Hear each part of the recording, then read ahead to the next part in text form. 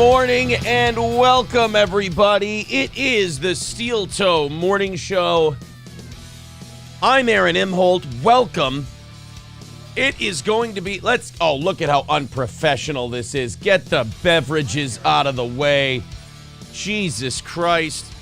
All right, let's not waste any time. Let's bring him in for his last regular Wednesday appearance. And I say that, I use that term regular for a good reason. Here he is.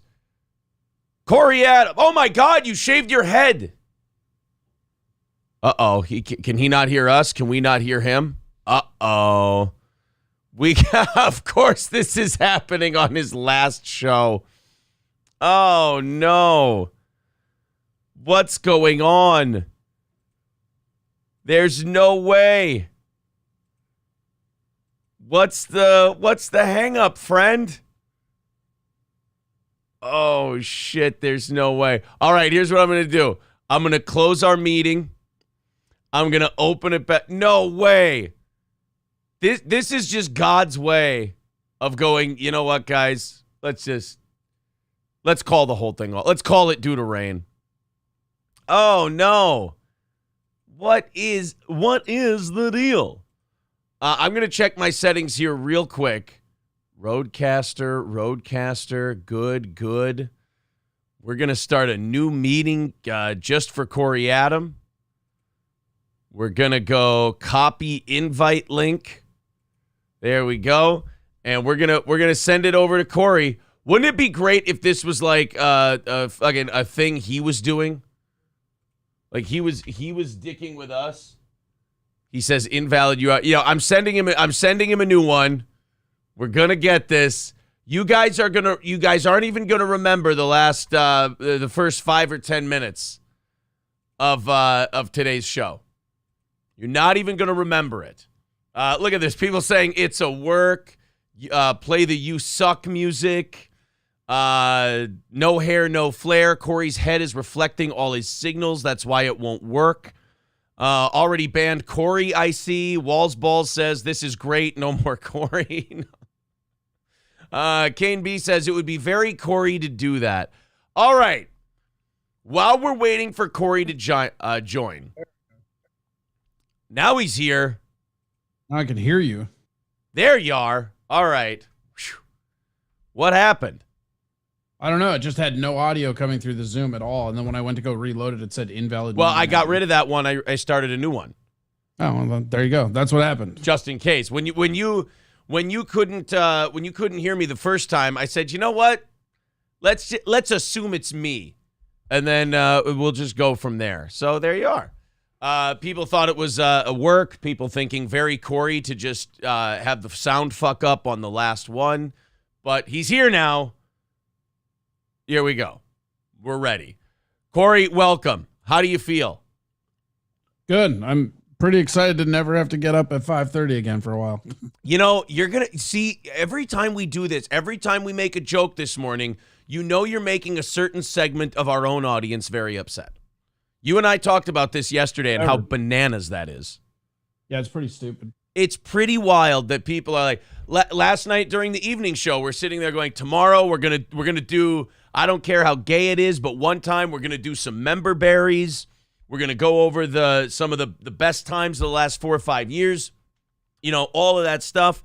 And people were like, oh, aren't you pissed? Isn't he fucking mad? And we're like, guys, look, in Steel Toe history, we've had like Zach basically tell us to go fuck ourselves for iHeart.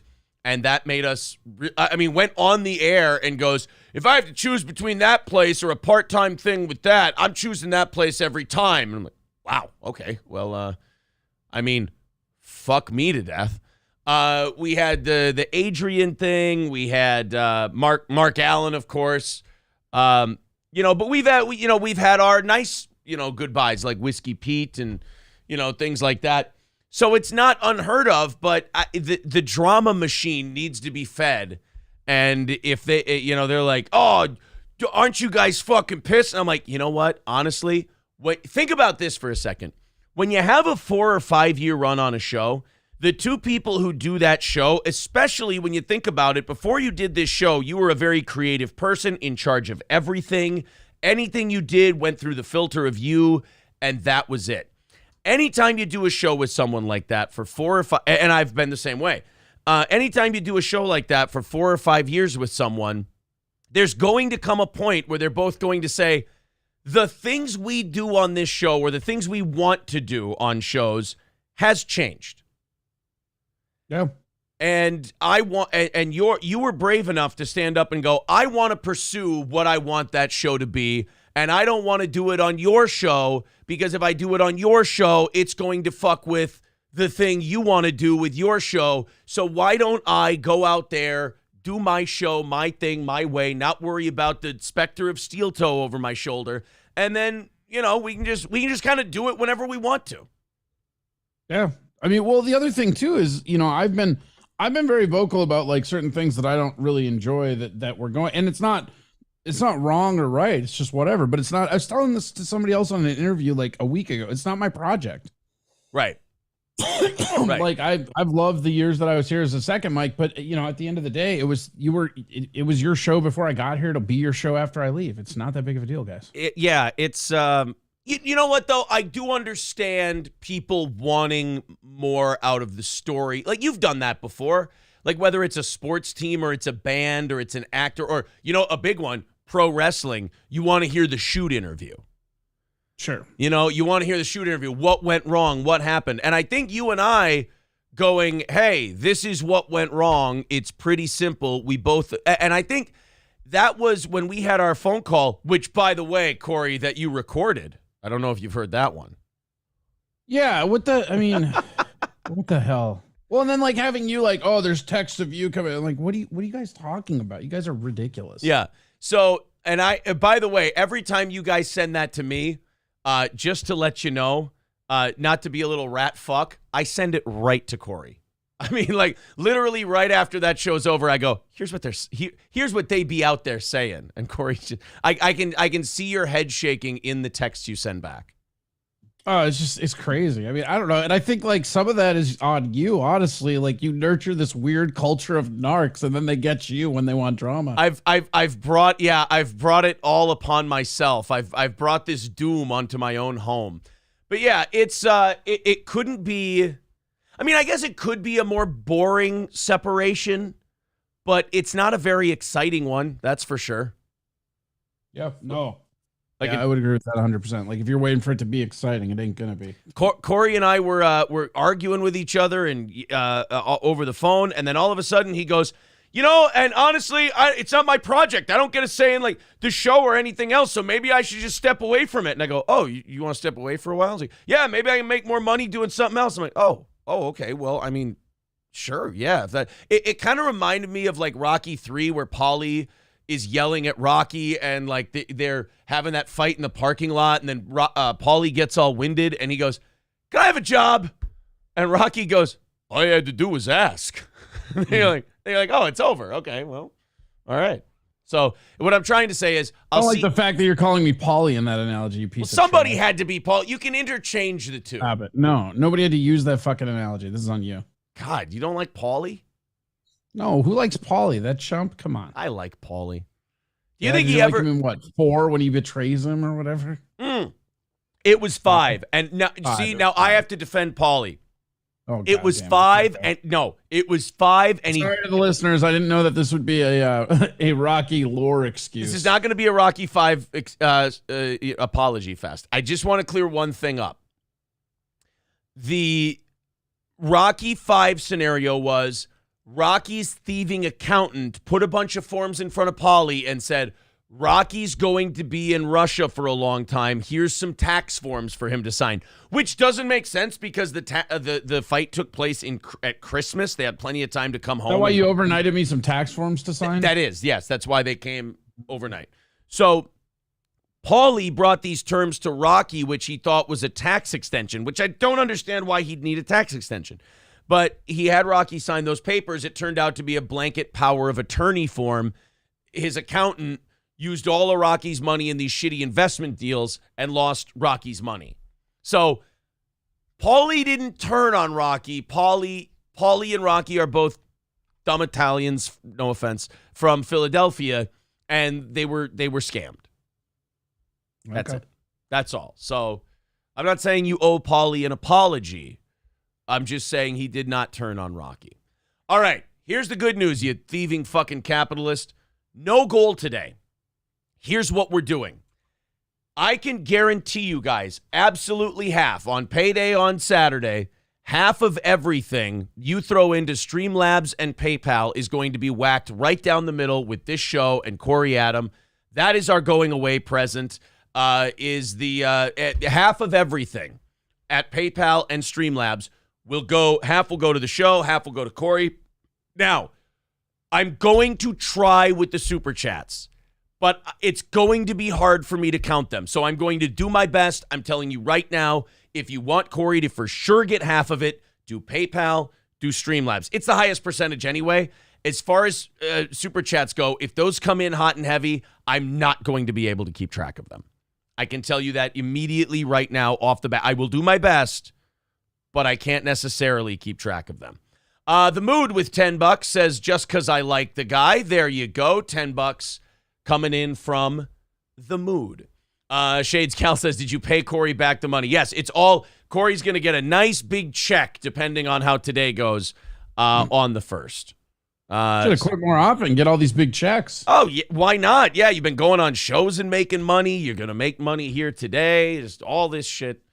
It's going to be great. You know, the other one. I think I sent you this one. The other theory. I mean, unless that is you go on and do the shoot interview on some show this week and you just completely bash the shit and bury Steel Toe. I still better get my fucking money, motherfucker. Even after the shoot interview. Yeah. Still getting, all right. Yosemite Sambo says, Corey I'm going to get my fucking money, bro. Corey will get half a fucking Newton, says Yosemite Sambo. We'll get fucking Newton. Half of all of it. All right, so let's jump right into it. I think this will be fun for the people who didn't see. I already got people in the chat. Don't give them shit. Blah blah blah blah blah. Guys, give them shit. Give them shit. Let's go through some of the things from the last however many years, 4 or 5 years, whatever it is. Your start with this show. You know what? This will be fun. I'll tell you what I think the start to the show was. And then, or to your involvement with the show. And then you tell me how it worked on your end. Because here's what it was for me. Adrian would always talk about this. Adrian Washington, who worked on the show, who, by the way, Corey, behind the scenes, private reunion in the works. Oh, yeah? Oh, yeah. More on that later. We talked a little bit about it last night, April and I did. But let's just put it this way. There's a possibility that we end up at Adrian's show this Saturday at the red carpet. That's crazy. It's a possibility. Now, this wouldn't be a thing where April and I just show up and like, we're here. That's gay. That's juvenile. No, there were conversations, everything else, and then perhaps an appearance that Saturday. Honestly, we thought about it, and while there still needs to be some conversations on the Adrian April side of things, I will tell you this. I just kind of woke up one day, and I went, and I just thought, you know what? It's time. You know? It's just one of those things where, like, it was a stupid fucking thing. It's been, I think, over 2 years now. It's been 2.5 years. It just, the words in my head were, it's time. You know? I guess. I don't know. I thought that was a blood feud. I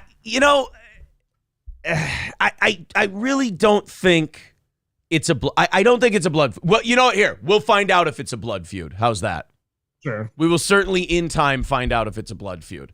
Citizen, you're not gonna be happy if you offer up this olive branch and it's just snapped in front of you. I would get it. We both said shitty things to about each other. Yeah, you'd say that now, but you know how fickle you can be. Bullshit. That happens, and you're gonna fucking go off. I'm getting older. Yeah, which makes you more curmudgeon-y. It's just I'm gonna become more of an. What if I become very Zen-like in my middle age? I don't see that happening. Okay, well, fair enough. You can't just grow a goatee and expect yourself to be zen. By the way, Ben Shapiro's growing a goatee. This whole experiment's fucked. I've said for a long time that you've been riding Ben Shapiro's coattails. I've said that for a long time. You're the one leaving for the Daily Oh, sorry. I didn't mean to. That's the Daily Mail? Okay. Oh, Daily Mail. Totally different. Here you go. Citizen M stirring it up. He says, I mean, you told MLC you'd give them the scoop in a week. What are the fans supposed to believe? Honestly, and Corey, I think I text you this. Fucking, you're gonna shake your head at this one. People fucking sent me that clip. 3 people sent me the clip, and I wrote back to them. I go, guys, what's Corey supposed to say? Nah, don't book me on your show anymore. I don't really have anything to tell you. Like, it's just, Corey said he's gonna give them the scoop in a week. Yeah, I'm sure that they're going to talk. I mean, they're going to want to talk about it. It's fine. Everybody, well, whatever. I mean, this is your own fault though, because you nurture this weird narc culture. Wait a minute. Citizen M, I take no responsibility for. He was like this when I found him. That's fair. He was like that when I found him. Lab Glass with $10 says, let's stir it up. Talk sports for 4 hours. Snake eyes. That would be funny. Orange Boy with $49.99 says, for Corey's head reflector. I am going to try and keep track of these super chats, guys. The best way to make sure Corey gets half of everything instead of like 42.7% because I fucking suck at counting is Streamlabs and PayPal for Corey's farewell this morning. We will keep the thank yous going as they come in also. So here's how it started for me with Corey Adam. You had Adrian Washington would tell me about this guy that he works with and does shows with. And he said, oh, man, you guys, I think you would get along great. I mean, you two are both, the word black people use from time to time is crazy. I don't think they realize how hurtful that can be. I think he said peas in a pod. Peas in a pod, crazy, whatever. And I said, all right, well, I got to meet the guy. That was like a year before I actually met Corey. And then as I remember it, and Corey, I can't wait to hear Corey's side of this, but as I remember it, we met at the red carpet next to the dancing club room upstairs, and we talked for a little bit, mentioned that I wanted to have him on some comedy shows, mentioned that I wanted to have him on the radio show. And then not too long after that, and Corey can correct me if I'm wrong, we were having Dave Mordahl on the show as a second mic. And Dave Mordahl had worked with Tom Bernard at KQRS in Minneapolis. He did a good job. Like, the shows we did with Dave Mordahl were really good shows. This is not shitting on Dave Mordahl. And I told Gary, this is before Corey was ever on the show, I think. I told Gary, I said, I'd love to have Dave Mordahl. That would be great. That would give us like a cachet. He's a known quantity, whatever. And Dave Mordahl asked for an amount of money that Tri-County Broadcasting just doesn't pay people. Like, even, it was one of those times where I can't even call Gary cheap. The number he told me, I went, I totally understand that. So then we started having Corey on the show. And I was able to tell Corey, look, here's what Dave Mordahl asked for. Because I didn't have any control over the second mic's money. It wasn't something I was privy to. But I could tell Corey, here's what I know Dave Mordahl asked for. Here's, let that be kind of your guide to what you might be able to get. And Corey was able to get himself, I mean, look, not the greatest deal, but a decent deal based on, what the radio station usually paid. And then we started with Corey and we went through, we went through a couple of years. Then we went through COVID and then all this other stuff. And that gets us to today. Now I want to hear Corey's Corey's thing about the how we met, how the thing got started. Well, I hated you immediately. No, I'm just kidding. No, I used to listen back in the day. I would listen because I had family that lived up in Hibbing, and I had some friends that lived up by kind of Sartell. And I remember I caught it. I don't even remember when I first caught it. I know Whiskey Pete was on there. It was like Whiskey Pete, Oz, and Zach. I don't even know if Adrian was on the show yet. And then when Adrian had started doing because he wasn't like a second mic at first, he was just a guest here and there. And he was telling me about it, and I was like, oh, that sounds cool. And then you had reached out to me because it was the weekend that my album went to #1, I believe. Okay. And that's why I like initially was on the thing. Cause yeah, we had met at that red carpet that one time beforehand. Yeah. And then, yeah, you were telling me, yeah, this is what Mordal was asking for. And in my head, I was like, well, I'm going to ask for half of that even before you told me what the number was. Right. I had figured out a number and I was like, whatever. And then I remember getting done with that, promoting the album and getting done with that, and Gary just kind of not grabbing me, but you know how Gary had this way of like magneting you off to a corner so he could talk with you while talking down to you at the same time. I've never seen anyone else like really like, hey, let's get personal and we'll sit here and, but then he was also talking down to you at the same time. It's the weirdest thing. And complaining about whatever was going wrong with him at that time. Yeah. Oh man. I remember, well, getting ahead of myself. I fucking, do you remember when he tried to make me dig ditches? Oh yeah, he did that. Corey, Gary used to do this thing where he made Oz use like backhoes, and he made people do like yard work at the station. Not me. I always left after the show was over and said, oh, I got a sales thing. He got me that once, and he drove me to where the towers were, and then he was sitting there like, oh yeah, you got to do this, and I'll show you how to dig these holes. And I'm like, yeah, we'll do that tomorrow. And then I just never fucking called him back the next day. I was like, fuck that. I'm not fucking driving up to St. Cloud to do yard work. Get fucked, dude. But yeah, you had told me what Mordal was getting, so I was like, all right. And then he told me like a bottom rung offer, and I was like, well, what about this? And it was really interesting too, because I've worked with Dave Mordal before, and Dave Mordal is very, very funny. But he's also one of the most bitter sacks of just like rage you'll ever come across. Yeah. And that dude's made it and not made it 8 times over the years, I think. I mean, he had a show on TV for a while, but it made me so incredibly happy to take a gig from him. Not because I'm better, but because he wanted more money. That's the Dave Mordal thing ever. Yeah. I mean, and Dave, even on the show, like Dave was really good on the show. I really enjoyed like 3 or 4 shows that I did with him. But after the show, talking to him and everything, it was like talking to a sad clown. I remember one of the first MC gigs I ever worked. I worked with him at Dassel, and he was the headliner. And it was one of those like ships crossing where he was kind of on the way down and I was on the way up. Yeah.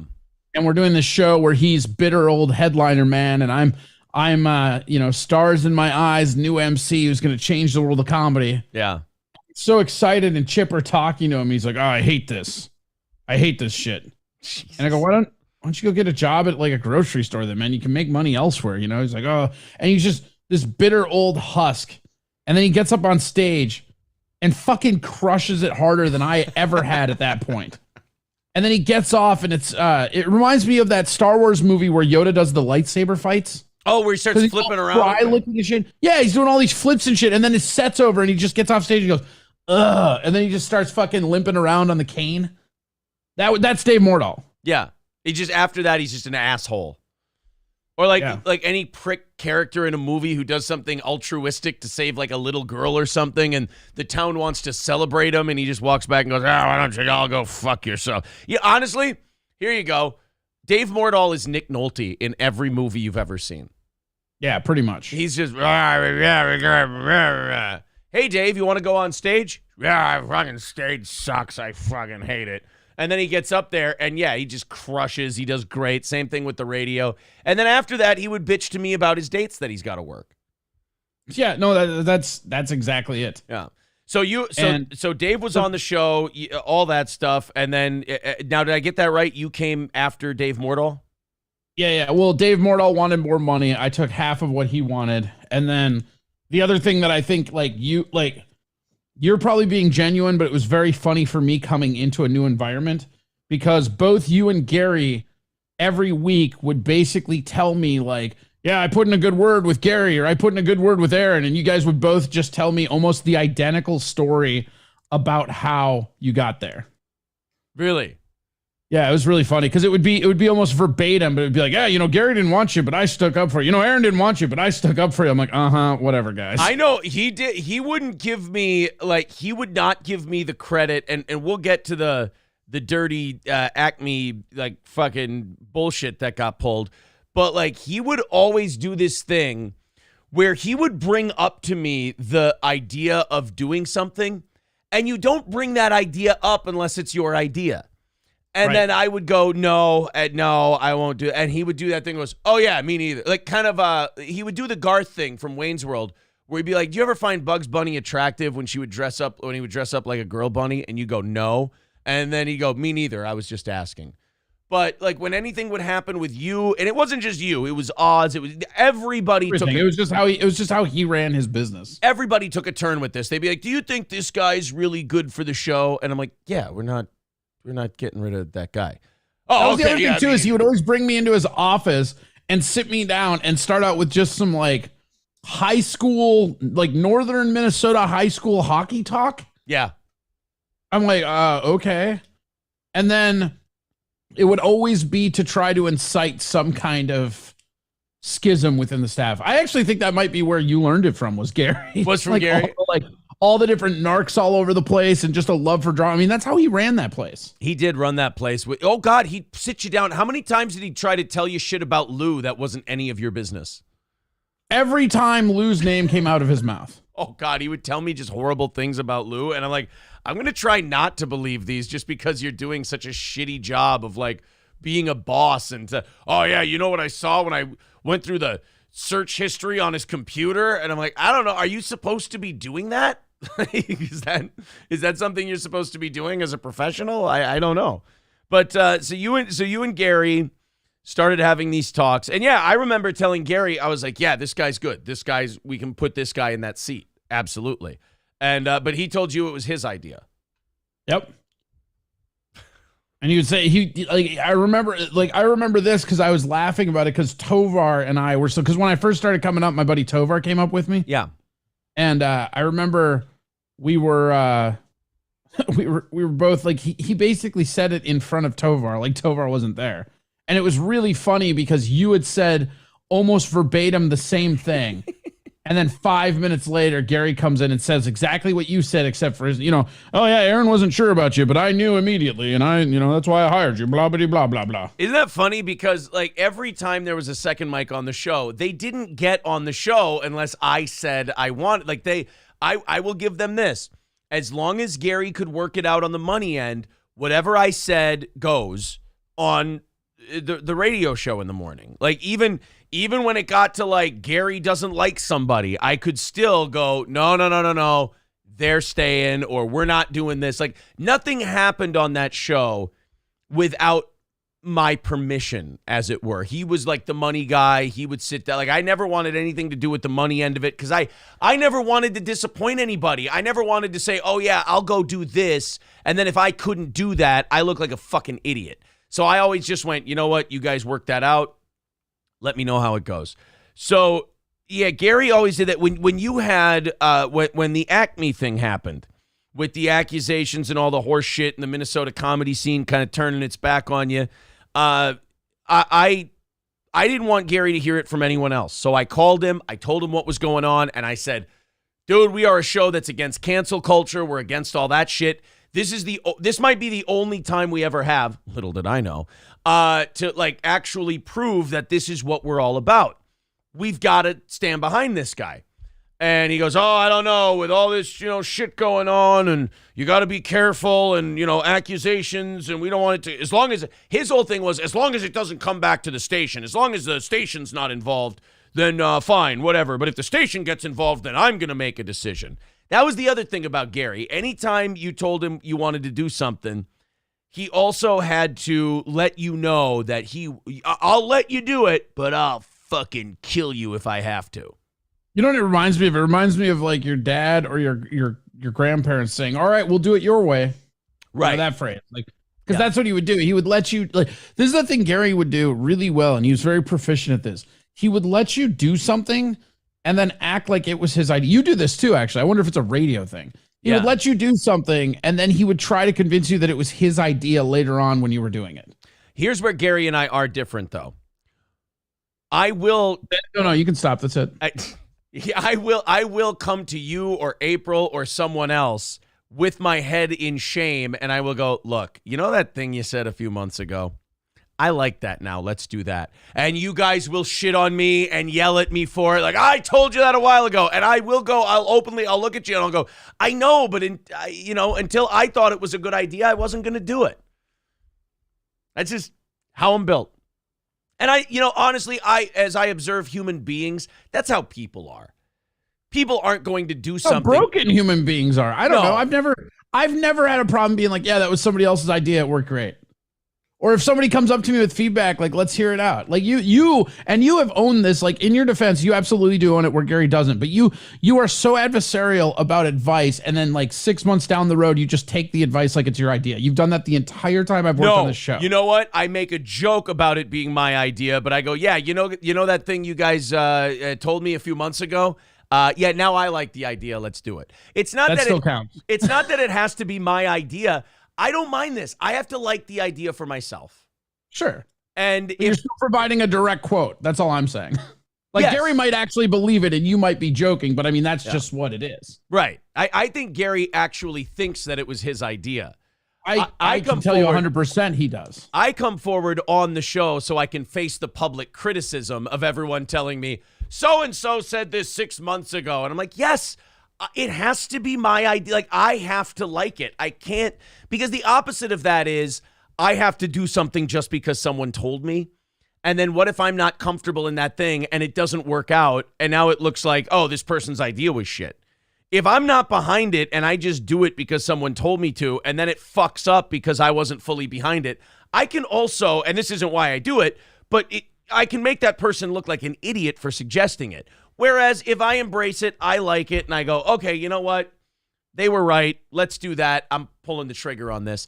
Then at least my shoulders, pushing the wheel forward. I'm helping instead of just taking it. It sounds like you're waiting for somebody else to blame when you word it like that. Well, no, if I'm waiting for someone else. This way I don't have to have any of my own ideas, because if they work out, it's my idea. And if they don't, I wasn't on board with it anyways. No, if I'm waiting for someone else to blame, I just do it when they told me to. And then if it doesn't work, I'd blame them.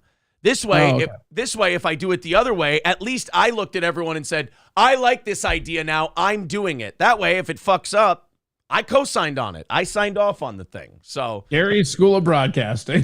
Gary's School of Broadcasting is fuck the rest of you. I thought of this. Yeah. Mine is I'm not doing what you told me to do until I decide that I like it. And then I'll come to you on the air and say it, and you guys can all yell at me about how stupid I am and how you told me 6 months ago that I should. You usually say, "Hey guys, I've had an idea." hey guys, what do you think about this? I told you that 6 months ago. Yeah, I know, but I thought of it today. You guys thought of it 6 months ago. I hated it then. I like it now when I explained it to me. Worked out way better. I can't believe you don't want to do this show anymore. Yeah, I can't even imagine why. I don't know what you're going to do, because for the last 2 years, I've been telling you where to go to avoid your channels being like, we went to Twitch, I've been advocating Rumble. Like, it's going to be an awkward day when I just get that text out of nowhere. Like, hey, where should I go now? Like, I told you a year ago, dude. You've already recommended Kick, so I've got a few just sitting in my pocket just in case. For the record, I've never recommended Kick. I'm pretty sure that site's going to get sued. Too much like Twitch. Oh, whoops. Let's go through some people being very generous on Corey's final day. Again, everything that you throw in on Streamlabs and PayPal is going to be sliced exactly down the middle. What I'm going to do with Super Chats is whatever the thing tells me at the end, the end screen says Super Chat total. I'm going to cut that down the middle. I think that number is after the 30% takeaway. We will see. I think the most efficient way to make sure it's exactly half, if you're going to be really, Yiddish about it, Streamlabs and PayPal. I'm going to let YouTube spit the number at me. I'm going to slice that one in half for the Super Chats. I just want to be very, very upfront about that. Coltrane with $5 says, how's Steel Toe to survive without Corey giving Aaron the ideas first? Haha, kidding. See, that's a listener who's been around for a long time. Haha, kidding. Best of luck, Corey. No more cat scams, New Boot goofing. Oh, those damn cats. For one cat scam. One goddamn cat scam. Good riddance. Corey says, interesting. When it comes to your goal, you always know where the Super Chats are. When it comes to splitting it, you don't know how to keep track. That's not true. When it comes to the goal, I'm just counting down the goal. I couldn't tell you at any point during the show what the actual amount of super chats is. Also, what do you care? Your name is Good Riddance Corey. Wouldn't you want me to get screwed? Yeah, wouldn't you want Corey to leave? Darb says, is that yours or Corey's idea? Right? Oh, man. Somebody says, I'll never forgive Gary. Look, I think we've all forgiven Gary. I think you guys can... I don't know. Gary's an important part of the lore, man. I mean, again, you know what's really funny is I went back about a week ago and I listened to that Josh Denny episode that, like, we kind of had a little friction on or whatever. Yeah. But, like, dude, I called every fucking thing in that interview. Like, it's so crazy because it's Gary was this weird polarizing thing that kept the entire crew against him. Like, there was a galvanized moment, because especially if you were on the morning show, because there was a genuine dislike for everybody on that morning show, except for, like, nobody dislikes Oz, but, like, you would walk in and they would look at you all weird because you're part of the morning show, So wait, Morgs wanted more fucking shit. Fucking Lou wanted more shit. Yeah. Randy fucking would be all mad about shit. Yeah. So everyone had a hatred going on. You would just walk in and, like, there whatever the temperature was happened way before I got there, but it was super funny because I just be like, yeah, whatever. I don't give a shit what you think, Lou, and I never will care what a guy who looks like an egg fucked a thermos thinks of me. By the way, your sport sucks. Yeah, they all kind of hated each other, and like Lou. You know what it was? It reminded me of a bunch of Al Bundys where they peaked in high school and now they just have to sit at a radio station miserable. Maybe, but I as far as morgues go, I think with Lou maybe that's the case. But as far as morgues go, I don't know if there ever was a peak. I'm not sure. Come on, she was probably banging the owner. That's got to be a peak. That's true. She was probably banging the. In my opinion, it seemed like those two did have a relationship that went beyond the professional. That's a fair way to say that. Just imagine them having sex. Do you mind if I skip that one? Do you think he makes her call her Larry from the bar? No, I don't. There's no reason. There's just no reason. Their folds just like intertwine. I don't. As their musky skin rubs together like dead elephants. There's really no reason, I don't think, to discuss the matter any further. I think it's great. Thank you very much to the Mood with $10 over on PayPal and Streamlabs. Brian with $60 over on PayPal and Streamlabs. We're hacking it right in half. No goal today. No goal whatsoever. We're going to hack it up with Corey. We're going to split it. Half goes to Steel Toe. I figure we'll cover close to what the goal might be, perhaps. But half of it, we've never done this before, is going to go to the second mic. And he's gonna walk out of here, hopefully, with a nice bag, if you will. Again, Streamlabs, PayPal, all of it. Thank you very much to Brian for the $60 and the Mood for $10. This breakup is all KF's fault for snitching. He couldn't resist trying to start shit. Now, wait, time out. I want to defend KF, and I also kind of want to defend Corey here. Again, we've talked about the conversation we had a lot. I think that Wednesday, under any other circumstance, would have just been hey, what the fuck was that? And you're going, oh, I didn't realize that. Oh, my bad. And then we move on the next Wednesday. There, like we said, when people work together for 5 years and they're both creative and they both have an idea of the kind of show they want to do, you see it in music all the time. You see it in acting all the time. They're going to want to go their separate ways and try their thing. If Corey sat here and did Steel Toe and wasn't really feeling the vibe anymore, it was going to drag him down. It was going to drag the show down, and vice versa. So, therefore, I think this, it's kind of like the Oz thing. And Corey, you can either agree or not. But in my those are the options. In my opinion, it was a road that was being headed down regardless. Yeah, I mean, I thought from very early on, I think that this show was moving into a method that is you and April. I don't think you'll have the heart to fire Johnny. We'll have to wait till he dies for that, but I think that's the road it's on. Hey, look, man. And it's not a big deal. Like this is where I do get like not frustrated or anything, but it's not anything to be bitter about. It's something again that I called 2 years ago. This is how it works. Everything changes. Everything restructures. It is what it is. To everything, turn. Yeah, I guess. There is a season, turn. I will say this, Monday and Tuesday, the only thing There's only two things that are going to stop Johnny from being on this show anymore, and it's it's the same. I'll get to the obvious one, and it's the same two things that would keep Corey from being on the show. Either Johnny wants to pursue other artistic endeavors like Corey, or same thing with Corey, he dies. Those will be the two things. I die? Well, those were the two ways that you would be leaving the show. Oh, okay. It was creative endeavors or you died. Look, one of you is a lot. One of you is a lot closer, obviously, but it's a possibility for all of us. Good old JR, very funny. He goes, so it's severance pay. You fired Corey. I like that. I'm not allowed to say that per the disclosure I signed. Going our separate ways. Yes, the disclosure. Actually, it was really nice that Microsoft Word had that form letter because I don't know how to write those. So I'm just kidding. I stole mine from Crowder. I just had Crowder write mine, and easy enough. Death and Taxes with $10 says Musty Ropes. Yes, of course, Musty Ropes, the phrase that came about because we weren't allowed to talk about cum on the radio.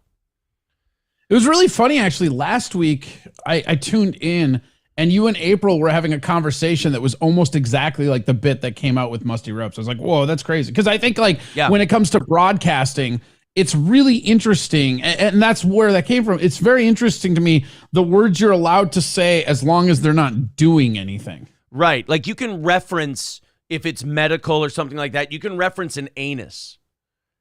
But you can't make it do anything. You can't put anything in the anus. Nothing can come out of the anus. But you say this man, if you talk about a story where a guy impales his asshole on something, you have to say like, the man landed on a fence and impaled him in a very sensitive area, is what you'd have to say. You can't say, oh, the guy had a pole shoved up his asshole. You can get in trouble for that. You can talk about a vagina. You can say vagina. Nothing can touch the vagina. Nothing can go into the vagina. None of it. Zero. It's these really strange little rules. And you know what's funny about radio is they have these strange little rules, but at the same time, you can still not break those rules and you still might get fucked. Yeah. Like you can follow all those rules. Like if you look at what happened to us with the Iowa thing, we did not break any particular FCC rule. And we were clearly kidding. We were clearly fucking around. But if they hack it up a certain way and they present it as, oh, this guy's serious, he's a menace to society, he's dangerous, they can get you on that because it's just the public mob can come for you. From Seattle to a St. Cloud station. That was a brilliant move on their part. My favorite part where Gary's all like, well, all these people from Seattle are calling and we don't want to lose fucking boat business. So we got to fucking get rid of them. Did he say that? No, but that's what he thought, right? He was worried about his sponsors that no hipster in fucking Seattle is going to fucking go out to Old Capitol. You know what I mean? That's not happening. And honestly, we lost Accelerate Chiropractic. That's the only one we had lost so far. And that's the only one we were going to lose. And Accelerate... We didn't even lose that. Dr. Dave's wife wouldn't let him continue with it. Right. She didn't want to be part of it anyway. And they barely paid a dime. I had them on such a sweet deal. So, yeah, that whole thing, it was... Like, look, I don't know about you. Like, you're more conspiracy-minded than I am. So I think if I see something as a conspiracy, you definitely will.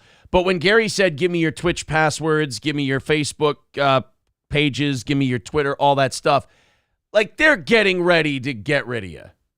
Yeah. I mean, they're just getting ready. Is that why I'm not allowed to log into my Twitter? I did not. Don't tell. You know they're going to think that that's true. Yeah, you've done this to you, so now I can do it to you with your own people. It's awesome. This is a position of power right here. Guys, this is actually a severance package, and he won't let me log into my Twitter. Log into the Seal Toe Boring Reddit if you want to read more about the AMA. I'm going to do a whole fucking interview investigation on him, not letting me in my Twitter. God damn it. Shout out to all the people who added me that I can't respond to because I'm not allowed to log into my Twitter. You're just going to play that straight, aren't you? Yeah. Play it straight. Are you kidding me? I never have to be up at 5:30 again. I'm playing it all straight. That part is probably pretty exciting. I can see where people who aren't like, because my dream was always to do morning radio. So like, I don't mind getting up early at all. But honestly, that's the only thing I hate about it. I really do. And it's always been better since moving. I mean, one of the hardest things when I first came on was from Minneapolis to be in the studio. I had to be up at 4 a.m. Yeah. Yeah, that was a real bitch. Maybe from the very beginning, I should have done what we used to do in radio. I should have kept the radio thing where I'm on by myself for an hour, and that gives everybody an hour to kind of get in and settle in, and they get to. That was actually on my list of favorite things that we haven't got to yet. Was like there were a couple days where it was like driving up, and you would go on. Because you would be on earlier, and then just like listening to you melt down over something as I was driving to the station. Like, oh God, today's going to be way fun. Right. Mr. Approachable says, Corey, why is your Discord all about steel toe stuff now? It's almost like you're no longer in control of it, and Aaron is running it. I was going to wait for people to figure that out. We weren't going to address that here, but Aaron's taken over the Discord too. Also, I'm not on my PayPal now routes into his pockets directly. So you guys, it's going to be really fun leaving the show and having nothing for my own anymore. I have to build it all from scratch because it was all taken away from me. Thank you, Aaron. I don't have any Discord connection at all. I don't even do Discord. Play it straight. I like it. I like it. Play close to the vest. I like it. I like it. I like it. Don't even do Discord. Thank you to Gray Duckling with 2713 on PayPal and Streamlabs. Thank you very much. And Ozbest Second Mic with $20 says, good luck, Corey. Thank you, guys. Wow, that screen name didn't age well. Oz will be back next Wednesday. That's your first replacement, is Oz. Good. I don't know if you heard, but Oz called in on Monday evening's show. Fucking hammered. You mean every time I talk to him lately? He was a flitter. He called into Monday's show. I think he's really excited to come back and do the show on that Wednesday. And he just was really excited to talk to us about it. But I told him a couple of things on the air. I said, Oz, couple of things. One, we're gonna start you an hour later. I'm gonna do an hour, then you're gonna come in at 7:00 Central Time so you can get a little extra sleep. And I said, Oz, can I ask you a favor? Can you please not drink I asked him on air, I go, could you please not drink the night before? And so we're going to see how that goes. It's always a good sign when you're a new guy coming on. You're like, please don't drink the night before. Could you take it easy on the booze the night before? That's it. Why don't you just have him phone in like you do to me so he doesn't have to drive? I do. That's another thing. Seems so very mean to grab your guy who has mental stuff. Just be like, no, you get up earlier and fucking drive, bro. He doesn't have mental stuff. He had a stroke. He's fine now. That's literally mental stuff. What do you want from me? It's mental-ish. Oh yeah, that's what we're doing. We're gonna cut the fucking hair at what is mental stuff now with a stroke.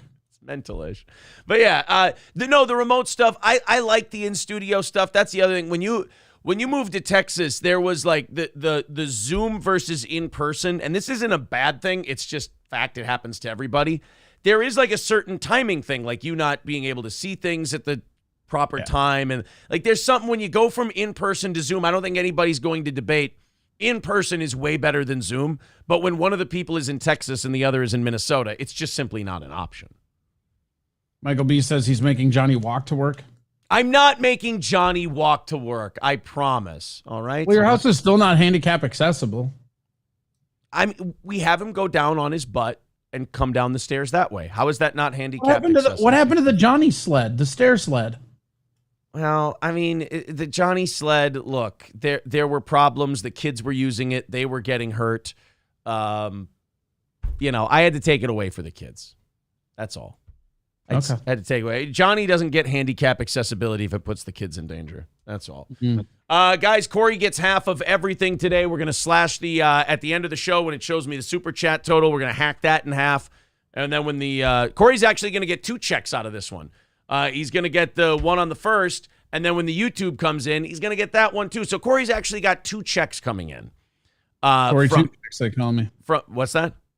It's a good old Corey 2 checks. Corey 2 checks. So there's the Streamlabs. There's the PayPal. Again, no goal today. None of that. Half of everything goes to Corey today. Again, I will give a disclaimer.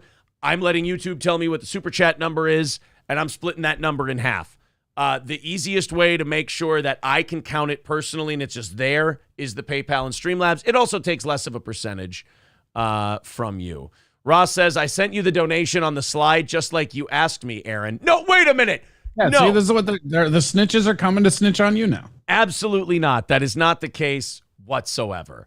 All right, so we got to how you started on the show, and the chat is being very funny, so obviously this is taking a little bit longer. I have no problem with that. So then you start doing the show. Now we got to talk about this through your eyes because everything else is kind of a blur to me. I've got a couple of things that were a lot of fun from the show, but mostly it's a fucking, like, the whole radio thing is a blur to me at this point. I made a bunch of shorthand notes, and I wanted to lead off with this one because I don't think I ever even told you this was me either. Ooh, fun. So there was one day where can I guess? Yeah. The car. Which car? The writing the stuff on the car and leaving stuff in the car. That actually was not me. Okay, go ahead. Like on the Hummer, that was really funny though. But yeah, that was not me. No, I came in one night. This was after when Grumpy's was still going on, and I woke up and I was still drunk, and I drove up there, which I'm not advocating. Shame, shouldn't have done it. Whatever. And I get there, and I get out of the car, and I just puke all over the fucking parking lot, and I go, ugh. And then I like clean myself up and I go in, and you know how you could see like over into the parking lot from the studio? Yeah. From where like you could see, like, because the studio was up here and it would overlook the parking lot. Where I had puked, there was a shitload of geese eating my puke. And then Gary came in and was flipping out about the geese for like 3 fucking. Do you remember that when he had that stick and he's like, I'm gonna fucking get these goddamn geese, and they were everywhere in the parking lot. It's because they were eating my puke. The geese had come to the. Oh yeah, because he was losing his shit. He was losing his fucking mind over it. That was the whole morning was him losing his shit about the geese, and it's all because you vomited because you were still drunk from the night before. So you drove drunk to our program. Sure did. So if you would have. That happened quite a bit before Grumpy shut down. If you would have. That's part of the reason why I wore the sunglasses in studio at first. Like, if nobody can see my eyes, I can't tell I'm drunk. Let's do this. Yeah, your eyes. Well, yeah, because we used to video stream on Twitch during the morning radio show days. And Corey would always have sunglasses on. He'd get made fun of, but he didn't give a shit because his eyes probably looked as red as beets at that point. All right, so you puked in the parking lot, and you brought a wrath of geese, and Gary got all pissed off. What else do you have written down? Well, the Mr. Approachable says, did you tell him about the Gary sabotage? Yeah, I told him about that a couple weeks ago. Gary, the knobs and shit. That was my favorite. That one actually just came out recently. I think I told you 2-3 weeks ago. But I kept that one close to the like one time I got there, and it was like one of the only days you had overslept. And I was there, and you were on your way. Randy had just gotten there to let me in. It was like really, like, it was just sitting there dark and like waiting for you, because like I don't know anything about the studio. I didn't want to sit in the studio because it's like a coffin when all the lights are off and everything. Right. And Gary's he's like, come on with me, and we go in there, and he just walks right around the corner, and he starts just messing with the fucking knobs. And I'm like, that was something that like you used to melt down about all the time. And every time I heard you melt down about it after that, I would just laugh, because he like nobody else would come over there and use the board. And he's like, yeah, I like to keep him. I like to amp him up. He's funnier that way, as he's like fucking with the sliders and the knobs. And that's what I always love when other people at the station were like, here's how I can contribute to your show. It's like, no. If that was the case, you would be doing the show. Just leave the shit alone. The show will be just fine. Like, messing with the knobs, I always hated, but I always kind of liked it because I could take, and I'm sure you kind of caught this, I could take subtle jabs at Morgs. Yeah. I could say things like, none of these people fucking go live anyway. They only need one thing. They need the mic level. That's it. They don't need anything else. These people don't do actual radio. Like, I could kind of shit on everybody and get that out, so that kind of felt nice. But otherwise, I fucking hated it because I get there, 20, 30 minutes before the show started, and I wanted everything to be ready for me to just hit start, hit the intro music, go, fire. I didn't have a producer. It was just me. And, when they would fuck with those tabs, that board was so old and our system was so shitty that sometimes you'd change it back and it wouldn't work right. Oh, that's what you would do. You would fuck with it. You couldn't get it where it was, and then you would go nuclear. It was fucking hilarious. Yeah, I mean, oh fuck, did I hate that shit. The only honestly, what I liked was I really liked when those ratings would come out and we would find out how much we're kicking the shit out of everybody, And then everything that next 6-month period, the shit you had to deal with from the radio station, you were like, God damn it. But I was so fueled by numbers, I was like, I'll put up with this shit because I want to see if we can hit a 30 share next book.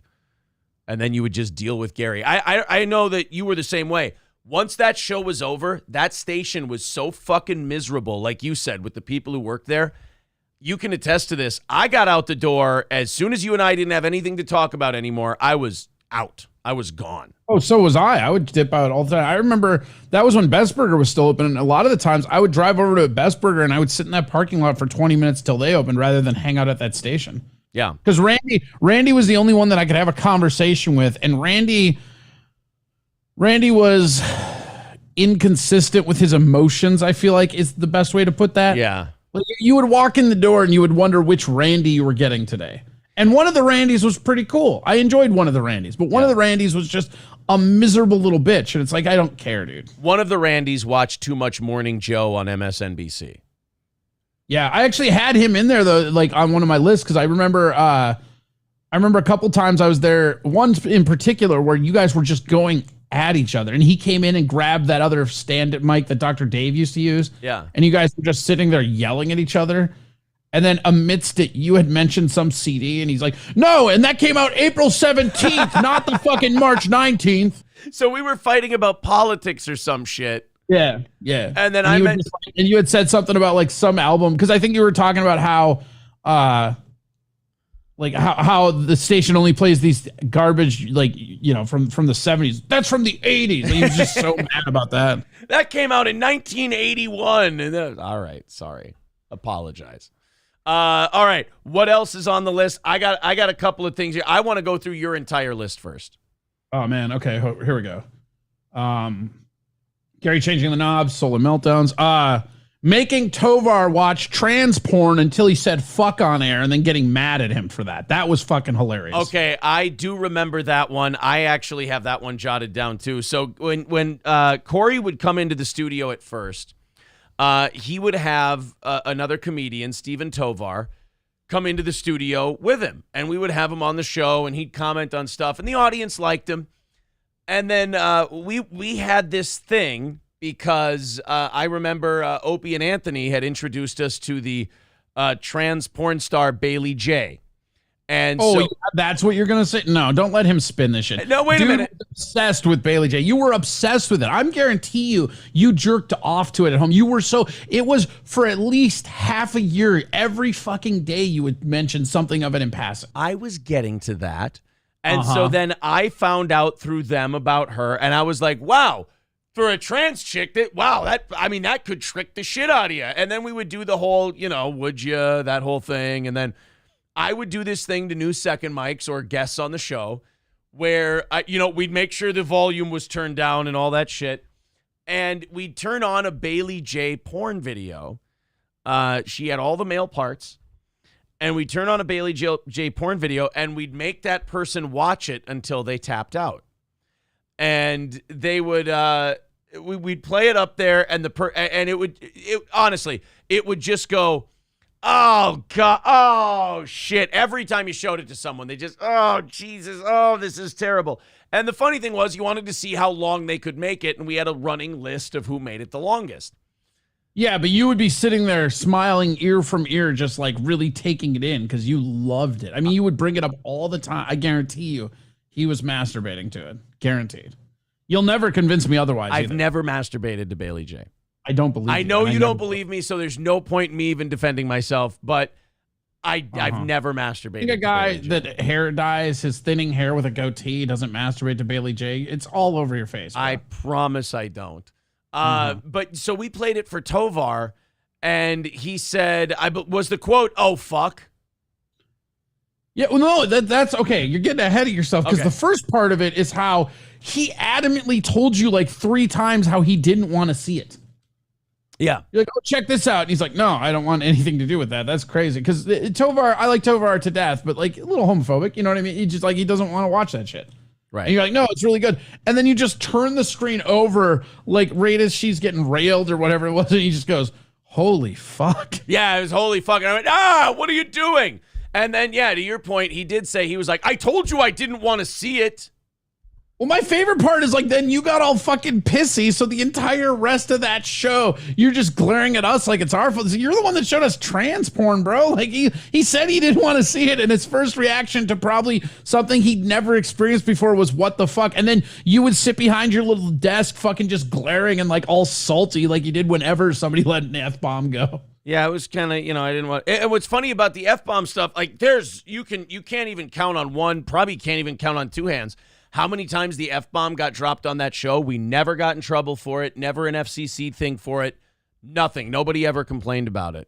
And the thing I think that's actually just a testament to St. Cloud and how they don't really find the word fuck that offensive. Yeah, they don't snitch. They don't rat. If you make a joke about Nurembergers or Anne Frank or anything like that, you'll have the special interest groups in St. Cloud up your ass trying to get rid of you. But if you drop the F-bomb, they'll kind of let that go. But yeah, Tovar kept coming in after that. He did have to stop coming in for some reason. I can't remember. But we did have to end up taking him off mic because he dropped the F-bomb a couple of times. Yeah. He just, for some reason, Tovar was not able to control himself on the radio. I wasn't either, so I'm not one to cast that stone. I definitely, I had some, I still think that one where it was like the first time I was like calling from home and you were just coming at me and you and I were butting heads and I was just going to say whatever. And I'm like, well, fuck you. And then there's just a pause. And then you're like, hello. And I'm like, hi. And you're like, I thought you hung up. And I'm like, no. And I'm so sorry for that. And then we just laughed about it. But it was like, it was a loud and then there was just a pause. It was very weird. That fuck you was great. Yeah, what was God, do you remember what the fuck you was like? I just remember you were like, you and I were arguing and you just weren't like, you don't even really do this anymore. So it's not even fair to say you do it, but like you used to, when we were on the radio, you used to do this thing where you would double down on being a prick just because you thought it was funny. And you still you'll still be devil's advocate here and there, but you used to, it was like more malicious. I think it's just the amount of angst that working at a radio station gave you or something. Yeah, I don't know. Right. No, there's a lot of that. I never noticed you doing it when we went to Twitch or YouTube in the same way. I mean, you can still be a cocksucker for sure. We all can. But like the thing about it is that it was like you were just going at it and I'm like, well, fuck you. And it was comedically like, fuck. And I think in my head, I was going to like turn it into something else. And then I just didn't in time because it was a loud and it was a drawn out fuck you. And then just nothing. That's the difference. In my opinion, that's the difference between doing stuff live in the studio and doing stuff remotely is sometimes you can forget where you are and what platform you're on and you just belt out a fuck you in the middle of a radio show. Yeah, pretty much. There was also somebody mentioned the tailpipe dame bit where we did where the chick got her head stuck in the tailpipe and we did the chocolate rain bit. There's a couple of those. Did you and I get I've got this written down on my list here. Did you and I get the Randy Rothstein thing started? The bobblehead sabotage?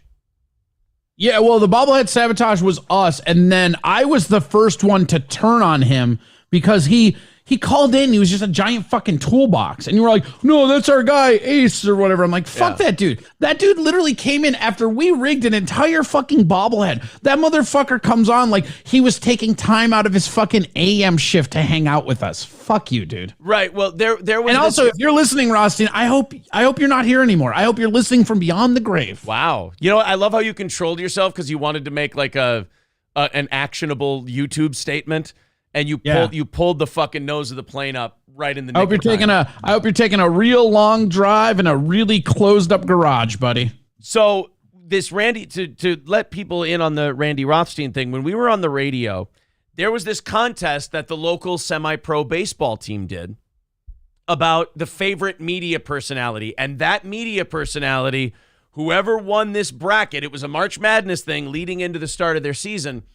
Whoever won this bracket that was totally fan voted, whoever won it was going to get a bobblehead made of them by the team. All the radio stations, every radio station, newspapers, even radio station, this little farm station, an AM farm broadcast station, got in the contest.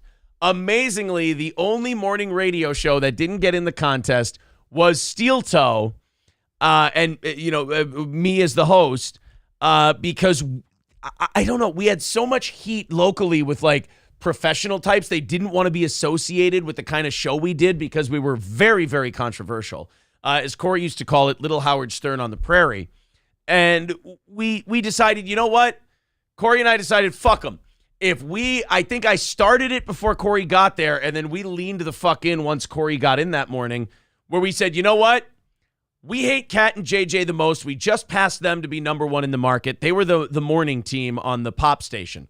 And we said, they seeded them. So they seeded Cat and JJ number one. So that clearly, Corey, was the people that they wanted to win so they could make the bobblehead of.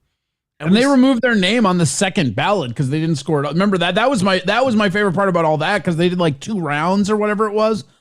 And the second round, they weren't even on it because we were advocating fuck KCLD so hard. Right. So then what we did was we said, everybody go in there and vote for this guy, Randy Rothstein.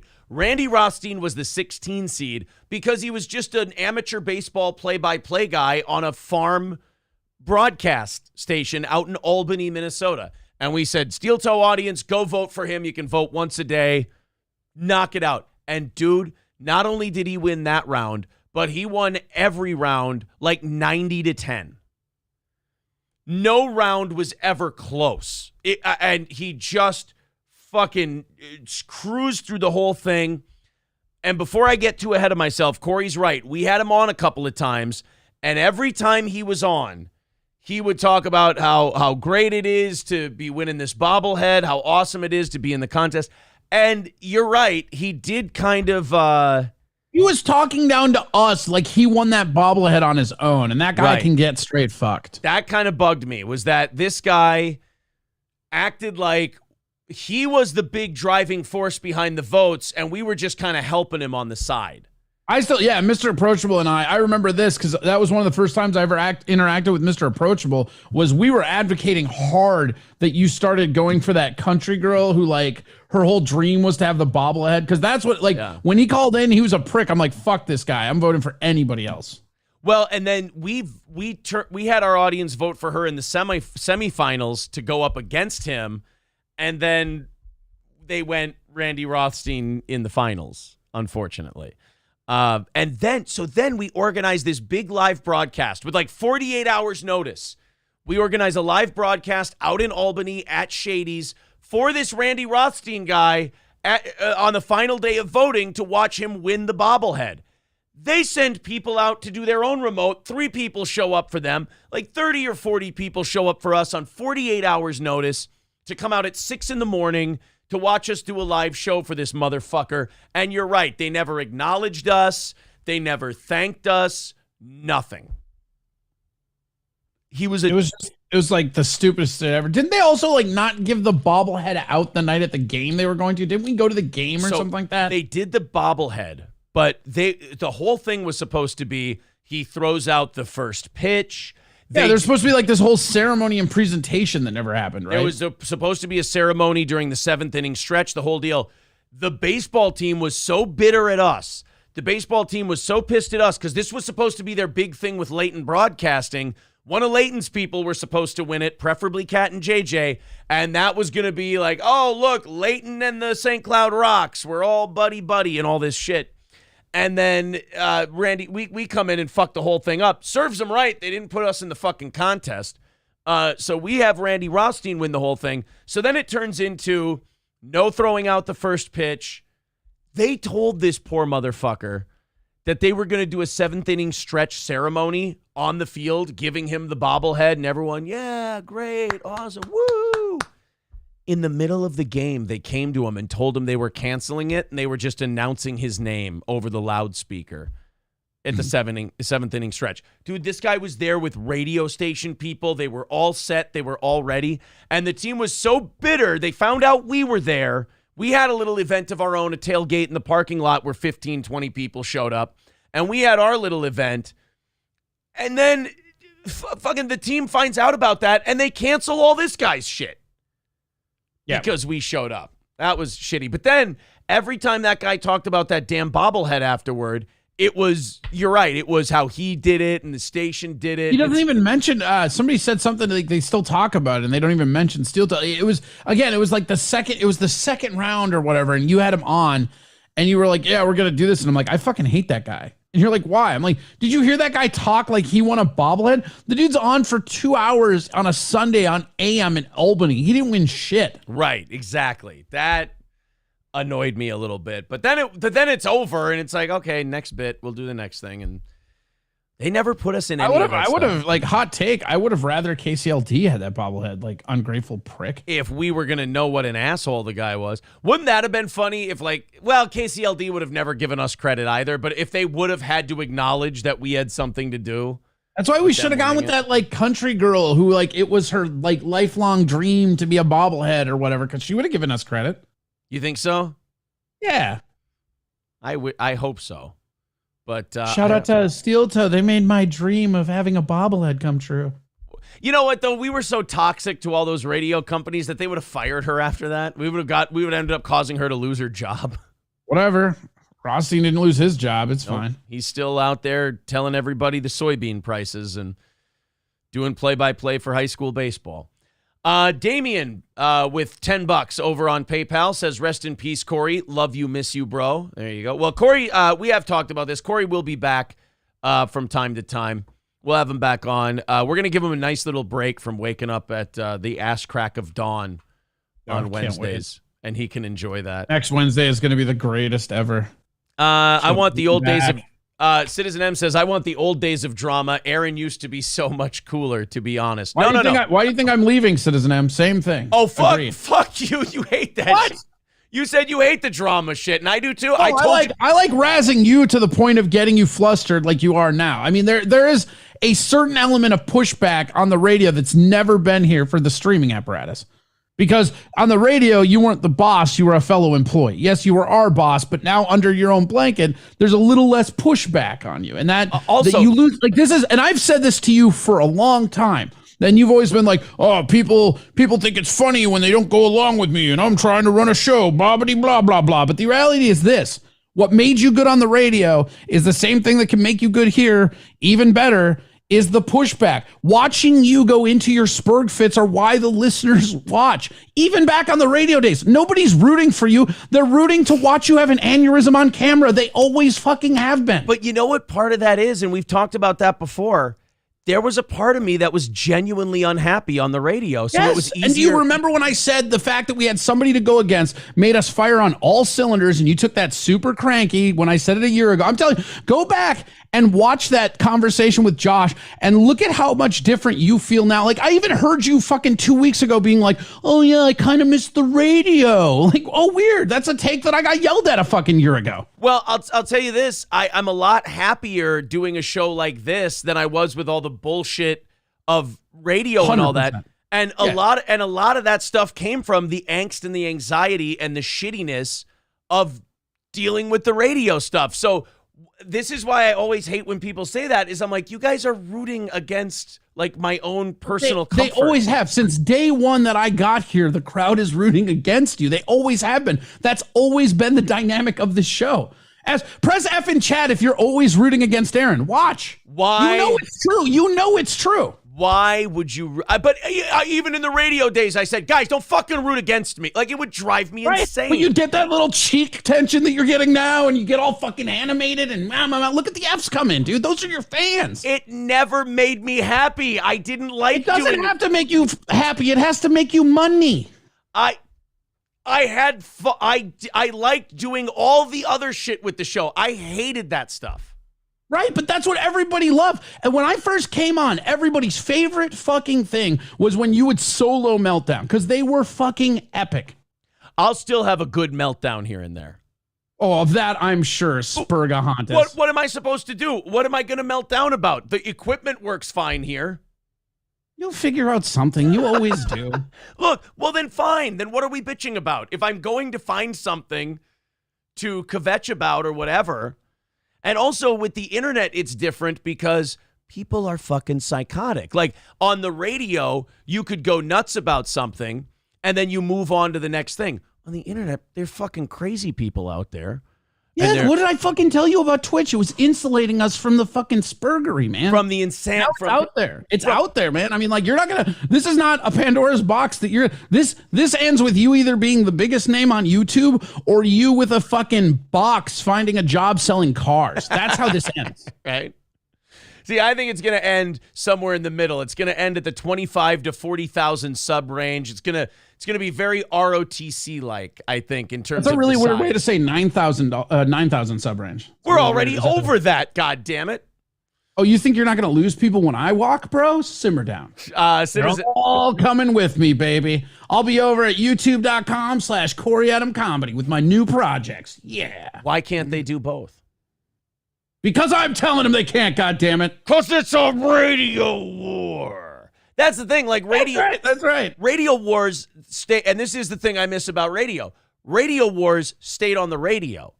And you know, there wasn't. That's true. Internet wars are like, hey, here's a picture where your kids go to school. You're like, what the fuck just happened? That's why I don't like that shit. And in fairness, and you and I were texting about this yesterday. You warned me about that. Yes. And I said, not only did I warn you about that, but like you lashed out at me. I'm telling you, man, go back and watch like right around when that thing, you lashed out at me so fucking hard for something that I was correct about. And I'm not like trying to be that guy, which I don't mind being that guy, but that is something that has been not building up's not the right word, but that's something that's been on the table for at least 3 years. You lash out at me when I tell you stuff you don't want to hear, only to agree with me 6 months down the road. And this is honestly, like, this is a heart-to-heart as your friend. This is something that I worry about when you surround yourself and nobody's pushing back on you because you don't like that. That's what the fans like. And sometimes you need to be pushed back on because otherwise you don't see through your own minutia of bullshit, man. Well, that's what I have the fans for. Someone is your friend. That's what I have the fans for. Yeah, oh man, these guys are really rooting for you, let me tell you. You should see all your fucking mods and all the fucking text. Do you know I have seen more of text messages of you talking shit about me in the last week and a half from people that are your guys just in messages? I met Stevie Lou and he's telling me like, yeah, when I met Aaron, he was talking about how he's going to relegate you to Wednesday night. Like all these people, like Balls Deep had a Discord leak. I mean, there's just like these sheets of all this shit of people who are around you who are actively rooting against you. It's fucking nuts, man. Just you need to ban everybody in your chat and start vetting them back one by one. Are you saying Balls Deep needs to go? They all need to go. Every single one of your mods is a narc. That's why they're here being a mod. Really? This is interesting. I like this. Hey, don't give away too much. After the show, you Oh yeah, you and I will talk more. I mean, it's fine, but I'm just saying, like, it's just funny, like, and again, if I was one of these people that like interacted with the drama and all that shit, it'd be one thing, but it's like I have gotten way more screenshots from people and I like you would be shocked at the like when you see the names, you'd be like, oh, I thought that was one of my guys, you know? And I haven't said shit about it. It's just like the moment they found because the moment the fucking nobody likes onion things happen or whatever, they're like, because you were all like, I don't know what's going on, and then like we're gonna get you fired, and then it's just all these fucking texts of like from like a year ago, and I'm like, I don't care at all, guys. Right. So you're saying as much snitching as I get, you get the snitching so they're double agents.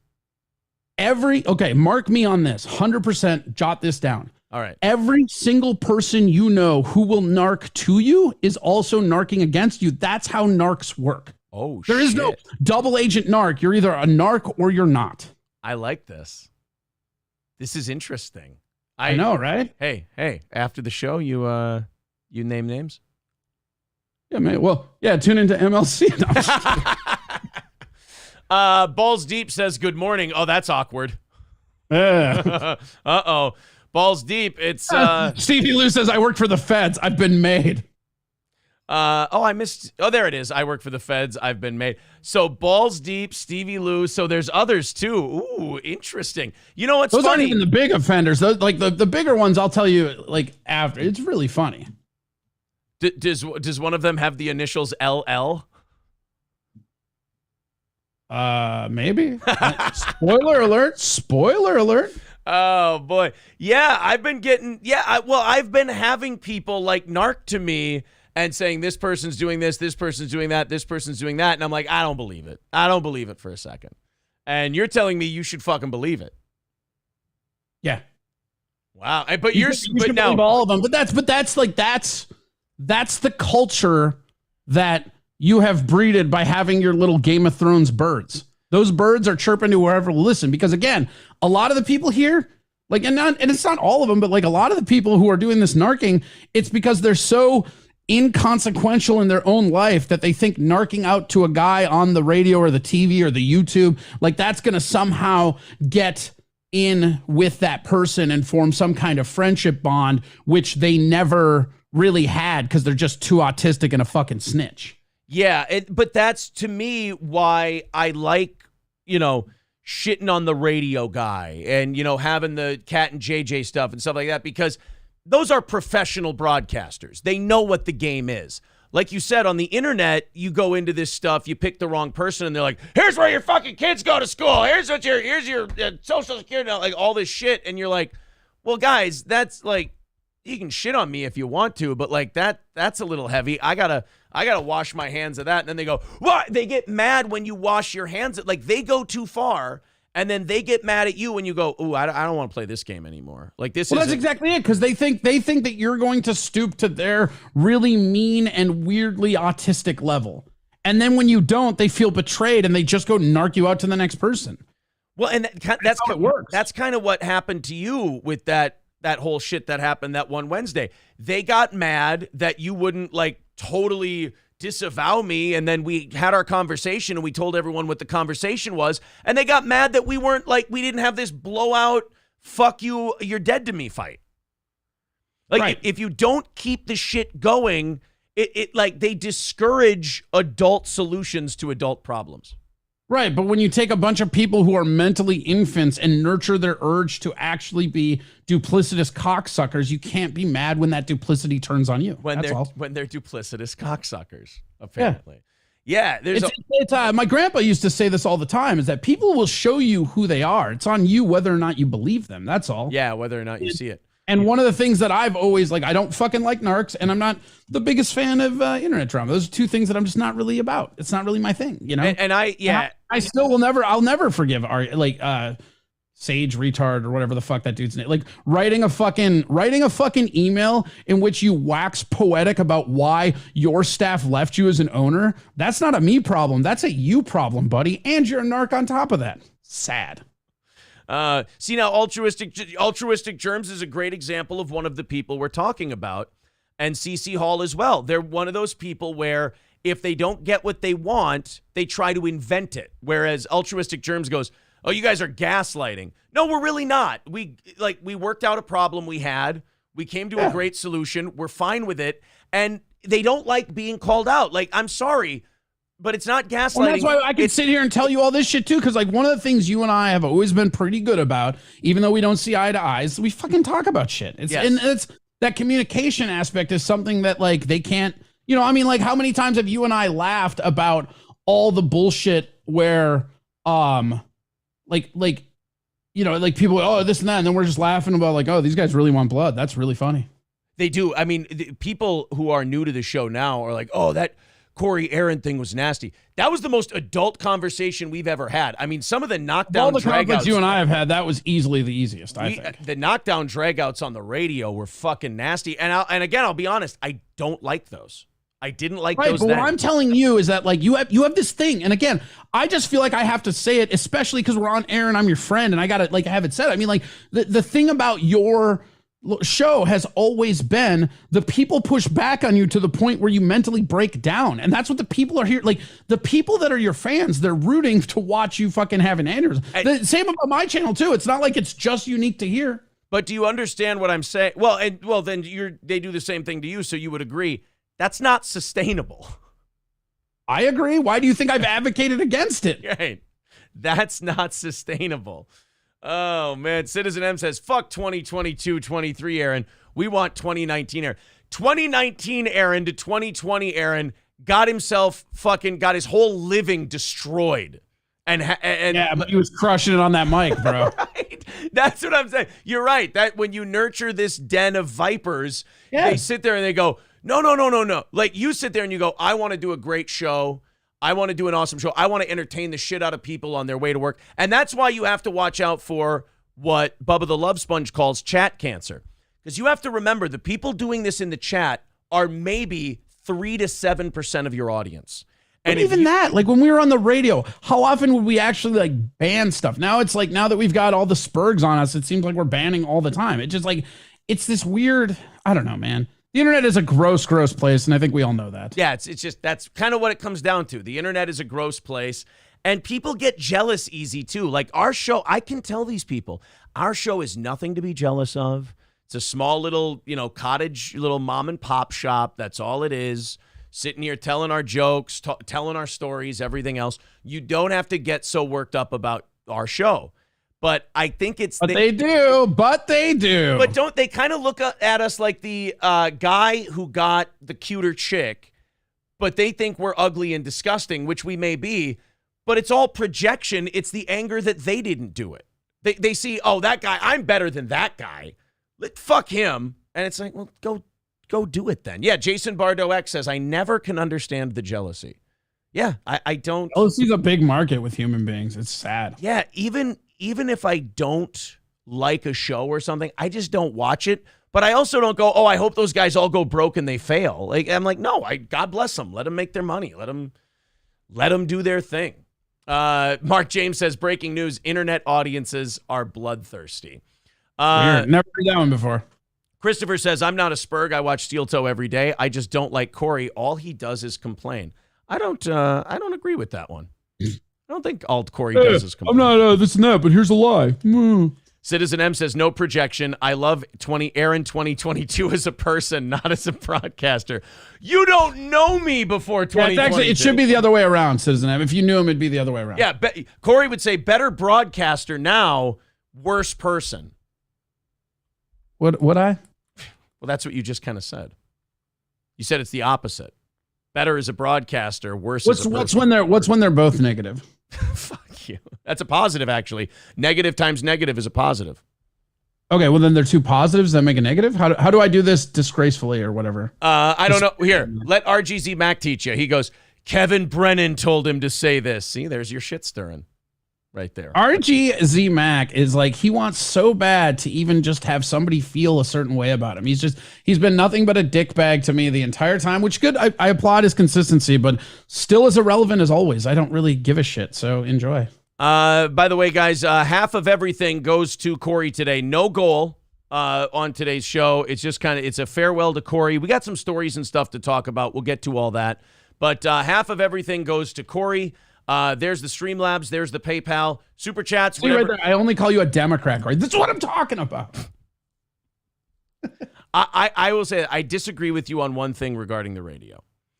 Okay. While people enjoyed the periodic meltdown, as they will enjoy the periodic tantrum I have on these shows as well, that yesterday I had one about the Nashville thing.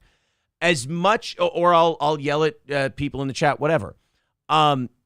If I did a show on that, and this is what I was always mindful of on the radio, and that's what I always told you second mics too, you have to be mindful of how much shit like that you do. Once in a agree with that, 100%. Once in a great while is awesome.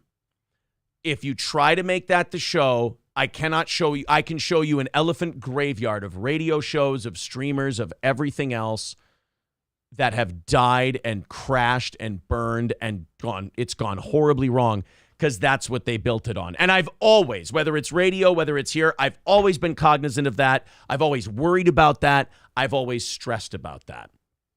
When it comes to making fun of other people on YouTube, the sole goal of that was always to gather attention for the show so that those people who had never watched our show before would come watch the live show, which I think you'll admit is entirely different from those clips.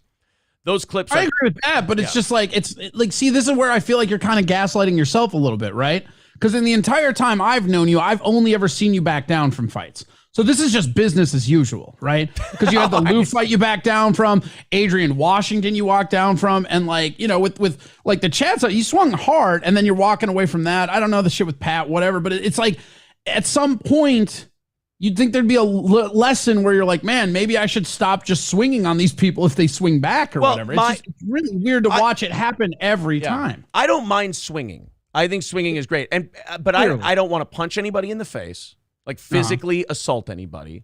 So, yes. Except for Max Weirs, who you still didn't either. That's another one you backed down from. I forgot to say that. I'm not going to have a bar fight. See, that's my thing. I'm not going to have a bar fight with somebody. Then why show up at a bar like you're going to fight someone? I wasn't. I was just admitting it was theater from the beginning. Wait. You're sitting there like, don't do it. You're going to regret it, Max. Like, but you weren't going to fight in that bar if he threw a punch? You would have fought in that bar. Don't lie to me. If he would have thrown a punch, yes.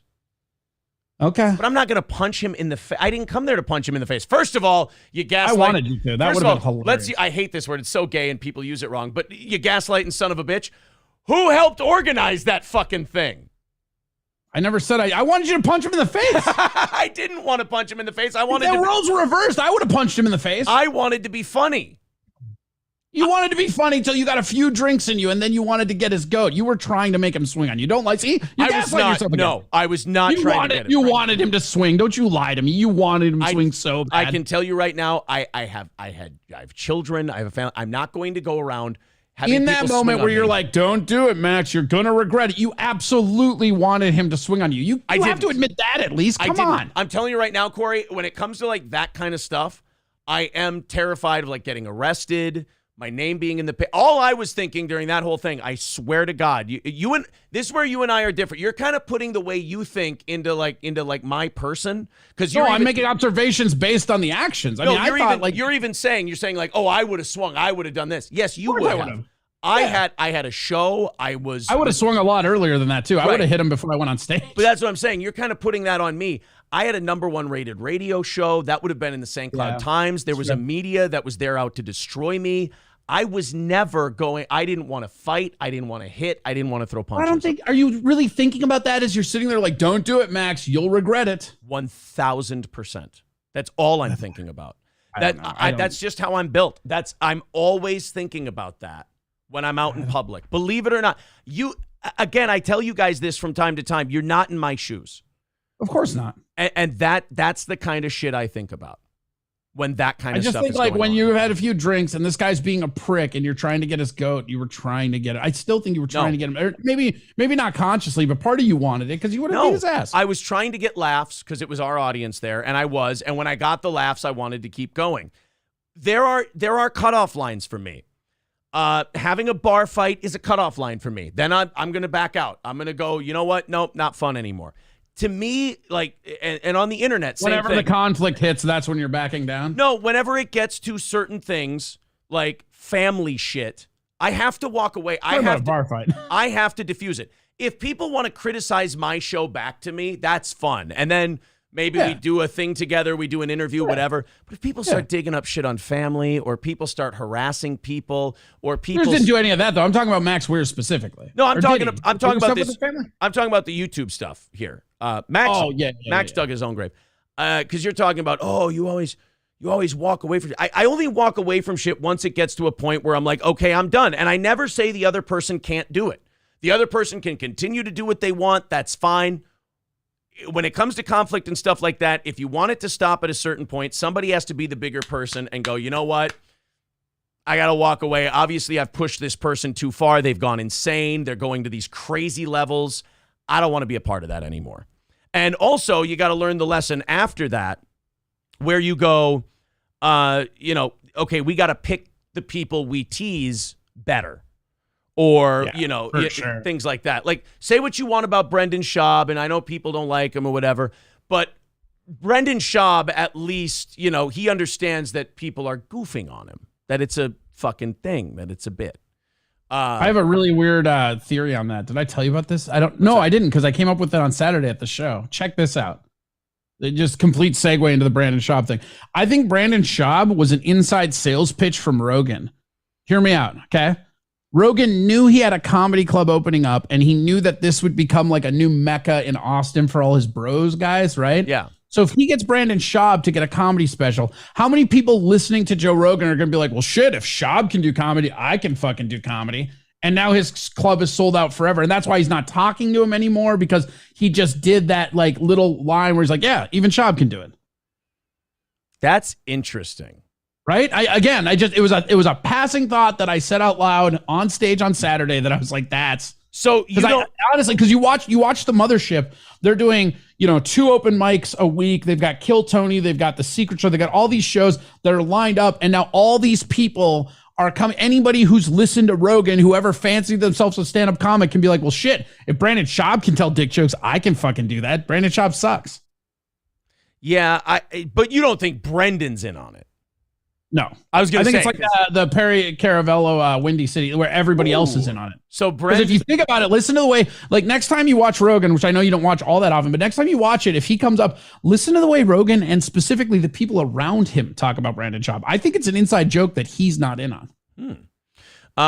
Yosemite Sambo says Brendan has never had a realization. Yeah, Corey's not saying that like Brendan's in on this. Like he said, no, Brendan's not in it at all. He's the mark. He's Perry. Yeah.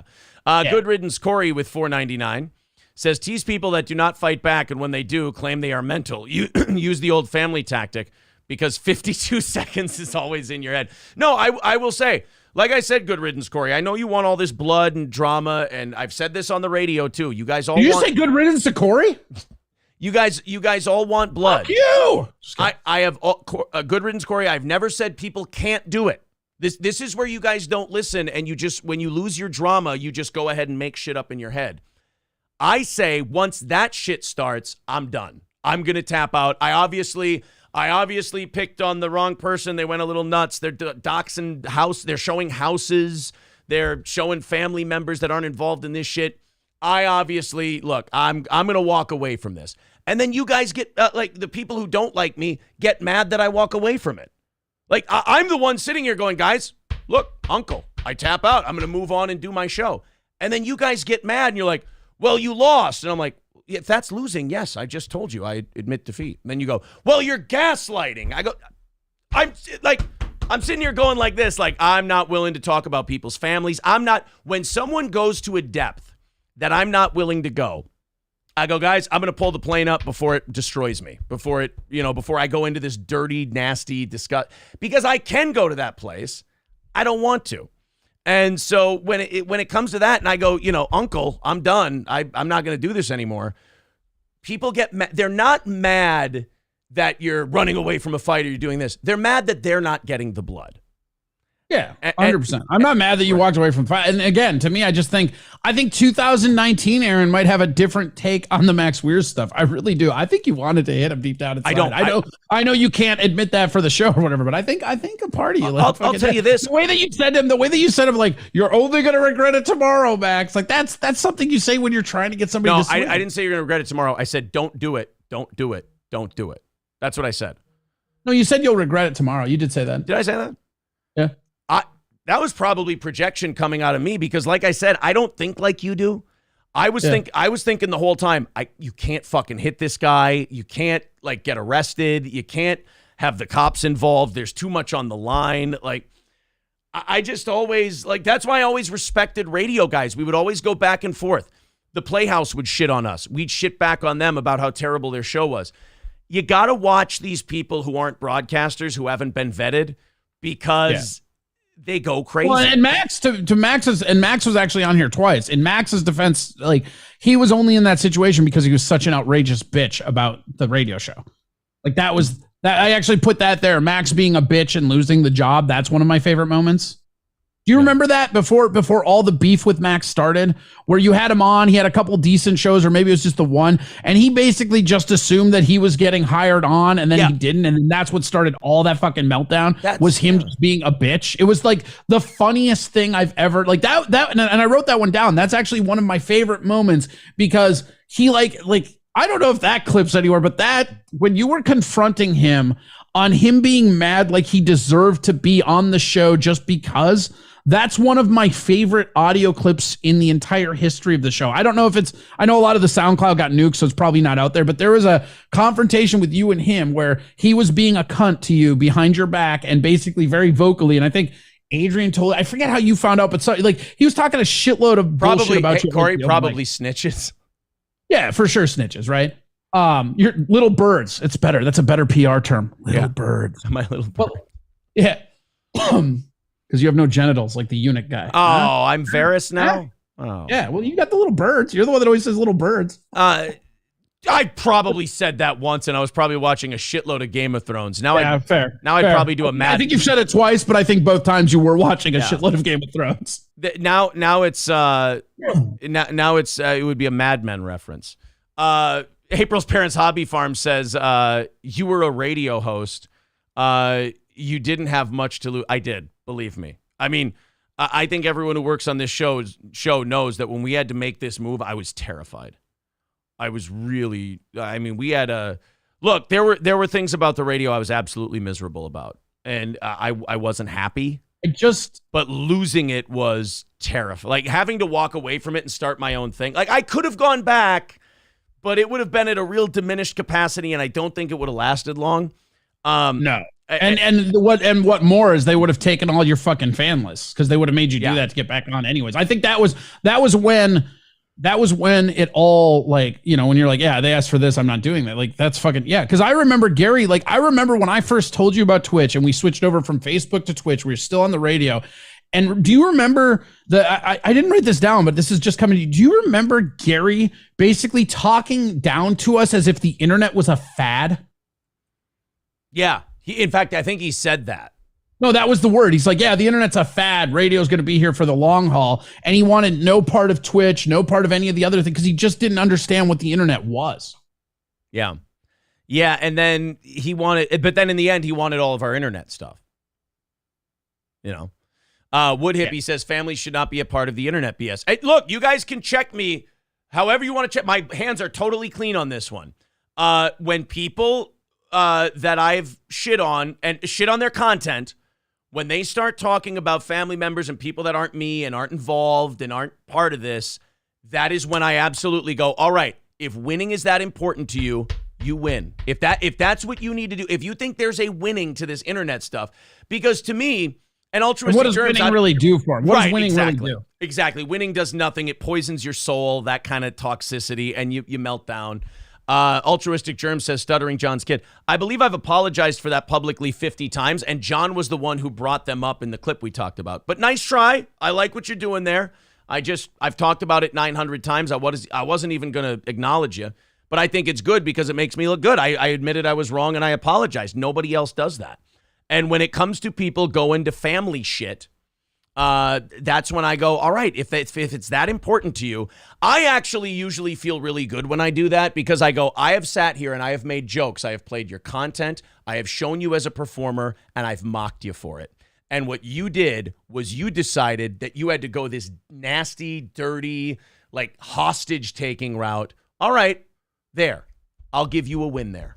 There you go. That's how you won. That's how you got me to stop, is you went to that place. If you can live with yourself, I can live with myself. Everyone can be happy.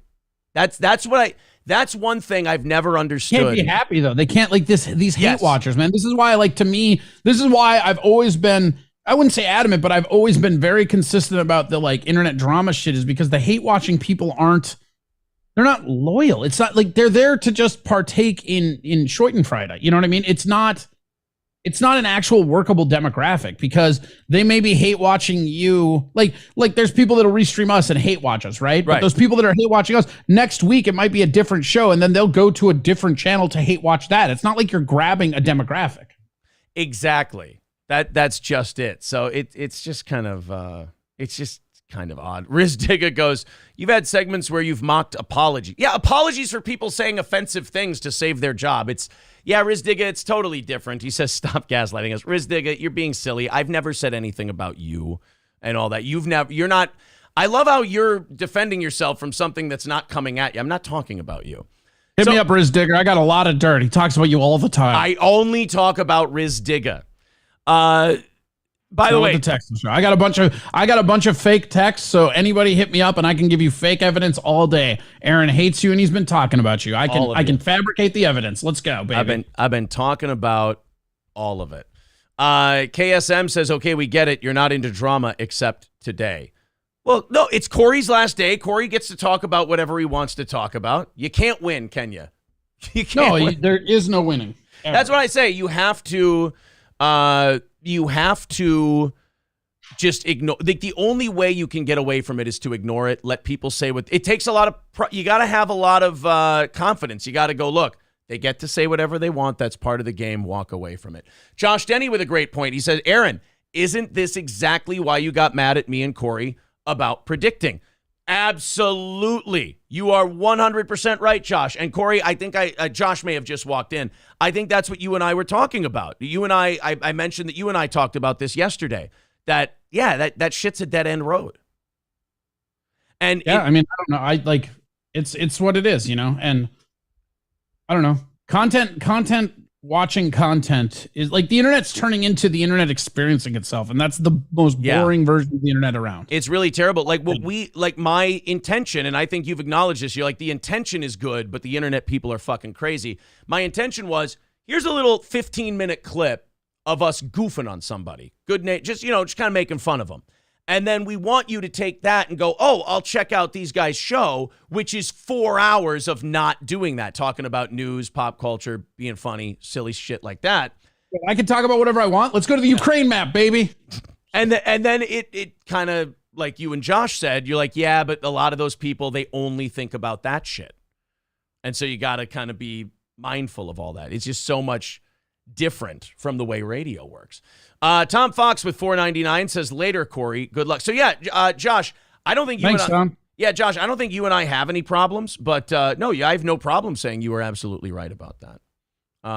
You and Corey were both very correct. And I've told Corey that a couple times now. Altruistic Germ says, like Corey knows what's entertaining. This is the most entertaining he's ever been on the show. Altruistic Germs, that's because you only like blood. To you. I'm not allowed to be entertaining on this show. Oh, fuck you. Aaron is Opie, and he hates when anybody else is Kumia. It's really sad. It makes me sad. Wait a minute. So now I've been spending the last year of my life being called a Kumia ripoff, and now I don't even get to be Kumia. No, you're like an Opie that wants to be Kumia. That's what you are. But any other Kumia you get mad at, and this is our change. And you're a Kumia? No, I didn't. I'm way below that. I'm like I don't even know. I'm something less than that for sure. Kumia would have been able to think of an ad lib on that one. I know, Opie. I know. Why are you obsessed with me, Anthony? It's Jocktober. Flimsy Greenberg with $10 says, I'm a big fan of Corey's XFL content. Go Battlehawks, Sea Dragons, Guardians, Vipers, etc. It's from Flimsy Greenberg. Nice. Everybody hates that. It's so funny. I did that XFL stuff as a proof of concept. I did it 2 weeks in a row, and there were no real bites. It was like 30 to 40 people. Because my whole thing was, when the XFL started, I was going to do like a podcast and start covering it. And then the day before the XFL, there were already 1 million of them, because everybody that had an NFL podcast was just rolling it over to the XFL. Like, let's keep our podcast going.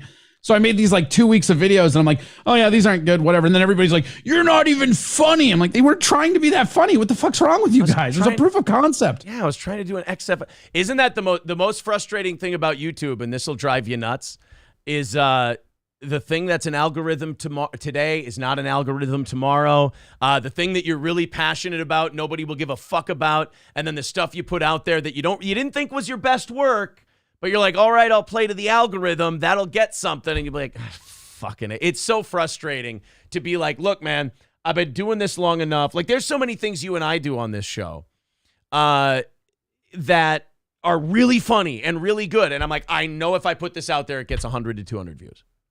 Yeah. But it's like really fucking good. That's always been the case. The highest video that I've had on YouTube to this day is I had that tow truck video that went viral. I think it has like, I don't know, 58,000 or 60,000, whatever the fuck it is. And would you say that's anywhere near your best work? No, that was just me drunkenly fucking harassing a guy that was being a prick. Right. It actually makes it belittling almost, because you're like, why do I spend all this time on these sweet dick jokes? Right. That's exactly what I yelling at a fucking tow truck driver. Dude, I get so mad. Like, I'll put on, like, Johnny and I have a couple things jotted down from Monday's show that are really good, and I'm going to put them up this week. And I'm already going, this is going to be a huge L, but I don't give a shit because this is good stuff. And like you and Josh said, that's what's going to keep you going 10, 15, 20 years. I gotta really quick get this before it gets buried, because it's really funny. Josh said Corey is Patrice O'Neal wearing Gene Norton's skin, and then he called me Skin Norton. I was just gonna say that, and then that was gonna make me extend the offer. Since Josh is here, that was going to make me extend the offer for Josh to do a couple hours on a Wednesday, be one of our guest hosts on a Wednesday. I think that would be a lot of fun, because I thought about Josh the other day. This is gonna be kind of gay. I thought about Josh the other day. And I said, it's amazing. there's the amount of people that when I was a Red Bar viewer that he shit on, that I've now had personal interactions with, and you go, holy shit, that was all bullshit. These are good dudes. Like, that makes all me bullshit. All of this hate internet shit is bullshit. Not only does it make me angry, it makes me humble and makes me want to like really sincerely apologize to all these people. Like, Corey's gone.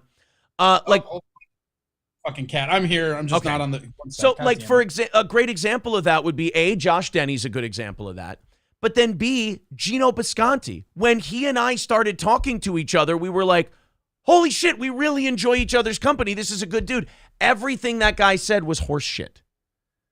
You know, and you're just like, well, you know this. He did an episode on you and Josh years ago. And it's just like, it's so dishonest. Like, it's so cherry-picked. That's the internet, though. They cherry-pick one fucking thing, and then they go ape shit about it. That's what it's always been. That's what it will always be. So, yeah, I would like to extend the offer to Josh I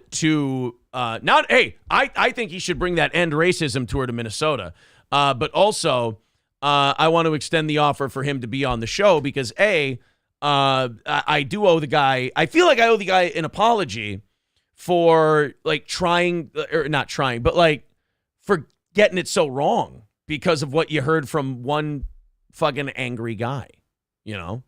You had a co-host telling you that Josh was awesome the whole time. I'm just putting that out there. Yeah, but there's a lot of shit. You say a lot. I don't go for bat. No, you know me. I'm pretty curmudgeon. I don't go for bat. I don't go to bat for many people. I'm not a stick your neck out for other people kind of guy. That's not really in my makeup. That's true. You never really defended Adrian much. You always kind of see. Never heard of him. There you go. So yeah, I would love to have Josh on the show sometime. I used to defend Adrian until he named me in that fucking cease and desist. He did name you in that. Yeah, we've got it hanging up right here. Like, I thought we were cool, buddy, but now I'm on your cease and desist. Yeah, all the people on the show.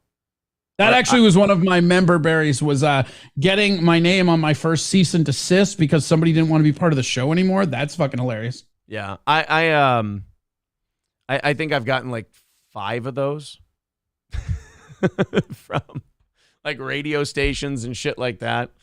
$20 from Sicky says, for Corey, moving out and up. God bless. Absolutely. Moving up or out. It's just doing something different. Again, it's not any of that, guys. It's the fact that this is not like, as much as I love this show and as much as I enjoyed being a part of it, this is Aaron's project. And there's things that like I would like to do different that I'm just not allowed to here. And I'm not saying Aaron's this big like overlord or what. It's his fucking show. It's been his fucking show. It will be his fucking show. I don't want to not allow you to do things, though. Or do you mean like you get mad when I push back on you? I mean, like, there's been a lot of times where you just don't want to like go with a bit in the same way I do. And the thing that like on my end, like, it's just, you know, I'm a comic, you're a comic, we have different sensibilities, and it's fine. You have a show, I have a show. Actually, I think the big difference between you and I think it's the opposite of that. You're a comic, I'm a broadcaster, and when it comes to the pushback thing, I don't think anybody's pushed back on me more than you have. I will amend your statement and see if you still agree with it. I don't want. I'm just kidding. I don't want I don't want a big chunk of the show to just be pushback. Like, it gets a little deflating to me when I'll bring up a topic and that it'll just get pushed back on. And in my mind as the host, I was like, well, I wanted us to have a good time. Like, I wanted this to be funny. I wanted us to riff, tell some jokes, this and that. And, you know, do the story and do the show and like a best of comes out of it. And then when the you know this as a comic, when your premise gets shit on, it kind of leaves you going like, well, what the fuck? You know? Right. But the difference is with comics, I guess, is like when that happens, you just change the tangent of the game. Like the game changes type shit, you know? And that's the thing is like with broadcasting, there's more outline. I mean, one of the things that separates you from almost everybody else doing this on the internet work you put in. Yeah. And I know maybe I shouldn't mention that because like it's behind the curtain for people, but you know, every time I log in to, you know, like the night before Wednesday in my inbox, most time, you know, a few weeks you missed or whatever, but like most of the time there is a show prep that has outlined, what would you say, like 6 or 7 things per hour or whatever it is. So it's like 6 or 7 things per hour. The thing about that amount of prep that you're doing is it makes everything kind of rigid with the transitions, and it's not wrong. It's not right. It's, you know, it works for what you're doing. it makes it a little bit harder to be flexible within the improv on the different topics sometimes, especially if you feel like there's a bunch of pushback. And now if there's a pushback on one topic, maybe you had a topic 2 down the road that link into that first topic. Right. And now without knowing it, I've fucked 3 segments and I don't even know it. You know what I mean? That's just how it is. Well, and then not only that, if there's like a thing where there's push, like I go with a lot of the pushback, like the soy sauce and the hair dye. I make it fun. I play the Bobby Heenan character, you know. But then if true observations are pushback to you. So, but then here's my take. Here's my position on it. When it happens 2 segments in a row or something like that, yeah, I have that clock in my head as a broadcaster where I go, okay, we're getting formulaic here. Like this is now just becoming. Yeah. Like now I'm your boredom counter always goes off with stuff. I mean, like my boredom counter goes real quick because as a host, you have to sense the boredom of the audience before they even feel it. It takes. Well, I think that's the biggest. That actually, I think, is the biggest difference. Is that when you go up on stage, you can feel the crowd because it's in front of you. Right. When you're doing it as a broadcaster, you have to understand the tempo and the rhythm of what's going on without the immediate feedback of people laughing or not laughing. Right. And that was actually one of the hardest things for me to learn over the years of radio. I don't know if you remember that, but like when I first came to radio, it's very hard for me to make jokes on it because like there was no laugh after it, you know? Right. There's no laugh track or anything like that. Not that I would want a laugh track on a fucking radio show, but you know. Right. Yeah, exactly. But no, I think that's always been the biggest difference between us is I believe that prepping the show and have stuff ready assists you in ad-libbing. It makes me more comfortable going with something and pulling on a thread. Whereas when I don't, how can I put this? Whereas when I don't know where the thread is going or the same thread keeps getting pulled over and over, all I think of is how many people are watching, how many people are leaving. Yeah. You know, are we getting too repetitive? Is this becoming hardcore number counting, all that shit? Right. Yeah. One thing you love that I get really nervous about is the kind of the Seinfeld line, the repeating the punchline. Like and bringing it up over and over and over again. And there will be times where I'm like, oh, that was really funny 5, 6 times. And there will be something in my brain. There will be something about the 7th or 8th time where I'll feel something. I'll just go, fuck, that was it right there. That's where we pulled the thread all the way out. And I think that's one of the things you're talking about when you go, hey, I feel like I can't do certain things.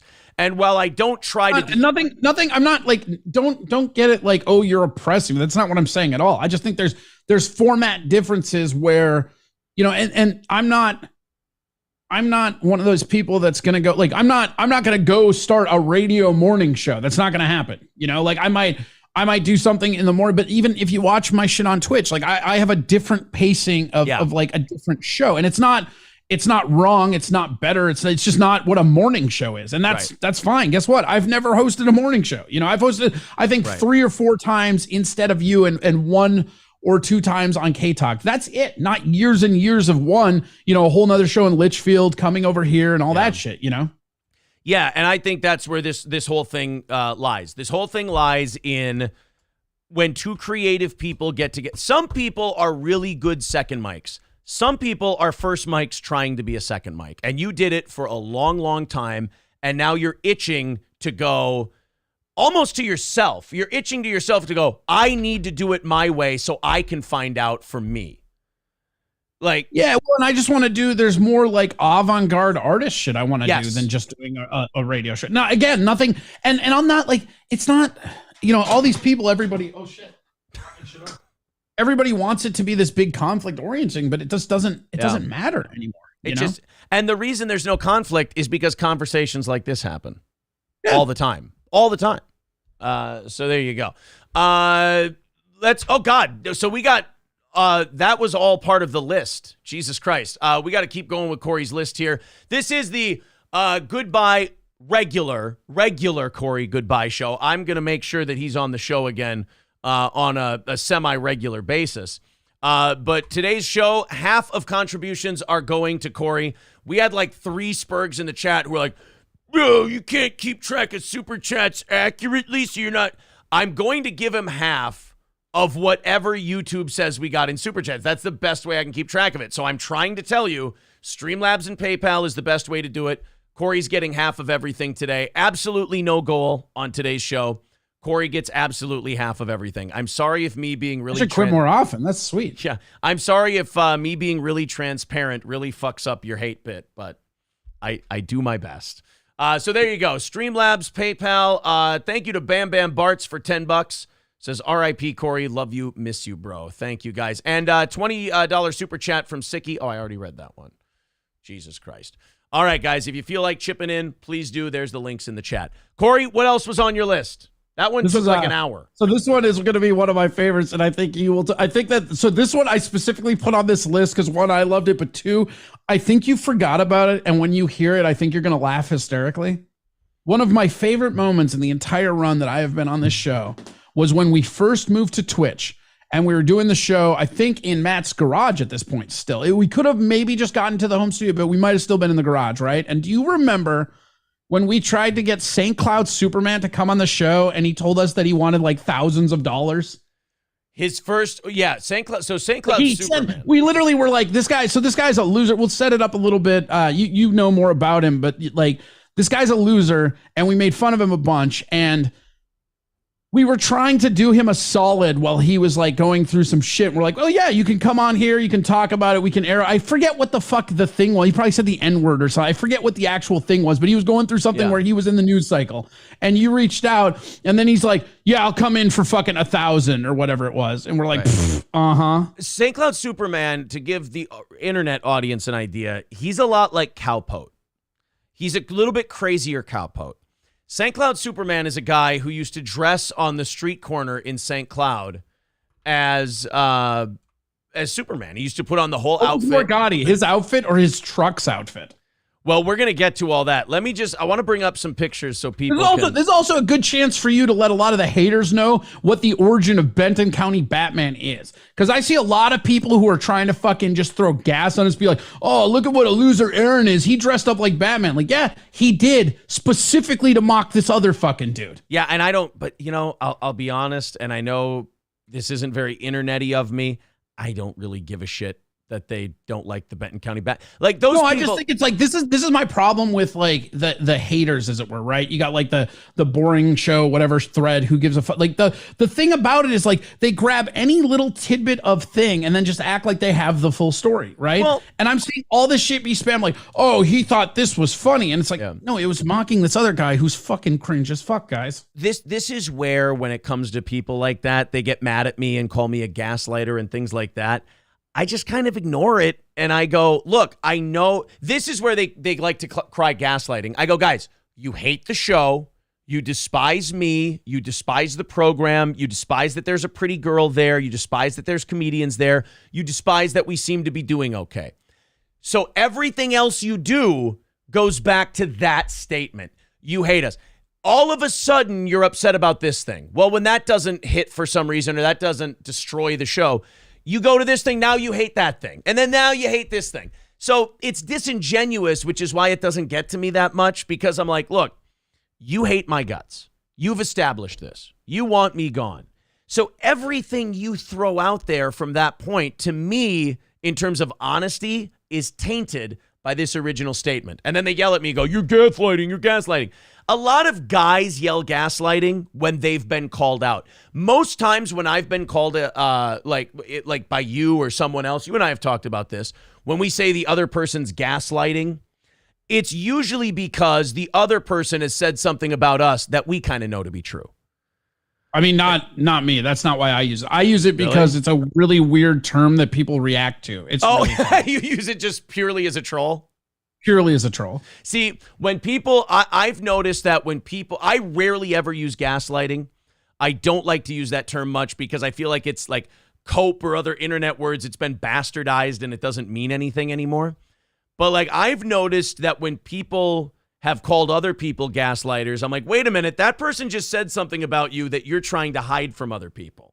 That's not them gaslighting you. That's them calling you out. A lot of people, when they get called sometimes out, it is gaslighting, though. Come on. When women, it is a thing that exists. Like, you can't just be like, every time it's done, the person saying it is the person doing it. That's some fucking crazy shit. No, when men do it a lot of time. I think when women do it, it's pretty. I said people. Just kidding. Gaslighting to me is kind of a woman's word. it's this weird word that everybody loves to use now, and that's why I like using it, because there's no time you use it where people react favorably, and then it's just funny, like it's a funny term to just throw around. So this is St. Cloud Superman.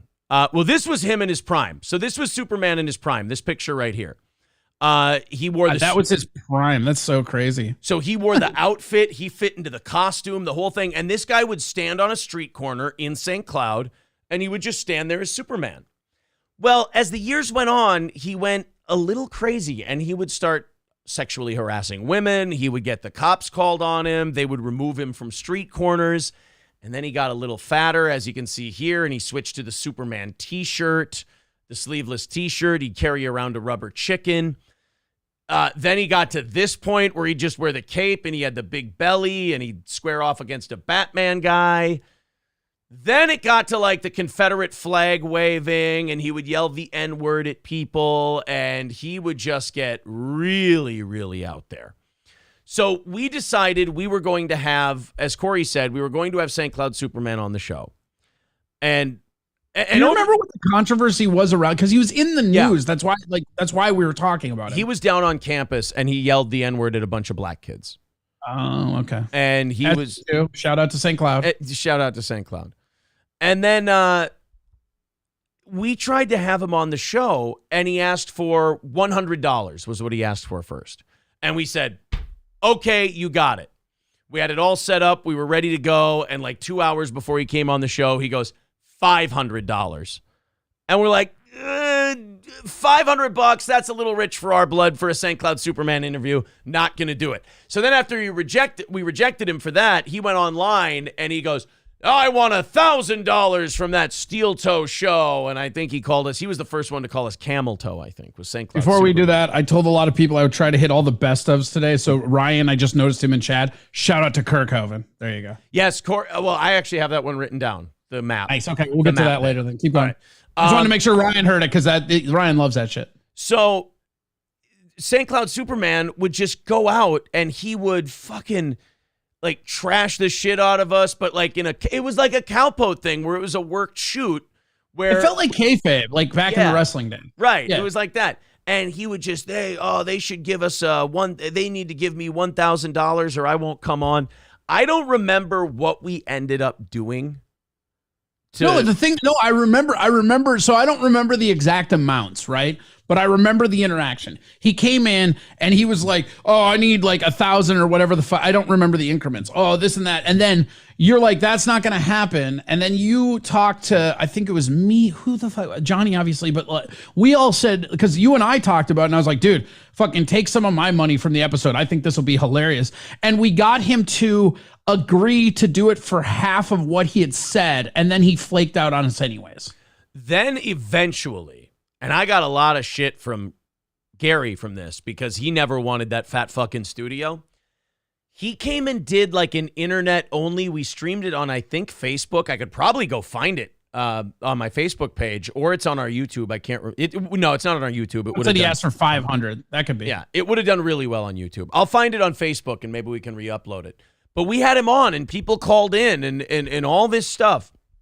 And St. Cloud Superman, we had him in studio. I think I gave him $100 or $200, and he did it like on the internet. He never did it on the radio, and I think I did get in trouble with Gary for that one, for having him in, because we always like to do shit and then ask for permission after. Yeah, and so because Gary would have never let us have St. Cloud Superman in. Gary would never let us do anything. Right, we always had to do it first. Do you remember when Gary, did he ever talk to you about trying to move us to AM? Yes. I remember that. And then what was that other like Super FM or whatever? The one where he was like stealing the Steel Toe name for a while? Yeah, there's that. But like before. Because wasn't he talking about having us on that too? The like, what is that? Yeah. Super XM or high def? Was it high def radio? HD radio? Yeah, HDM or it's like HFDM. I don't. It's called HD radio, and he had like a bunch of little tiny signals. And he goes, "Well, I got an idea, guys. We're going to put you on you're number one in the market right now. You're number one in St. Cloud. You guys are going gangbusters. So what we're going to do is we're going to move you to our AM radio station that's not doing very well, a sports talk station. You guys are doing 15 shares or whatever it is. You're doing 30 shares, men 18 to 49. We're going to put you on a station that's doing a 1 share and basically make your show start over on AM radio. And I could not have shut that down quicker because that is one of the dumbest fucking program decisions I've ever heard. The dumbest. Pretty dumb. I couldn't even believe he was asking it. And thank God Lou is just a penny pinching like sales guy fucking only seeing the advertising numbers, because he too came out and said, no, absolutely not. We're not doing that. I told him, well, he kept looking at that Billy Madison show. He kept wanting to replace us as we were doing well and then move us to another station. Have you ever seen anyone be handed something and then shit on it more than Gary? Yeah. I've never seen it before in my life. Because I mean, what are the numbers now, like in terms of share that they have on the morning? Like, how is Johnny Rocks doing? Terrible. Yeah. He's doing terrible. Hey, Zen, leave RGZ Mac alone. It doesn't help the show. Leave the fucking guy alone. He's not bothering me at all. Just, Zen, take it easy. All right? I'm just glad everybody can see what a miserable guy RGZ Mac is, because that guy's just nothing but misery. That's a guy where I just imagine he wakes up in the morning and just like, oh God, my fucking prostate doesn't work. Whose problem can I make that? Zen, cut it out. That's all I'm going to say. Cut it. I like you, buddy. I love you, buddy. You're great. Leave that guy alone. All right. You're only riling him up more, and it's only going to make him more miserable and cunty, and you don't want that. I want RGZ Mac to be happy. RGZ Mac can be a happy guy. All right. I promise you. Well, he said mod RGZ, really punish him. All right. See, like now that guy can go, but RGZ Mac is all right. He says, I just mess with Corey. It's not a big deal. Yeah, that's fine. I don't give a shit. Zen Rhino.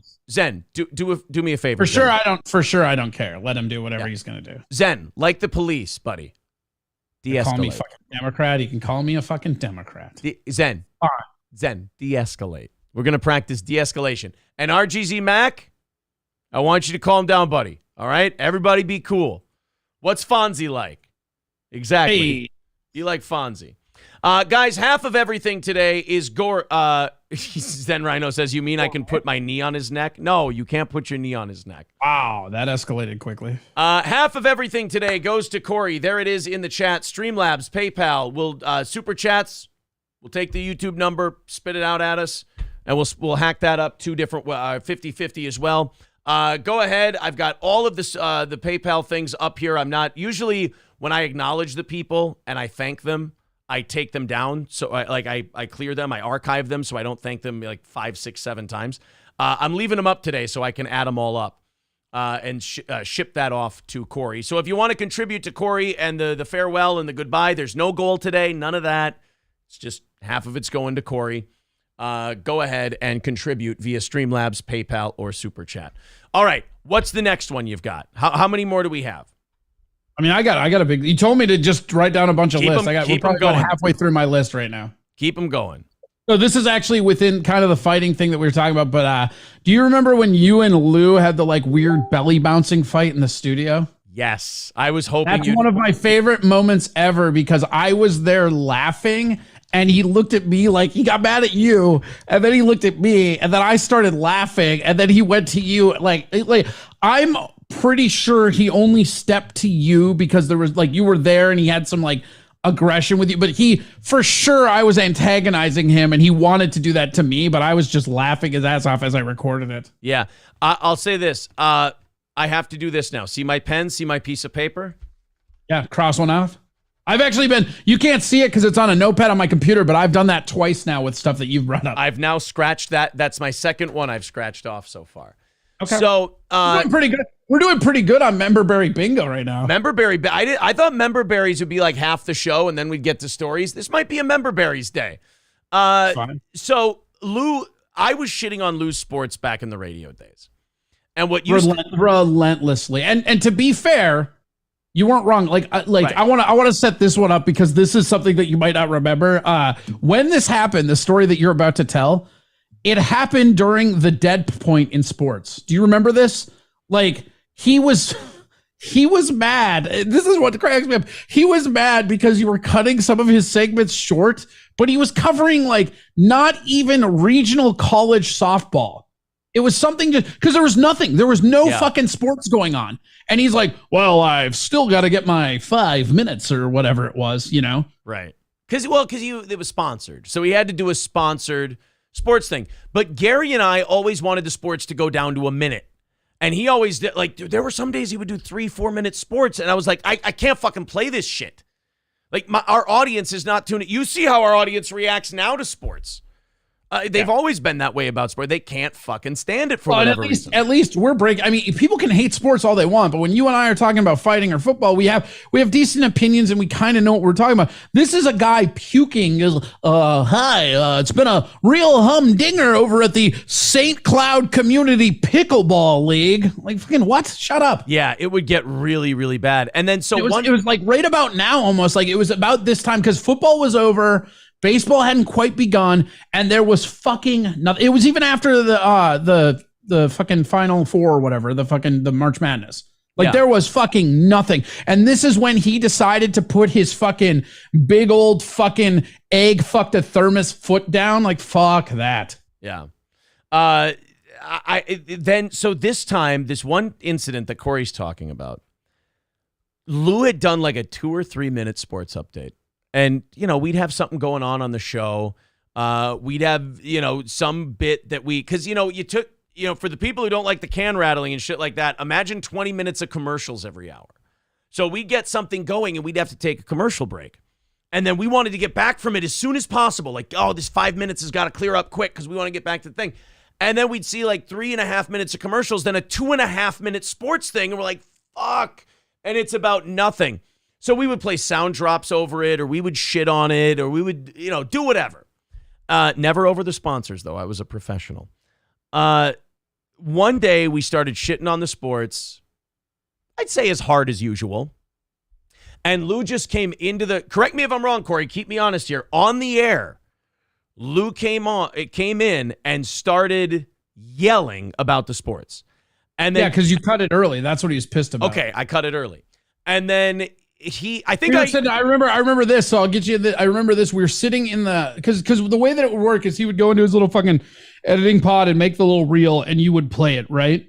And it was playing, and the mics were off, and you and I were sitting there, and because when the sports came on, I would usually go downstairs and go to the bathroom, which is another thing on my list. Remind me of that. Okay. And so I would go down to the bathroom while the sports were on. I went down, took a piss, came back up, and it was still going. And I looked at you and I go, it's still going? And you're like, yeah. And I go, what the fuck is he even talking about? You're like, I don't know. I go, what sports are even happening? And you go, you know what? None of them. And then you cut the tape, and then we like came back.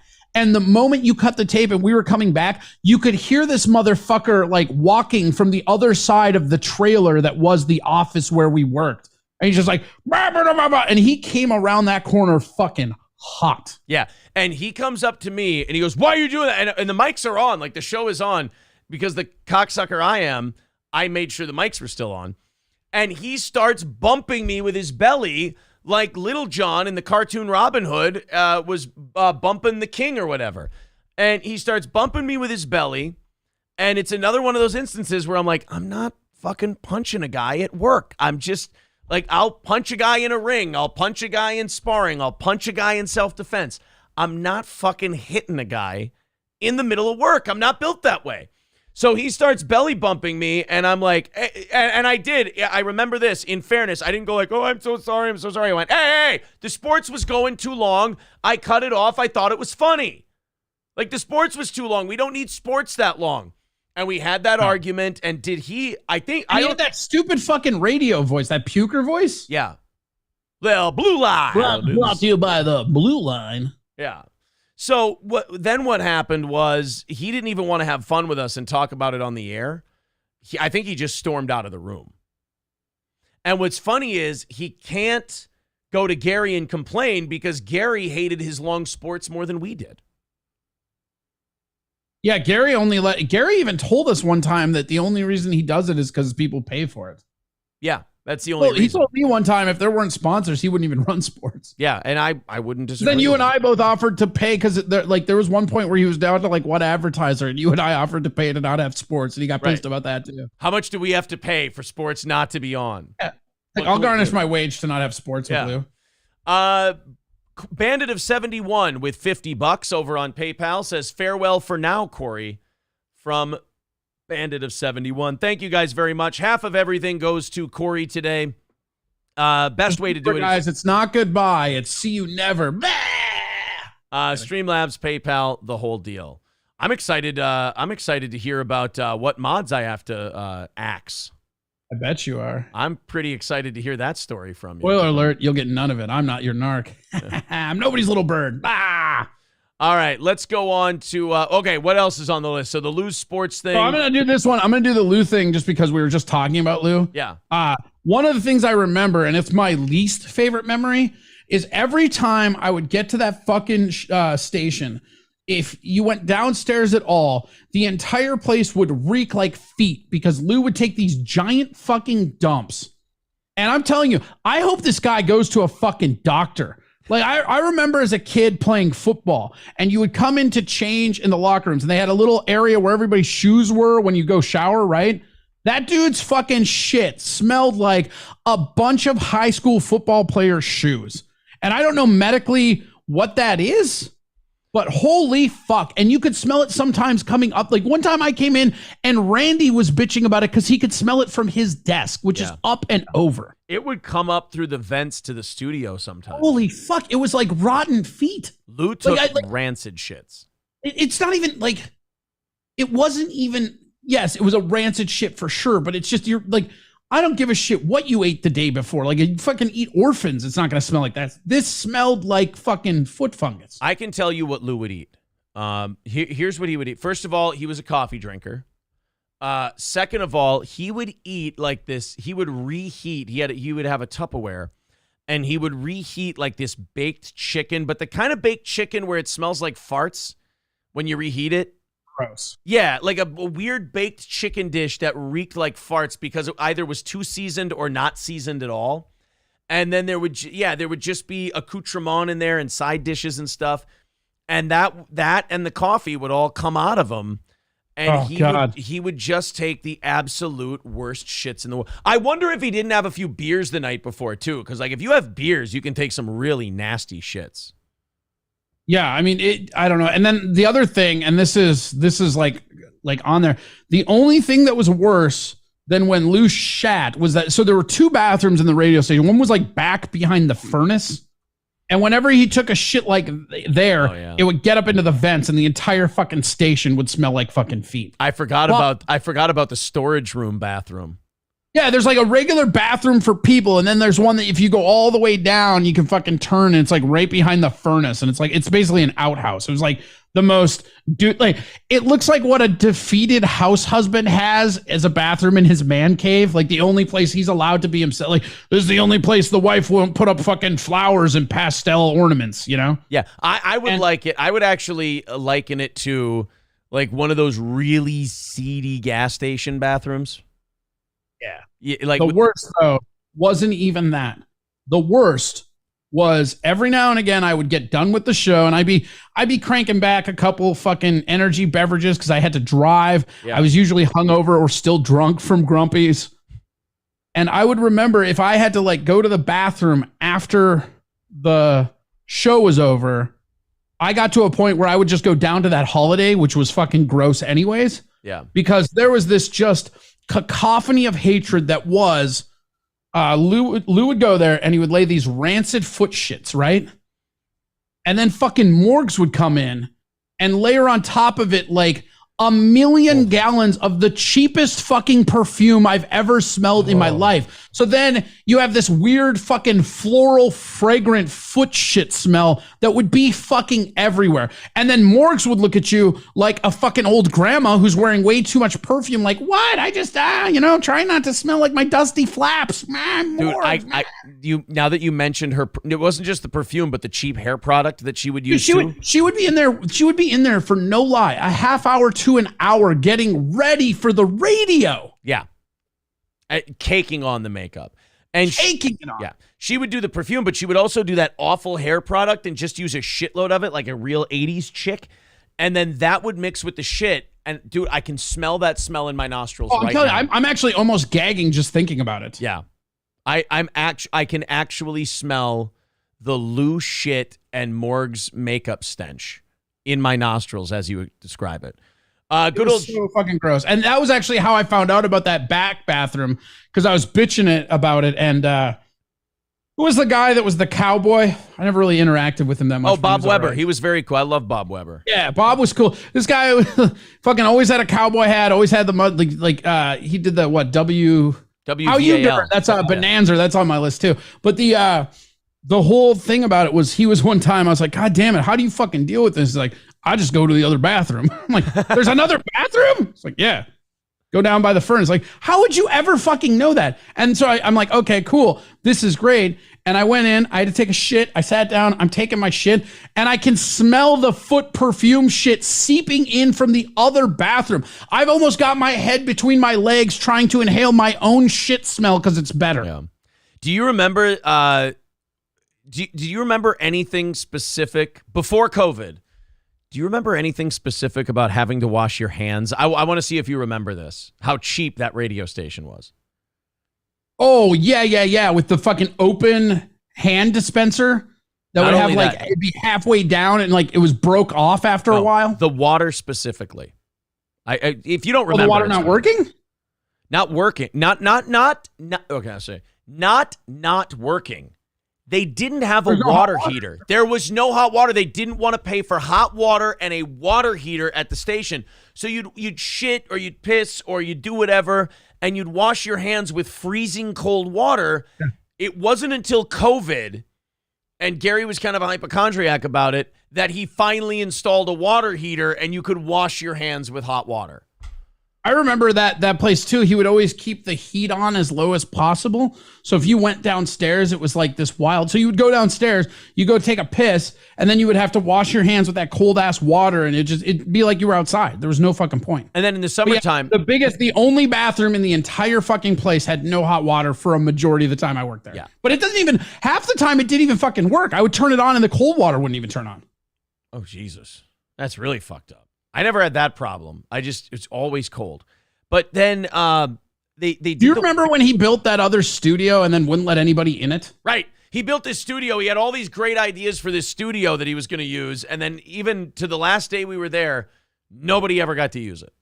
Wasn't used for anything.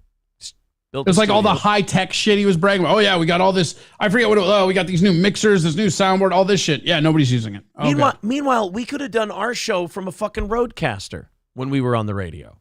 Yes. It really sucks. Good old JR with $9.99 says Corey's last show live from the Armadillo Deck Sports Arena. Live from the veranda room. That was one of Lou's too. Yeah, the Granite City Lumberjacks from it used to be called East Arena, but yeah, whatever the fuck it's called now. Half of everything today goes to Corey, reminding you of that. Super chats.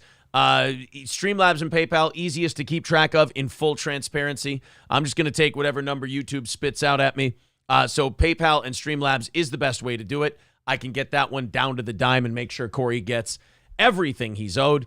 Thank you to everybody who's contributed so far. If you'd like to contribute, the links are pinned to the top of the page. Otherwise, the link is there in the chat as well. All right, so I think we're over I'm trying to think of any other. I don't really have any other Lou stories for you. But what else of this being Corey's last regular Wednesday on the show, we're having him go through some of his most memorable moments from working with Steel Toe. What's Randy? The next one? I got Randy going off 4 times, which we talked about, but he just Randy was so inconsistent. It was funny. And then this one is pretty amazing to me was when we first started doing Tradio and we got that cease and desist from that dude. Yeah. In Buffalo, was it? Was it Buffalo? Buffalo sent us a cease and desist. And I remember Gary basically saying he didn't care, but he knows that guy or some shit. He was basically like, hey, do it for me, for a friend. It's like, no, fuck you, Gary. When have you ever done anything friendly for us? Right. And all we were doing was listening to the live stream of Tradio. And this was an homage to Howard Stern. This was an homage to Richard and Sal that we did. and we would listen to their Tradio. We've done this on YouTube. We did. Were you on with me, or was it Johnny when we did that one a few weeks ago or a month ago or so, where the guy was super fucking cool about it, and like we called into his show and like we had a great laugh about his Tradio stuff? I haven't done any Tradio on here. Last time I did Tradio on the show was when we were on Twitch. Oh my God. Yeah. That we did one. It's up somewhere. I think we even Don't let me do any of the fun stuff. Fuck off. We even clipped it. I think I'll be able to bring it up at some point. And yeah, he was like, he was totally cool with us, and we called into his show and we were on with him for a while. It was a lot of fun. But anyway, we were doing this. We would have our listeners call the chili cook-off guy. That's what it was. Thank you, Hutch, not Starsky. We were calling it. We were having our audience call in, because if we did it, it was against FCC rules. Yeah. If we called in, that would be us doing a prank call. So we would tell the audience, here's the phone number to this Buffalo Tradio. Go and sell your items. And they would sell like, I don't know, Scott Steiner, math books, and they would sell steel toe boots, and they would sell a German Shepherd painting as an original Hitler, and just really funny, stupid shit. And it was all that this Buffalo station would get. And we did this for probably a couple weeks off and on. And finally, Buffalo, well, it's because one of our listeners was a rat. Remember that? They ratted us out to that station. Yeah, that's what happened. They called and they ratted us out. Both. Right. So they ratted us out, and then didn't Gary rat us out too? No, Gary didn't rat us out because I never told Gary when we were doing those things. No, but I feel like one of those people called because he was friends with one of the people, right? Because or at least that's what he told me. We had one of those cool rock talks by his fucking weird ass coffee table that was never cleared in his fucking office. You're thinking of a different scenario. That's when we got the cease and desist from Hubbard Broadcasting about my talk when we were making fun of their "How the hell's your coffee" bit. And then they sent us a cease and desist, and Gary was friends with the people from Hubbard Broadcasting, and they had a really good relationship. And so he kind of dimed us out to them for sure. He did not have our back on that. But on the Tradio one, he was like, hey, I think it's a funny bit. I think it's hilarious what you guys are doing, but we don't really want to push it with these guys. So let's just move on to something else. And so we did. But then we went and found other Tradio shows around the country, and we did that until they figured us out and they started screening calls and not taking calls. The dead giveaway would always be they'd start blocking the 320 numbers. Yeah. They'd start not answering. Stop taking unlisted numbers. Yeah, exactly. So that we that's how we lost the Tradio deal. But yeah, when we got the cease and desist from Buffalo, that bled into the Twitch and YouTube days, because in 2021, when I went to do that pro wrestling tag team match where you and John Russell did the play-by-play and we streamed the thing, or we recorded the thing, we couldn't stream it. But it's lost forever now, right? That sucks. No, is it lost forever? Oh, because it was on Twitch. No, I think it was on Twitch. Or did we save it? I've got 2 of my 4 wrestling matches saved. I think that might be one of them. But at any rate, we went to Howard Lake at the Wright County Fair, and this was the Buffalo radio station's home fair. This was the one that they did all the publicity for. They had a booth out at this county fair, the whole thing, and they were doing promotion for the wrestling event. And the promoter of the wrestling event said, hey, Steel Toes, or Aaron Imholt is in our co-main event. Actually, I think we were in the main event. I'm not sure. Might have been the last match. We're having him. Why don't you have him on? And, he's a broadcaster. He can tell you about the whole match. And they're like, no, we can't have that guy on. We remember when he was on the radio doing the Steel Toe show and he made fun of our Tradio. We're not going to have him on. So they were so sore from the Tradio thing that they wouldn't even let me come on to talk and promote a fucking pro wrestling event that we were doing. So that one hung in there for a long time. So funny. Oh, hey, you fucked us with this prank call thing. Now we're going to fuck you on your amateur wrestling career. Like, what? Yeah. It was that they were feeling real good about that, too. They're like, oh, we fucking got him. He won't be able to take fucking bumps on our watch. Fuck him. Again, half of everything goes to Corey today. There's the PayPal. There's the Streamlabs. Super chats count as well. Corey, what else do we have on the list? Well, we got Bonanza, which is one of my favorite things ever. Bonanza was great. We'll still mention Bonanza, everyone. There'll still be a Bonanza reference on this program. Of course, not as much. How You Durin is the best, though. How You Durin was that. Now, that was a marriage to that bit. That was us doing an impression of WVAL, our classic country station that we had in the same group of stations. But that's what happened, because it started out as Bonanza, and then I think it was... It was Oz that had the thing, and then we named him like Bud Britches or something like that. Bud Britches, that was his name. Bud Britches was the WVAL guy, and he would go, "How you dern? It's Bud Britches. Here's David Allen Coe. He says the N-word in this one, and I ain't censoring it. Yeehaw!" Welcome to Bonanza. Do you like your buffet table next to a paddy wagon? Yeah.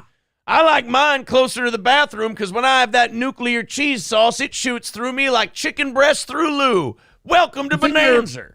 The thing I remember most about Bonanza was I went there. So for people that, like, there's a Bonanza in St. Cloud. Is it still there? Did it shut down finally? It's a sore subject, but yeah, Bonanza's finally gone. Oh man, I had never had a Bonanza before, and I was super excited. And then I walked into what I can only call a dead petting zoo of a buffet. Yeah. It was so crazy. All the 3 trays were on these like fucking mobile, like they were just fucking like catering trays, but they were made to look like wagon wheels. Yeah, it was. And everybody there looked like they wanted to die. Well, because they just ate the food.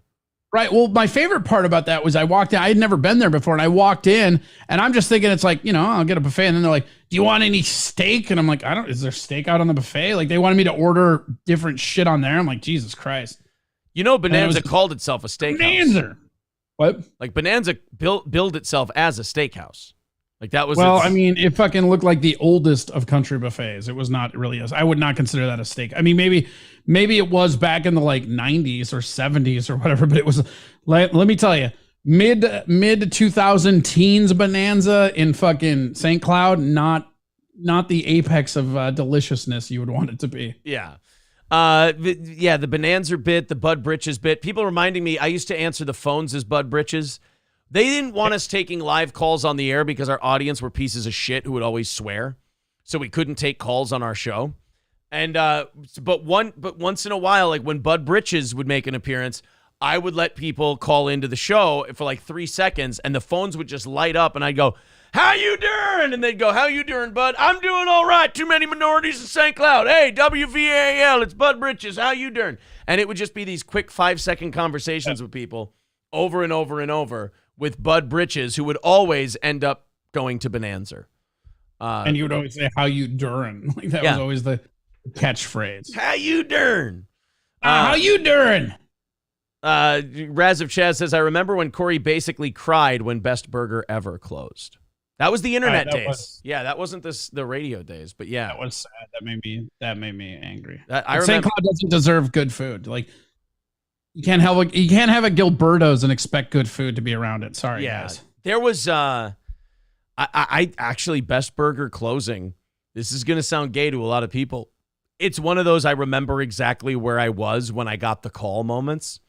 I was at the Coburn's Deli looking for a nice side to pick out.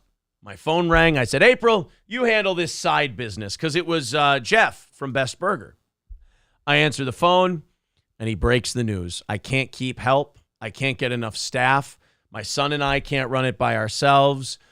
We got an offer on the building for, really good price. We can walk away from this with a little money in our pocket. We're going to shut it down." And my heart sank. It sucked because I loved the place more as a customer than them as an advertiser, because it wasn't like a shitload of money. We just had them on because we loved them, and we would have kept them on at any price. Well, they were great, and the food was good. And what bummed me out the most was I remember them really, like, the dad, I forget the dad's name, but really geared up for that car wash that was about to open across. Like, he was telling me about how much business it was going to spike, and just the fact that they had to close down before that car wash, which was going to save their business, came in. It just sucks. Yeah. And that car wash would have done really well for him, for sure. Yeah. That would have done really, really well. So we have How You Dern, we have Bud Britches, we have Bonanza, we have you came up with a big list here. I think I've got like one or two things left because I've been crossing out a lot of them as you've been going. Let's keep going with yours. Maybe you'll get through all of mine. Okay. Let's see here. Zach crying was one. Somebody mentioned that in What's chat. the Zach crying one? I don't remember Zach crying. I forget what it was, but it was something just crazy innocuous, and then he just fucking starts crying. And it was just so funny because you were like, are you crying? You weren't even like mad. You were just confused. You're like, are you crying? Yeah, I don't remember what he was crying about. Maybe someone in the chat will remember why. I forget what it was either, but I just remember him crying and you just doubling in. Yeah. I thought, honestly, when I wrote it down, I thought you might know. The other thing on my list was the whole City Hall fiasco. City Hall fiasco. I don't recall. You went to that meeting and like. Oh, yeah. There was a city councilman. His name was George Santos, and he was bitching about something money. They were going to take away per diems for the city council members. These motherfuckers meet once every other Monday. And this guy was bitching about per diems and how much money he could spend on food and shit like that. And the mayor was like, and most of the city hall was like, hey, we don't need this per diem. You guys can take it back. And this George Hontos guy, is it Santos or Hontos? I can't remember. Hontos, I think. Santos. Okay, so George, he was the only one fighting to keep the per diems to the point where he was writing op-eds in the local newspaper as to why he still needs his per diems. So I decided that we would raise some money from the audience and then I would pitch in some money. And I think we ended up with like $300-400. It wasn't a huge number, but we got him some money. And we bought a big novelty check and I brought it to the city council meeting, got our name on the public speaking list. And I went up and spoke and presented the check to George Santos, whatever his name was. And I looked at the mayor, and the mayor loved the Costco. Wasn't it the Costco coming in or something like that? That's what. Oh no, you're right. It was the Costco coming in.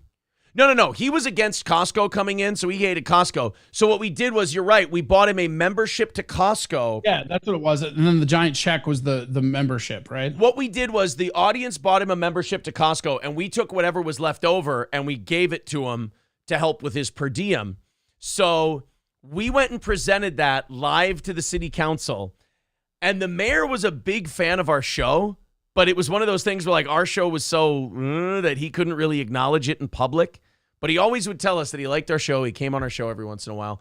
I looked over at the mayor, and I swear to God, the mayor, like, he cracked a smile while I was presenting because I was hamming it up. I was like, oh, yeah, and we understand your finances are tight and times are tough. But, you know, Costco has great value, so we bought you this membership to Costco, and here's some money to help you with your lost per diem or whatever. I look over at the mayor. He gives us a little smile and then immediately, like, turned away because he's not supposed to be laughing at this. I heard from 2 city council people and the mayor after this that when it was over, they never laughed harder telling people the story. And George Hontos, I think it's George Hontos, his response to us was like, your listeners do not need to be worried about my finances, and I'll have you know that I'm already a Costco. It's a great personal insult that like we had to buy him a Costco membership. He thought we were calling him poor. He thought we were calling him poor. We were just making fun of the per diem thing. And then he took the Costco thing out of his wallet and he goes, and I'm already a Costco member. And I'm like, and I didn't care because I was just, the bit was done. So I'm like, all right. And I go, at the end, I remember he yelled at me for it and tell your audience not to worry about my finances. I go, well, don't you want the check? I tried to still give him. I walked up there with a giant check like an asshole, and I tried to give it to him. He wouldn't take it. And I don't know if we just refunded all the money or what we did. I can't remember or we donated it to DAV or something like that. I don't remember what happened, but he did not take the money. And we did something really funny, like we donated it somewhere that he would have hated. I forget where it was. Yeah.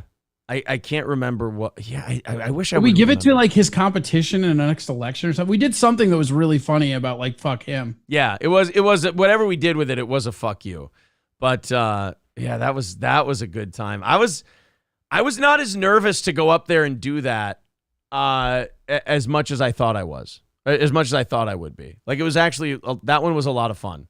It was just funny because they wouldn't acknowledge you and you had this giant fucking check. Yeah, I'm standing there with a giant check, waiting to talk, and nobody will even acknowledge that I'm like they're taking it seriously. It's like, guys, Yeah. I have a giant check and I'm giving a guy a Costco membership. Giant floppy check. Calm the fuck down. This is all retarded. Don't worry.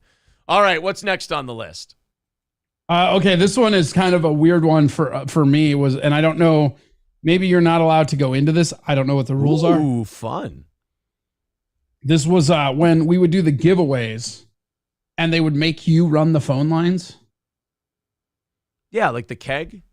Yeah. Do you remember what you used to do when they would make you do that shit? I would skip around and pick the wrong person.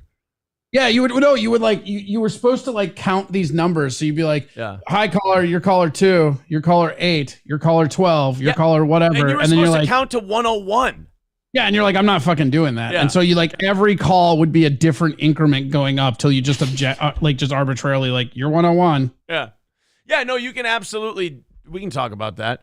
So yeah, I hated that. There was like legal shit around it or whatever. So I was like, I don't know if we can bring it up. But Because we didn't play music on our show. So everyone knew when it came to the keg, like if it was Steel Toes week that month to give away the keg of beer for the song, if a certain song played, that was the King Keg play of the day. It's a radio thing.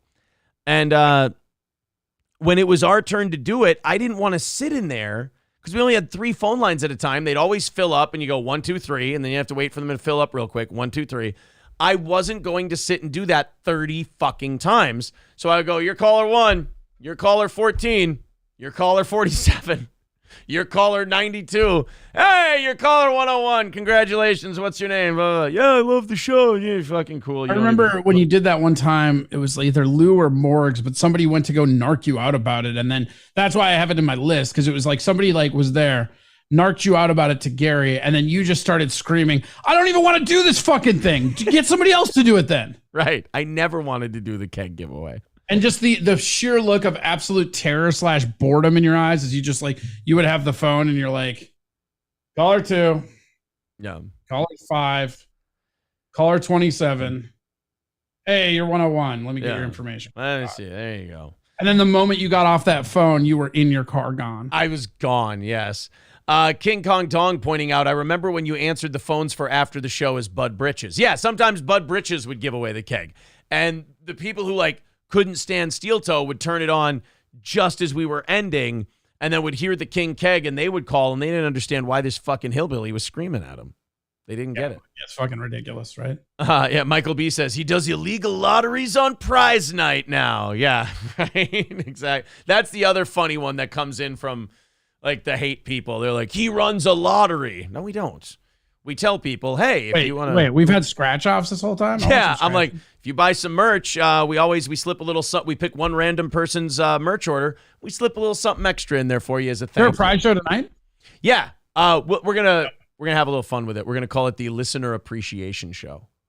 Oh, we're gonna fuck with it just a little bit because I know there's a lot of people spurging out about. Again, it's one of those things where like they hate the show. So, like, they're going to try and throw everything at it instead of doing their own thing. They're just going to be like, no, we hate him for this reason now. It's like, well, but it was this reason yesterday. Well, no, it's this one now. Okay. Well, I'm glad you brought that up. I'm actually working for those guys, and these are the papers I have to serve you. Oh, no, I don't want the papers. Shit. Siberian Door Knocker with $60. Oh, we read that. I did that one already. I'm sorry. Says, thank you for the years of entertainment, Corey. Oh, very nice. Yeah, man. Thank you. I'm not dying. I have like go youtube.com/Corey Adam Comedy, twitch.tv/Corey Adam Comedy. I'll be right there. And then we got something really cool that will debut on Thursday. I think we're getting it all set for Thursday. So keep an eye on Thursday. That'll be a rotating schedule. But yeah, just go follow youtube.com/Corey Adam Comedy. You being a fucking sweetie pie and doing something on Thursday is not to interfere with the Steel Toe evening shows? Yeah, well, I just figure like nice Thursday guy. night specifically is the one where you guys are like, because you do Monday through Wednesday here, so Thursday there's nothing on, so I might as well do it then. Why split the audience, right? Yeah, I mean, like, it's like, check it out, guys. It's the internet. There's enough viewers for everybody. It's not again, I know everybody wants it to be this big fucking thing, but like, whatever. Yeah. Thank you very much to RGZ Mac for becoming a Yeehaw Club member. Thank you, buddy. Appreciate that. I'm glad that he was bitching at it while he was filling it out. No, I'm just glad the de-escalation worked, Zen. Thanks, buddy. Derek with $50 for Corey's last day. Thank you very much, Derek. Very kind of you, sir. Bleezer says, have you talked about how iDubbbz keeps digging himself deeper into this mess? We covered the iDubbbz thing on Monday with Froggy Fresh. I put it up as a clip. Nobody gave a fuck. So I guess it's not as big of a story as I thought it was. But Corey, you love Froggy Fresh.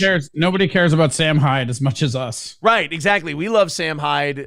Just YouTube doesn't. And I will never call him Froggy Fresh. He will always be Krispy Kreme. He's Krispy Kreme. I think if you put Sam Hyde on anything on YouTube, I think they probably choke it off. Probably. A little. I mean, he was deep in that form. Pretty bad. No, Bleezers is right, though. Like, your boy Krispy Kreme, a.k.a. Froggy Fresh, he was on this Creator Clash thing. They're going to do another one of these YouTuber boxing things that iDubbbz runs. Now, you remember how iDubbbz tried to make Sam Hyde look like a dick, and Sam Hyde flipped it on him? Yeah. The one where he goes, so that woman doesn't do drugs? And he goes, no, she does hair and nails. And then just made iDubbbz look like an asshole. I was like, that's funny because they both had those two different, like, because there's the one that Sam Hyde released of fucking with him, and then there's the one that iDubbbz did of completely everything till he found out he was being fucked with, and then he re-edited it. Yeah, so iDubbbz wasn't going to release his. Sam Hyde released his, and that forced iDubbbz to release his, and he looked like a dick for it. But so now Tyler Cassidy, a.k.a. Krispy Kreme, a.k.a. Froggy Fresh, he was going to do the celebrity boxing thing for Creator Clash, for iDubbbz thing. iDubbbz hates Sam Hyde's guts. Sam Hyde wanted to fight on the last one. They wouldn't let him. Sam Hyde trained Harley from Epic Mealtime, and that Harley won his fight, and it's great excitement, but they didn't want him mentioning Sam Hyde at all, so he had to call him the Ghost of Kiev. Well, yeah, I know. Froggy Fresh decided that he would go to Sam Hyde to train for Creator Clash. He said that iDubbbz and his wife had never reached out to him since booking the fight, but then all of a sudden, when he put up something that showed that he was training with Sam Hyde, they started calling him nonstop. What's your relationship with Sam? Don't put up any content of you doing anything with Sam. We can't risk this, blah, blah, blah. Then iDubbbz's mother-in-law started shitting on Froggy Fresh on Twitter. So Froggy Fresh made an OnlyFans joke about iDubbbz's wife because she has an OnlyFans. Then he told Anissa, iDubbbz's wife, come get your mom. She's out here wilding or whatever. And they kicked him off the thing. They kicked him off it, released 2 statements that were total bullshit about how the event couldn't be safe if he was on it. And now they're threatening to fucking sue your boy Krispy Kreme. The guy has been through enough. Right. He already has to go by Froggy Fresh because of this bullshit, guys. Leave him alone. I don't even know, like, why. Went viral on a music video that had a giant boogie coming out of his nose. Leave him alone. Yeah, so I don't. That was fun. That's right. He did have the giant boogie out of his nose. He also offered, remember his sidekick, Dan or whatever it was? He offered to have Dan replace him as a fighter. But it's so strange that they just keep like getting aggressive with this Sam Hyde shit. It's like, dude, just don't address it. Let it die. It's Sam Hyde, leave it alone. Red Fox Mad with 199 says, I remember Corey and Aaron doing wrestling live. Yeah, I wish that they still. That was on my list. Chicken wing, I have it as. Oh yeah, when we tried to do the crossface chicken wing, and then we put it on YouTube, only for everyone to tell us, yeah, you're hooking it wrong, you fucking idiot. Right, and you like hooked it crazy and almost made me pass out. Yeah, I put Corey in the crossface chicken wing and I reversed the arm clinch. And yeah, I fucked it up really bad and we put it up there. So yeah, we would talk about the crossface chicken wing and we did it on the show. It was a great time. The other one, which was the same, like right next to it with an asterisk, it was just fucking around on stage when we went to your gym and I did that drop kick challenge where I got up to your head that you thought I couldn't do. Yep, I did accuse you of not being able to do a proper drop kick. It's like, bitch, I've been watching wrestling my whole life. I can do a fucking drop kick. That was the day. I remember that day we went to the gym, and then I had to start working out after we were done doing the drop kick thing. That was the first time that you watched me. You said, holy shit, your hands are quick for a guy your size. I remember that compliment. But yeah, you do have hand speed for sure. Yeah, it stuck with me. Too bad you only use it to walk away from fights. I walk on my hands because they're a lot faster than my feet. Yeah, no, they'd have to be. Mikey Two Milk says, is sabotaging Aaron's minivan on your list, Corey? It was just for Mikey. The first time I ever met Mikey Two Milks was we used to do the people would like get a chance to be in the studio, which I always like. I understand the appeal of it as the listener, but I always thought that was the shittiest gift ever. Like, hey, congrats for all the support. Now sit in this fucking corner and don't say a fucking word. It's just a really weird. It was actually weirder when you would do it at your house when we first moved in there. Just like, because we'd be there and there'd just be somebody creepy on the couch looking at us. I'm like, what the fuck is happening? I hate this. That was always uncomfortable, wasn't it? Yeah, it was really bad in the studio too, though, because again, they did it as a prize, and then they would sit in the corner and just stare at you, not interacting at all. Yeah, that was really odd. Those were strange days. If they would laugh while we were doing the show, that always made me feel better. But like if they were just sitting there nervous and just watching, I was like, okay, now I'm a little nervous. This is a little yeah, I mean, it was crazy. But yeah, the first time I ever met Mikey is he had won one of those studio trips, and you had just gotten a new car and you had left it unlocked. Yeah. And so I pull up and Mikey's already there and he's like, hey, I'm Mikey Two Milks. And I'm like, oh, hey, because you meet all these people and it's always funny, you go to like the anniversary show and everybody always they always tell themselves what their screen name is. Yeah, they identify themselves by screen names.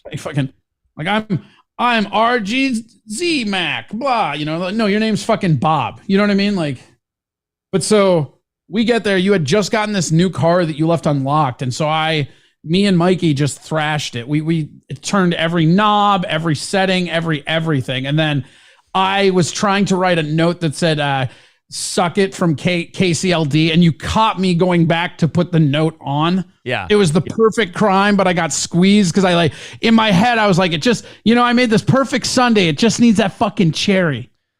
And if we were to redo that today, I think the note would say, don't fuck with Kumia, I believe is what the note would say nowadays. Oil can. Oil can. Raz of Chaz says, I remember the time on radio when Aaron was picking on Corey and Corey got a little mad and told Aaron, fuck you. Yeah, we talked about that one. I remember what that was now. I don't remember the specifics, but I remember Corey used to be a bigger cunt than he is now.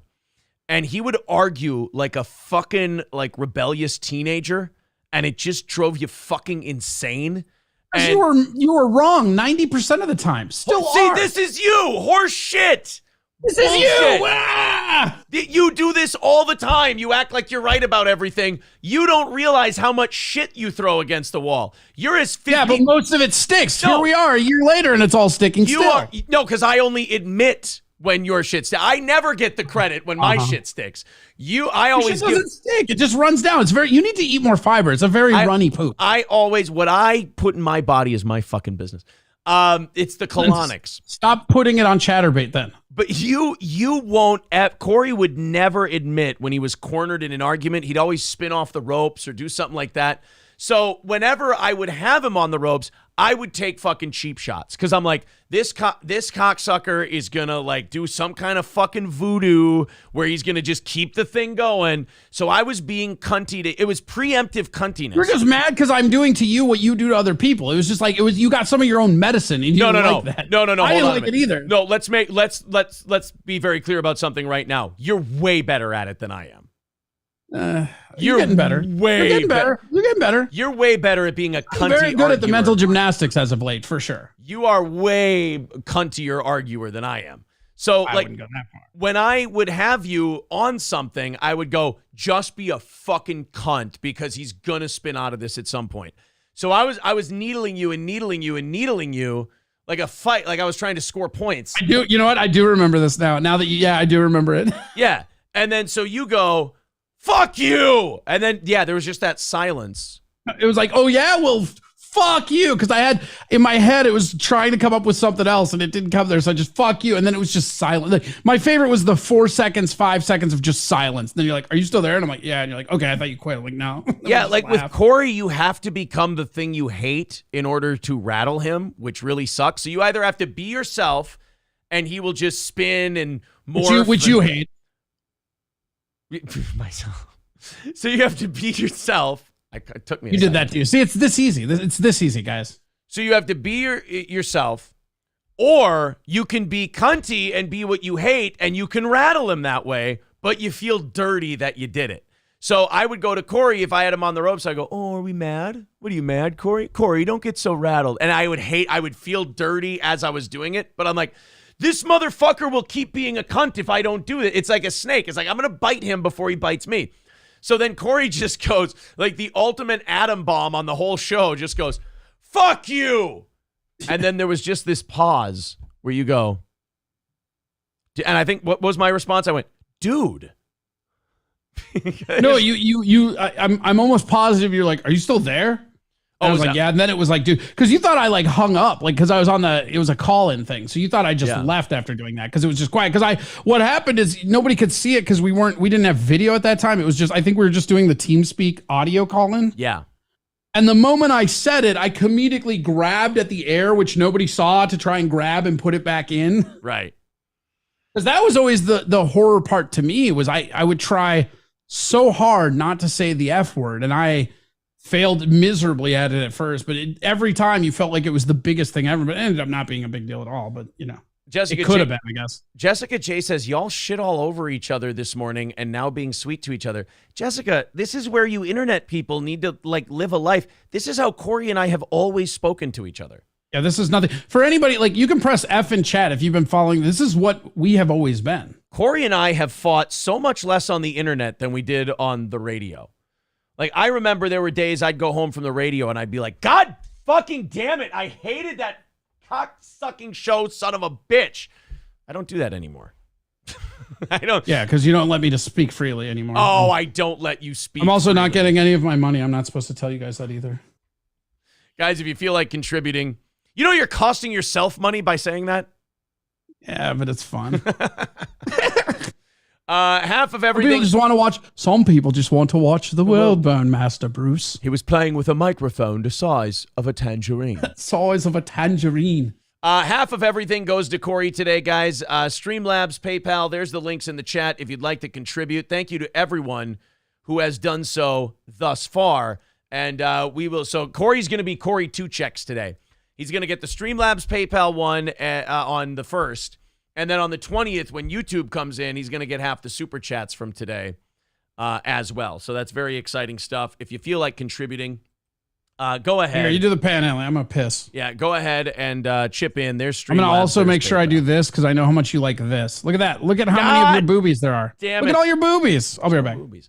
I love that. Everyone who wants to talk about my boobies is way fatter, in way worse shape, and has much larger boobies than I do. I feel like that's a bit of projection. It's okay. I know you won't admit it's projection, but it's a little bit of projection.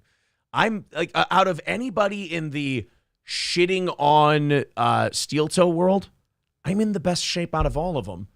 And I'm the titty guy. It's kind of weak. That's all.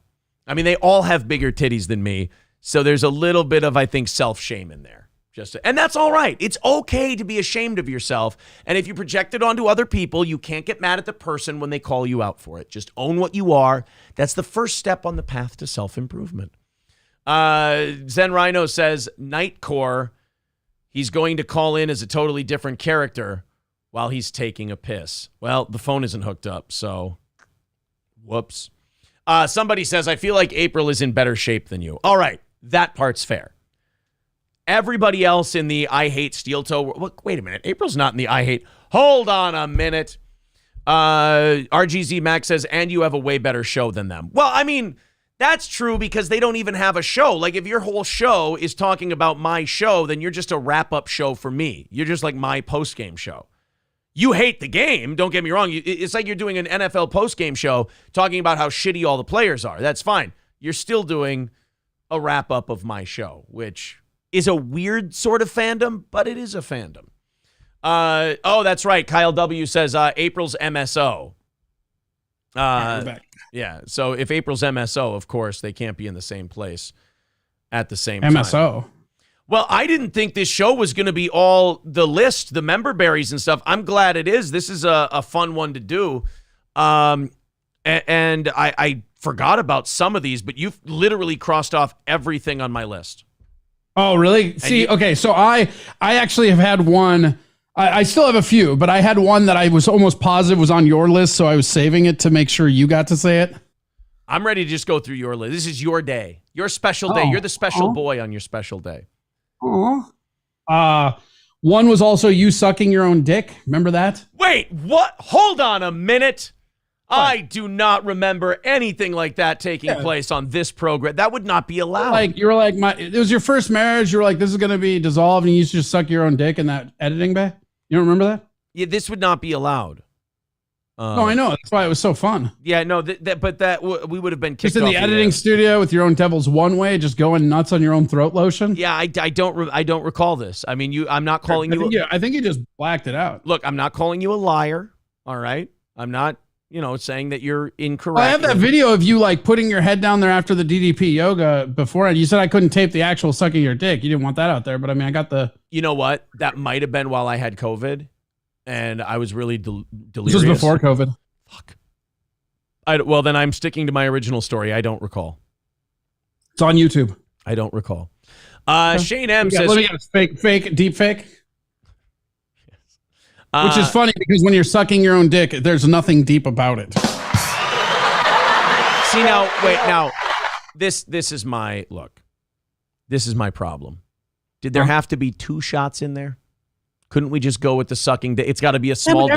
Everybody does the fucking weird one shot. You got to go 2 or 3, man. Combos. You're Corey, punches and bunches, baby. Punches and bunches. You're Corey 2 shots. That's right. Yes. Oh, man.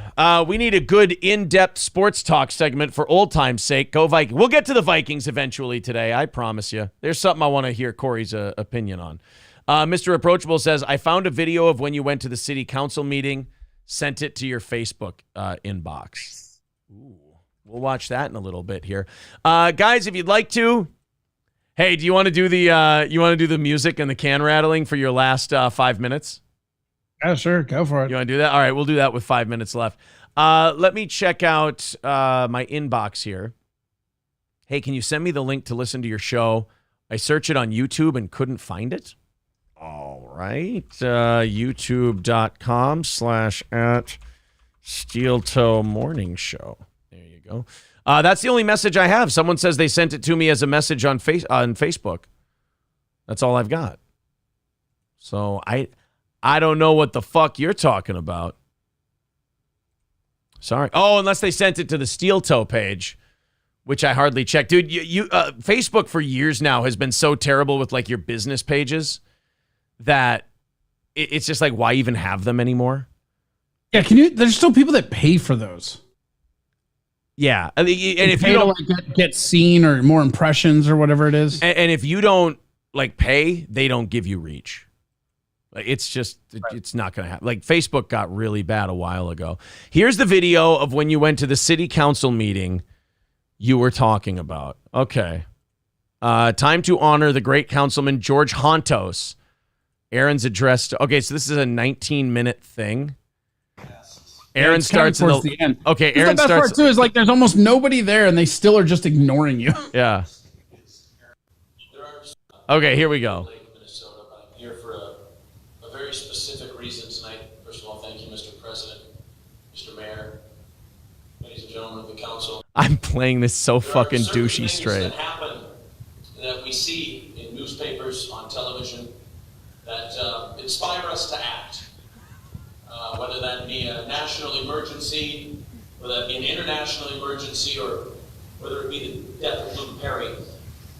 People get inspired to do things and are called to act, and that happened with me when I read a story in the St. Cloud Times about removal of the per diem for the HRA board.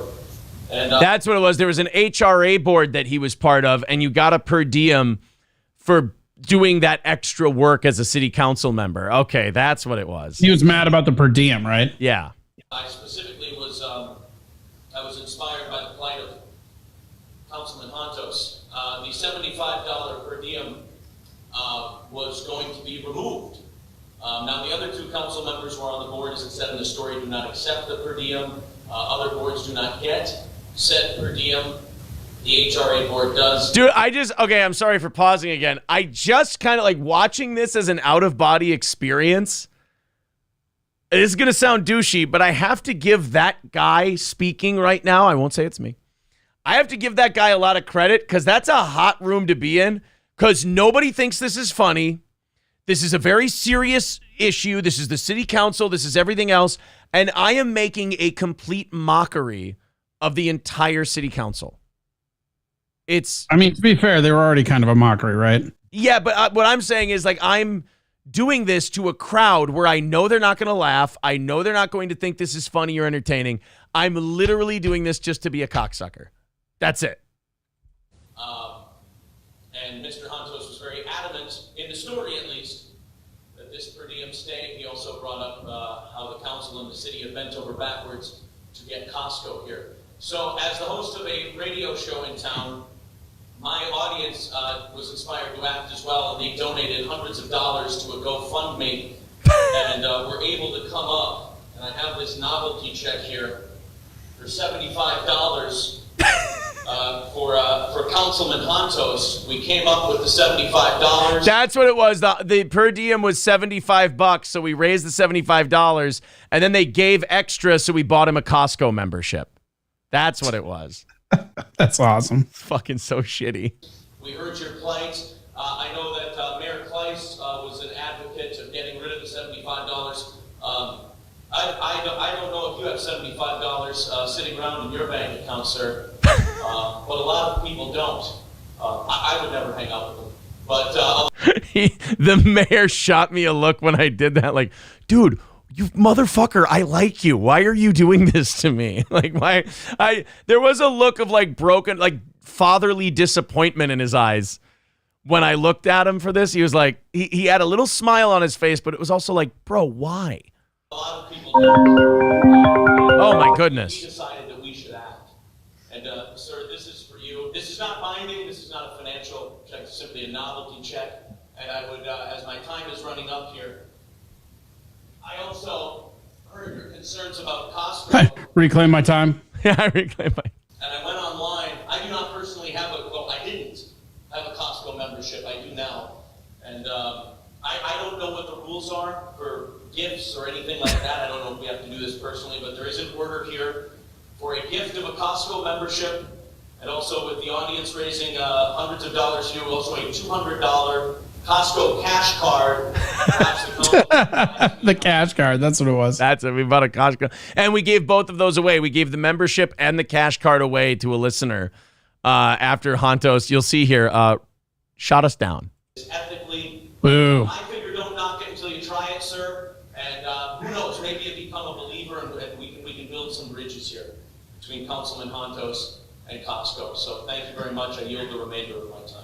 I yield the remainder of my time. What a There it is. I yield my time. I yield my time. No, we don't respond. No, we don't respond. So Hontos wanted to respond. Hontos went, "Can I respond to this?" And the guy goes, "No, Like, we don't respond. This is very personal. I mean, yeah, but we don't respond. Okay, well, And you can talk after the meeting. do you mind if I present? No, I'm not going to accept it, obviously, but I just wanted to show you. God bless you. So tell you. He pulled out his Costco card and he showed us that he was a Costco. So great. I don't need your fucking Costco card. I've got my own. You fucking kid. Listeners, I hope Good one. You really got it there. and that, You get all credit for it. don't worry about my financial situation. Well, we just wanted to make, I'm glad to see you're a Costco member. Thank you, sir. Thank you. Is there anyone else that would like to come forward? There I go. What an asshole. That was one of your memories, was the goddamn Costco. That was so funny. And I just remember how bitter we were that he wouldn't take the check. I know. Didn't it take us a sec to go get, we had to get that check. That was the big thing. Yeah. Get it? It was a big thing. It was a big thing. That was gold. I missed the I miss the radio days. Steel Toe did funny and amazing. Well, you can't really do that shit when you're on YouTube. You're not really locked into the local stuff anymore. So well, that's what I'm saying, man. There's just a bunch of stuff on a vector, and I'm not saying that this show isn't good now, but there's a bunch of vectors on the radio that I've always said that. I just thought it like it hit differently because it's a different show. You know, it makes sense, but it's like there was something so punk rock about us versus the station manager, right? And it's a classic trope in comedy where you have to have all these things that you're battling against or the funny doesn't really come out. I mean, look at Howard Stern. Howard Stern goes to XM and kind of... I said this on Twitch, though, and I said it when we moved to YouTube, and you guys have always said, oh, the radio with the bosses and stuff like that. I will say the difference between you guys and me is that when you guys left, it ended. And you still had to deal with all this bullshit for sure. It made me really a miserable fuck. Sometimes like it wasn't. For sure. I mean, I remember I would come in sometimes where you two would be going at it. Like, I remember there was a couple times I walked in where Gary was on the mic and you guys were fighting on air, you know? Yeah. And I didn't even have on my list, but those were pretty fucking funny too. Cause you would say something and Gary would get so pissed that he would come into the studio and then he would start barking at you on mic. Yeah. And then you would cut his mic and then he would go over to another mic and yell. And like that stuff was all, funny and stuff like that. But we still do a fucking fantastic show as you see the growth in it and everything else, and the audience is still here. I'm not belittling, and it was never meant to belittle the show as it is now. It just my favorite memories were all about because it was punk rock. This feels more corporate. Like, I don't know. Well, you can't. I'm not saying the content does, but just YouTube and Twitch with their it just feels more corporate than a fucking little tiny shack in the middle of nowhere. Right. You want an authority figure to battle. You want there to be a Vince McMahon to our Stone Cold Steve Austin, and I get there's something, but I mean, it's like you look at the internet, right? And again, this is what me and Josh were talking about like a year ago. It's like so you swing at some people. And then they go personal, and now you can't swing back at them. There's no constant give and take at anything anymore. You know, there's not like what we need like a rival morning show to just rise up and fucking have radio wars with. I guess I don't know what the fucking answer is. Right, or like a professional. That's the problem. On the internet, you don't have any professional broadcasters.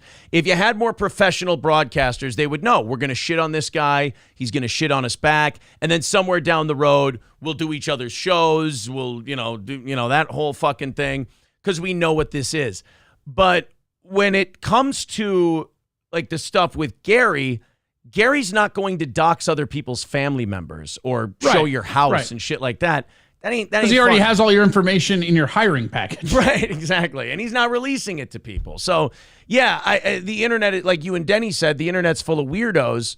So that kind of stuff is off the table until you find somebody that's good-natured about it. And when it comes to like the Gary stuff, as fun as that Gary stuff was for the audience. Well, and the second mics, a lot of it too is, because I've talked to Oz, I talked to Zach, I talked to Matt a little bit back in the day. And as much fun as it was for us, we didn't have to deal with the aftermath with Gary and you. Right. And all we had to do is like deal with you being fucking wound up, which during the radio days you were always fucking wound up. So who the fuck cares? That's right. It was cancerous, like to my soul. I think that's another difference, huge difference too, is that you were always kind of wound up and tense all the time, and now you're not. So when you get wound up and tense, it might be a little bit more than it used to be because it's not like it's like the fucking Hulk in the Avengers where he's like, I'm always angry. You know what I mean? You're not. Right. You're not always angry anymore. So when it is, it goes off. It's one of those things where I've become so much better at a certain aspect of what I do because I don't have that other thing that people may like. I can't do that anymore. So while you lose one sense, another sense strengthens. So it just depends. It's not better. It's not better or worse. It's just different. It's just everybody has their preferences. And again, I think if you were in my spot, you would have liked the radio days more. And if I was in your spot, I might have liked them less because, again, one of the best things about the radio days was I didn't really have to deal with Gary that much. I mean, I remember Gary fucking harassing April and shit. I didn't have to deal with any of that shit. I was just like, oh, yeah, Gary's fucking stupid. April says, I didn't think it was good getting calls from Aaron or coming home to Aaron where he was angry from work daily. Yeah, I didn't. I don't have that kind of I don't have that kind of nostalgia for that part. That other people. Yeah, but would you say you're also kind of bad at leaving work at work, though? Because when I shut off the mic and I go out to do comedy or whatever, I don't even really think about any of this shit. No, because I had to talk to. No, because when I went home, that's what I'm saying. Like you shut it off. You got to talk to Gary. You got to fucking deal with all this other bullshit. And then on top of that, you got to fucking prep a show when you're already fucking angry. Yeah. And now, like, we go to the gym and we hang out with the kids and we go like you forget you leave work at work. It's really nice. Somebody, I think that's the joy about being an independent business owner, though. You get to, with comedy, if I have a great set or a bad set, when I leave there, it doesn't fucking matter. It's a set I did yesterday. I got to go and do another set tonight. Scooter says you can't set the rules. Again, I'm going to address this for people like Scooter who don't want to understand what I'm saying because they just want to be consistently angry. Corey and I were talking about this earlier. I'm not setting the rules. And Corey will say this. I've never once said what someone else can say. I've just said, here's my tap out point. I'll make fun of the things you do and say, oh, he's terrible at this. And when it gets to a certain point, I'll go, okay, well, that's the end of the road for me. I'm done. And then that person can yell, I won. Okay, great. Then you won. I'm not setting the rules. You can talk about whatever you want to talk about. 100%. Absolutely. Unless it's Ukraine. I don't have to be a party to it. That's all. That's all I've said, Scooter G. Yeah. I just don't have to be a party to it. I'm sorry if that's inconvenient for you. I'm sorry if you want me to play the game. I don't feel like it, but you can play it all day long as evidence right there. Thank you very much to Robert with $20. He says, good luck, Corey. There you go. Nice. Yeah, and Citizen M says, I get writing off Zumach. He's a piece of shit. What he did to Aaron in April is unforgivable. Yeah, I mean, showing people's houses, and then it's the wrong people, and then showing other people's houses, and then families and stuff like that. Like, again, I'll make fun of you. I'll say your show sucks. Absolutely. But then I won't do that stuff. So if that's where you want to go, that's where I'll let you have whatever victory you think that is. I will allow you to have that. Works for me. Dibs. Yeah, victory. Dibs. I'll take that W. It's the internet. It's not real. There are no W's. I've never won or lost anything. I can tell you that much. Everyone who wants a W on the internet is actually getting an L. That's the reality. 100%. And there's only one stat. Audience size. That's it. Honestly, that's the only measurable stat. Well, and I think that's what, again, like for a comic, that's not even a stat to like it's quality of show for me. It always has been. Like I understand in broadcasting, it's all audience based and numbers because like there's a lot of autistic number crunching that goes into broadcasting. Oh no, I mean like it's the only measurable piece of data. Like quality of show. I see what you're saying. Yeah, quality of show is not a measurable piece of data. That's open to opinion. Super subjective. I got you. I misunderstood. Yeah, but like the only scoreboard you have is viewership. And I think when you put it in that perspective, you see why a lot of these places don't like our show. That when you start looking at the actual numbers of it, you go, oh, it starts to make a little more sense, at least. Yeah, but they're kind of like the Joker in Dark Knight. What would they do without us, right? That's what I mean. Yeah. Like they have to if you don't tie yourselves to steel toe, you don't get any traction. And by the way, in such a small universe, that's why we always said, we want to go beyond this universe. We want to be doing this show 10, 15 years from now. However that may look. And in order to do that, you can't marry yourself to one group. Like you and Josh said, you can't marry yourself to like one thing or one community. You got to do a show every day. What else is on the list? Let's see. We have, Gary's fucking ridiculous voiceover. Do you remember when he did that for me? Where he told me I had to like do these voiceovers and he made me sit in a bay for, you actually an hour. Them? Dude, he made me read over these things for like an hour. Paid me for the hour, and then basically belittled it and told me he wasn't going to use them. And I'm like, good, I don't fucking care. Dude, that's another Gary story I didn't know. Oh, yeah. It was, maybe you weren't there because it was right after. And he was like, hey, do you want to make an extra? Somebody was supposed to come in and do some voiceovers that wasn't there. I forget the fucking story, but he gave me this list of stuff to read and then basically kept telling me to read it differently and basically just was a prick director while I kept reading these with different inflections. So he basically made you do the WNBC thing. Kind of, but not quite like that. But yeah, I mean, for story's sake, for sure. Wow. And then after about an hour of that bullshit, I was like, I gotta go. And he's like, oh, okay. And then the next week I was like, did you use any of them? He's like, no, they're all shit. I'm like, oh, thanks. What a fucking asshole. Did you get paid for that? I believe I did get paid for that. Okay, you did get paid. It was like pulling teeth to get paid. Okay. So he paid you for it, but he never used them. Ugh. Right. Zen Rhino says Raleigh's. That was what it was for Raleigh's, and it was because Raleigh didn't come in when he was doing it, or he was gonna because Raleigh used to do his own voiceovers for some. Oh, of his that's shit. right. Yeah. I remember that for his little 15 seconds ads that he did.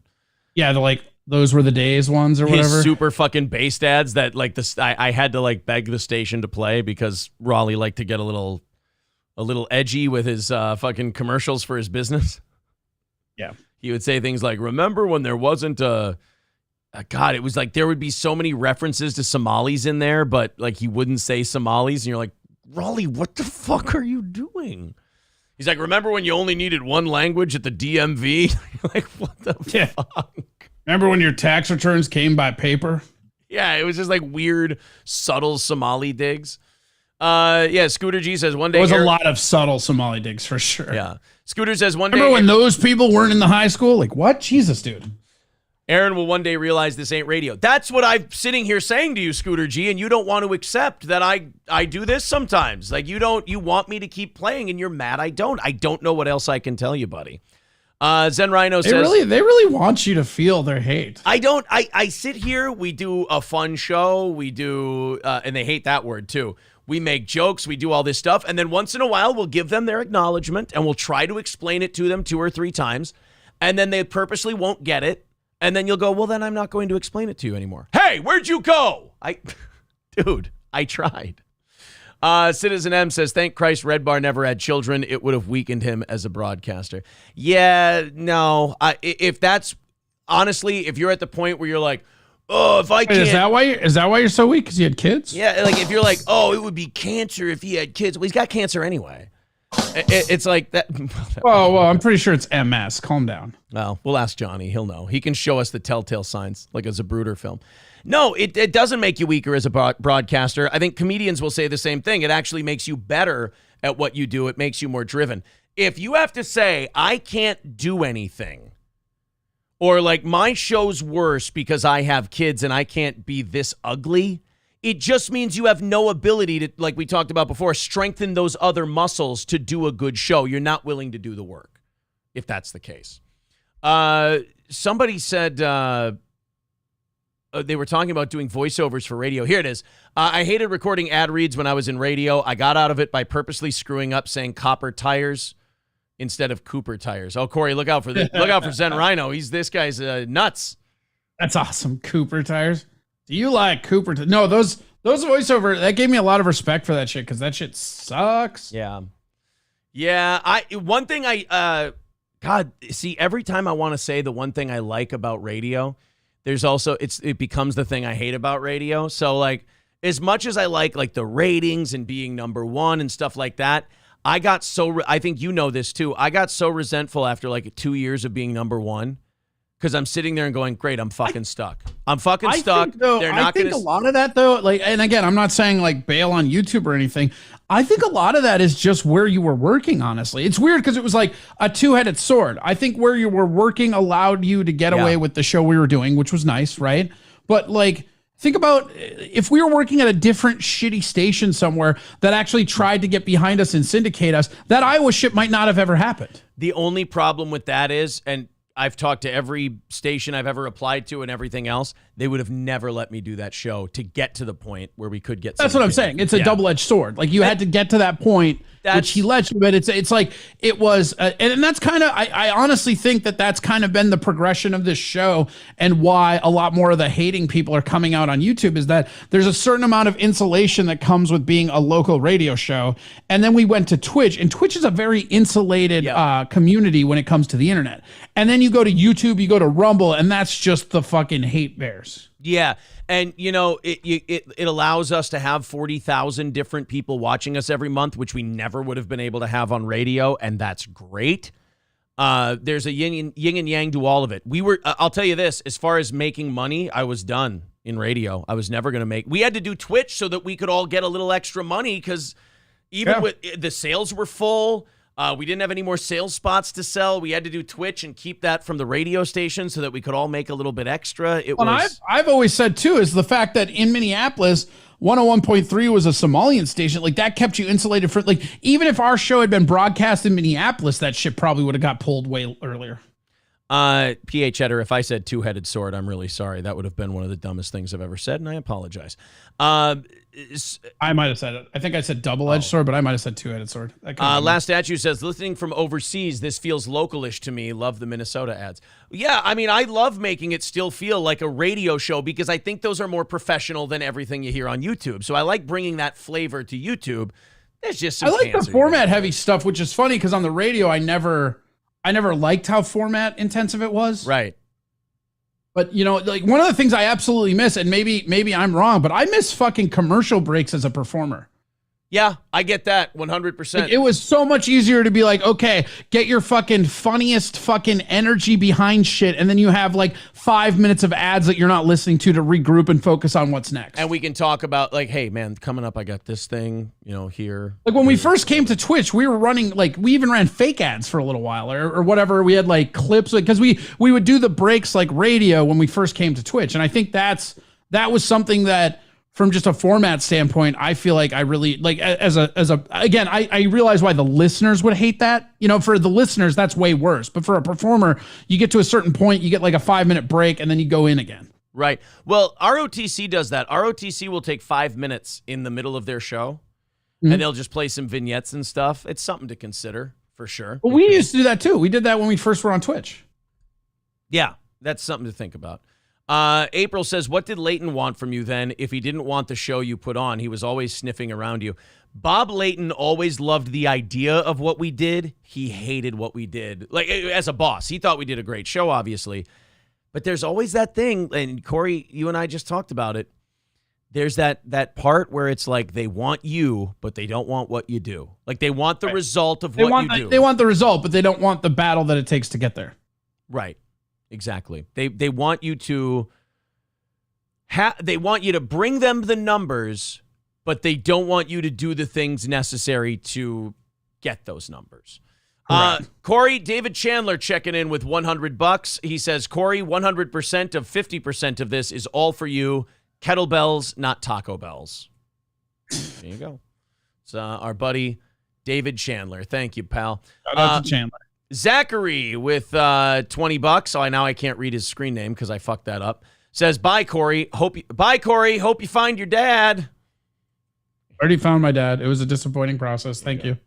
Yes, we've got half of everything today is going to Corey. Super chats, memberships, Streamlabs, PayPal. There's the link in the chat if you want to contribute to today's show. No goal today, nothing like that. Just, giving Corey the best possible send-off today. What's next on the list? So, all right, this isn't from the radio, but this is just one of my favorite memories, and that's giving you half of a weed chocolate at the casino. That was the day I found out. And then having you tell me for at least a week that I gave you a full piece. And you gave me a half. Yeah. So. And I was on like 2 of them at that point. What was the milligram count on that? Do you remember? Like 25, if that. So that was a 12 and a half then, technically, I took? Maybe, if that. Okay. Probably closer to 7 would be my guess. I'll tell you this. I take 2 of those, the stuff we're allowed to sell in Minnesota now. I take 2 of those 5 milligram edibles. I'm on my ass. I'm high as a kite with 2 of those. Surprise me. So with one of your, with a 12 and a half, I can see where that would be an issue. But yeah, you gave that to me. And I remember I was about to, before we ordered dinner from the steakhouse and everything and brought it up to the room, I remember I was about to ask you for another one because I didn't feel shit. Like I didn't feel like it was working.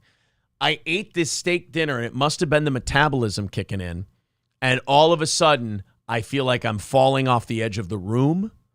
Yeah. I think that I had this. My favorite is you grabbed onto April's arm like a fucking toddler, and she had to walk you. We were walking you back up to your room, and you look like a really scared elderly person. You were just like, yeah. So I'm sitting on the bed, and I'm terrified. I'm like, I'm falling off the bed. I look behind me. There's at least a foot of bed still behind me, but I feel like, and there was this visual phenomenon I was having where if I couldn't see it, it didn't exist. So around the corner in the room didn't exist, and behind me didn't exist. And I started telling everyone that there was a Menards behind me, the hardware, the home improvement store.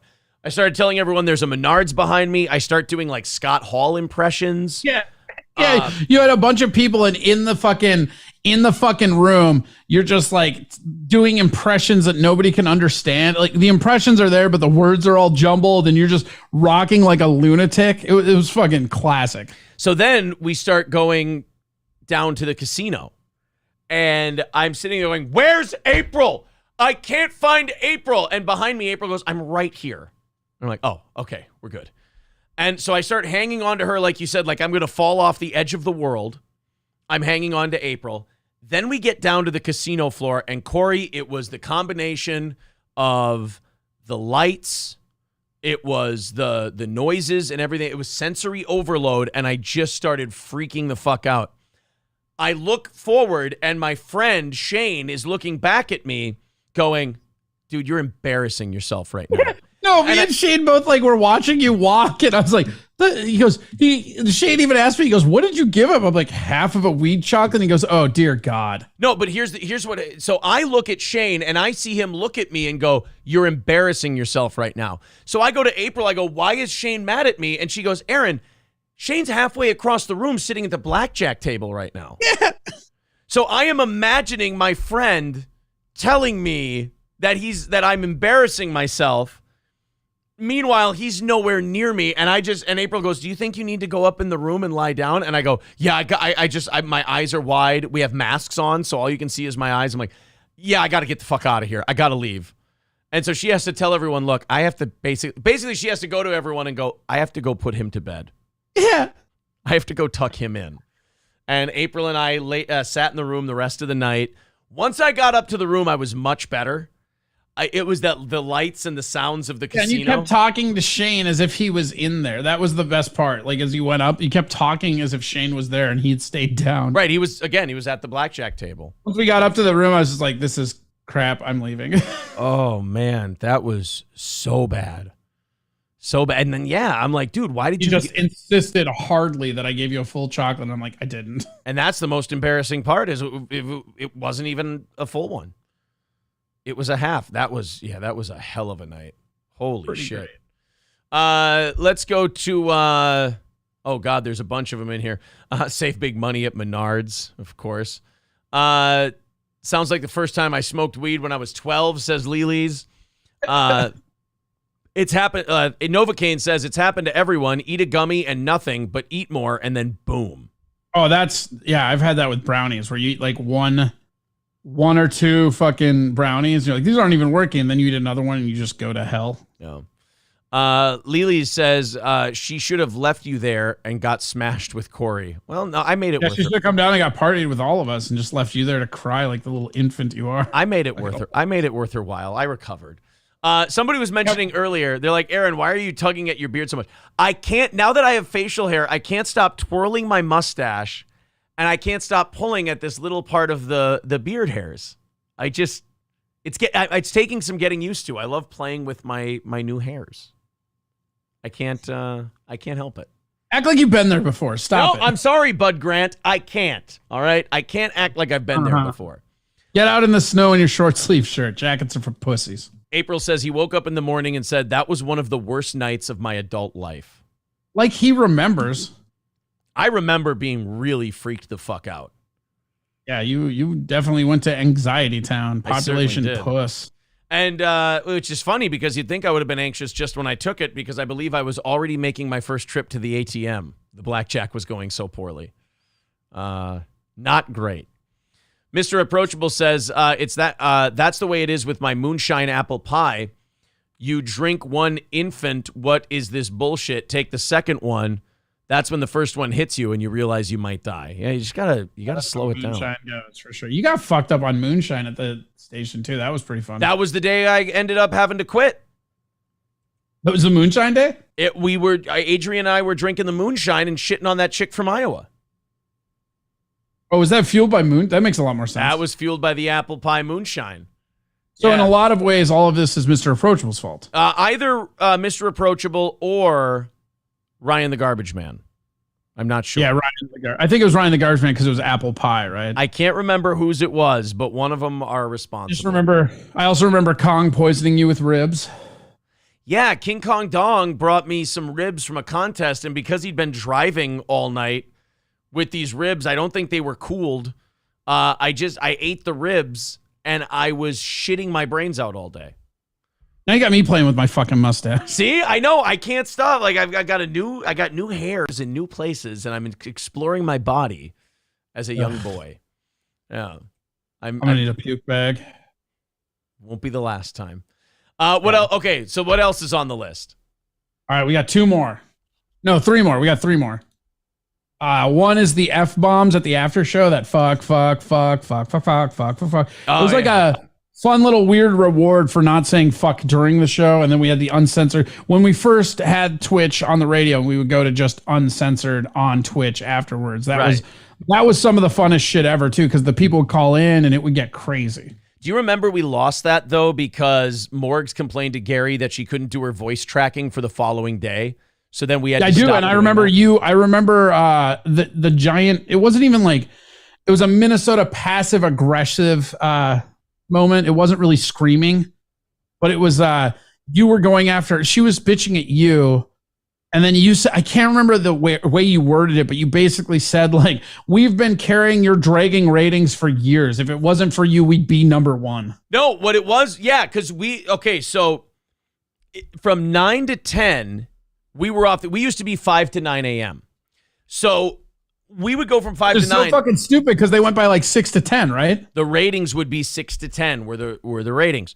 So Morgs would come on and nobody would listen.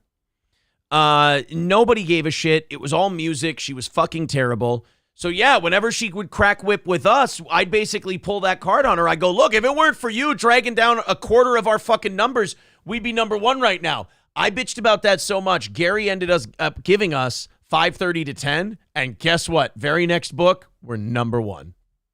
Oh, that felt so good. That felt great.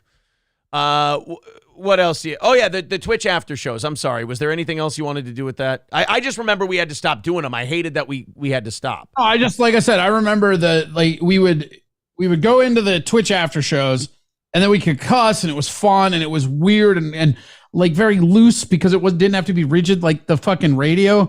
And then it was, I didn't know that but it seemed like there were 3 or 4 times where Morgs was mad that we were having fun. Yeah. And that's what that was all. It wasn't anything that she had to do, but it was just like she had to make sure we weren't having fun. And that's what I meant about that whole fucking station. You would walk in and all of us, we would have like this weird scarlet letter on us because we were part of the morning show. Right.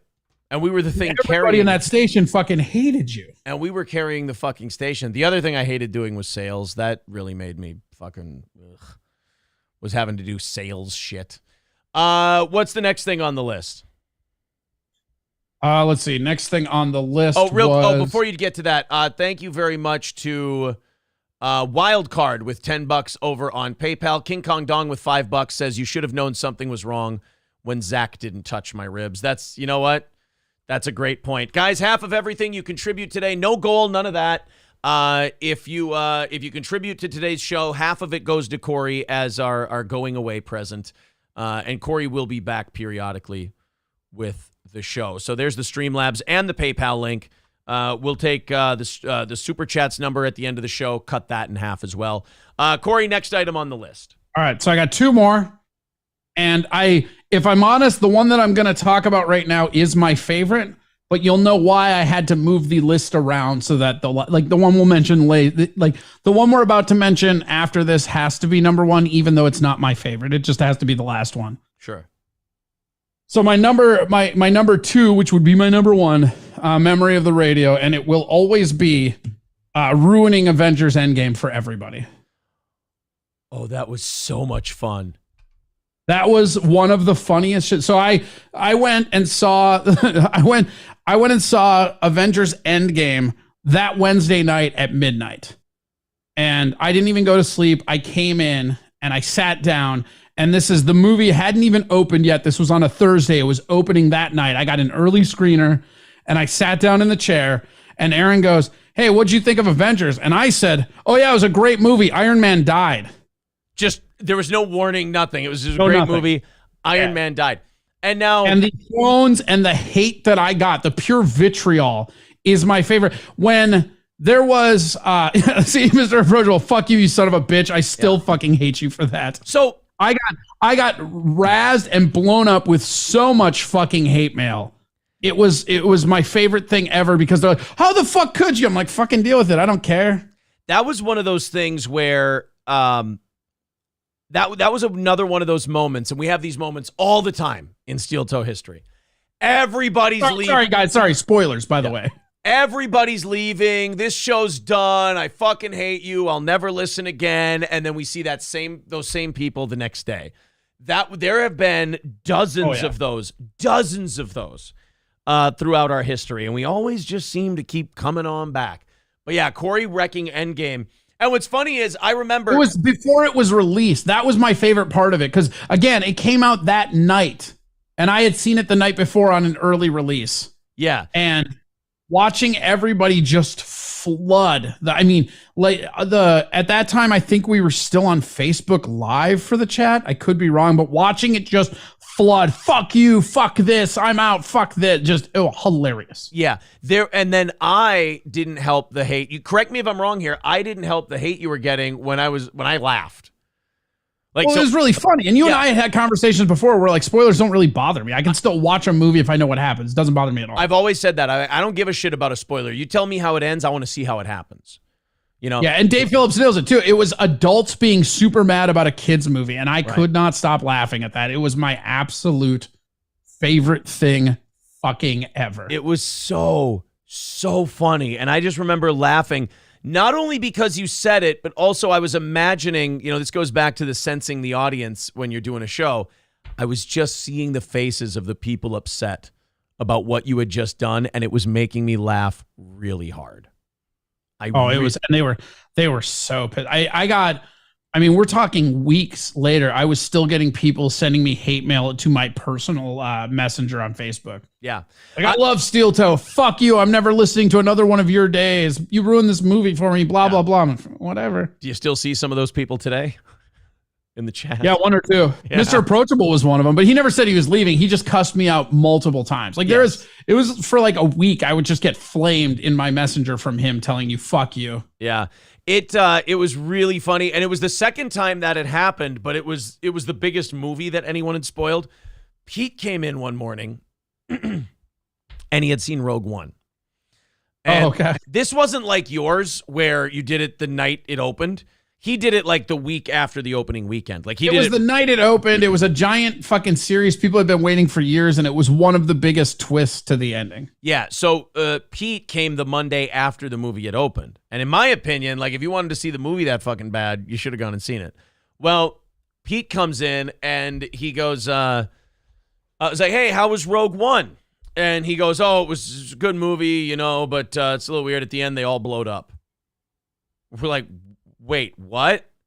Oh, yeah. At the end of the movie, they all blow up. All the people, for the Death Star and everything, they all blow up. I'm like, really? He's like, yeah, there's a nice story about a guy and a girl, and they like each other, and they have to go on this mission. And I'm like, oh, what happened to them? And he goes, they all blowed up, too.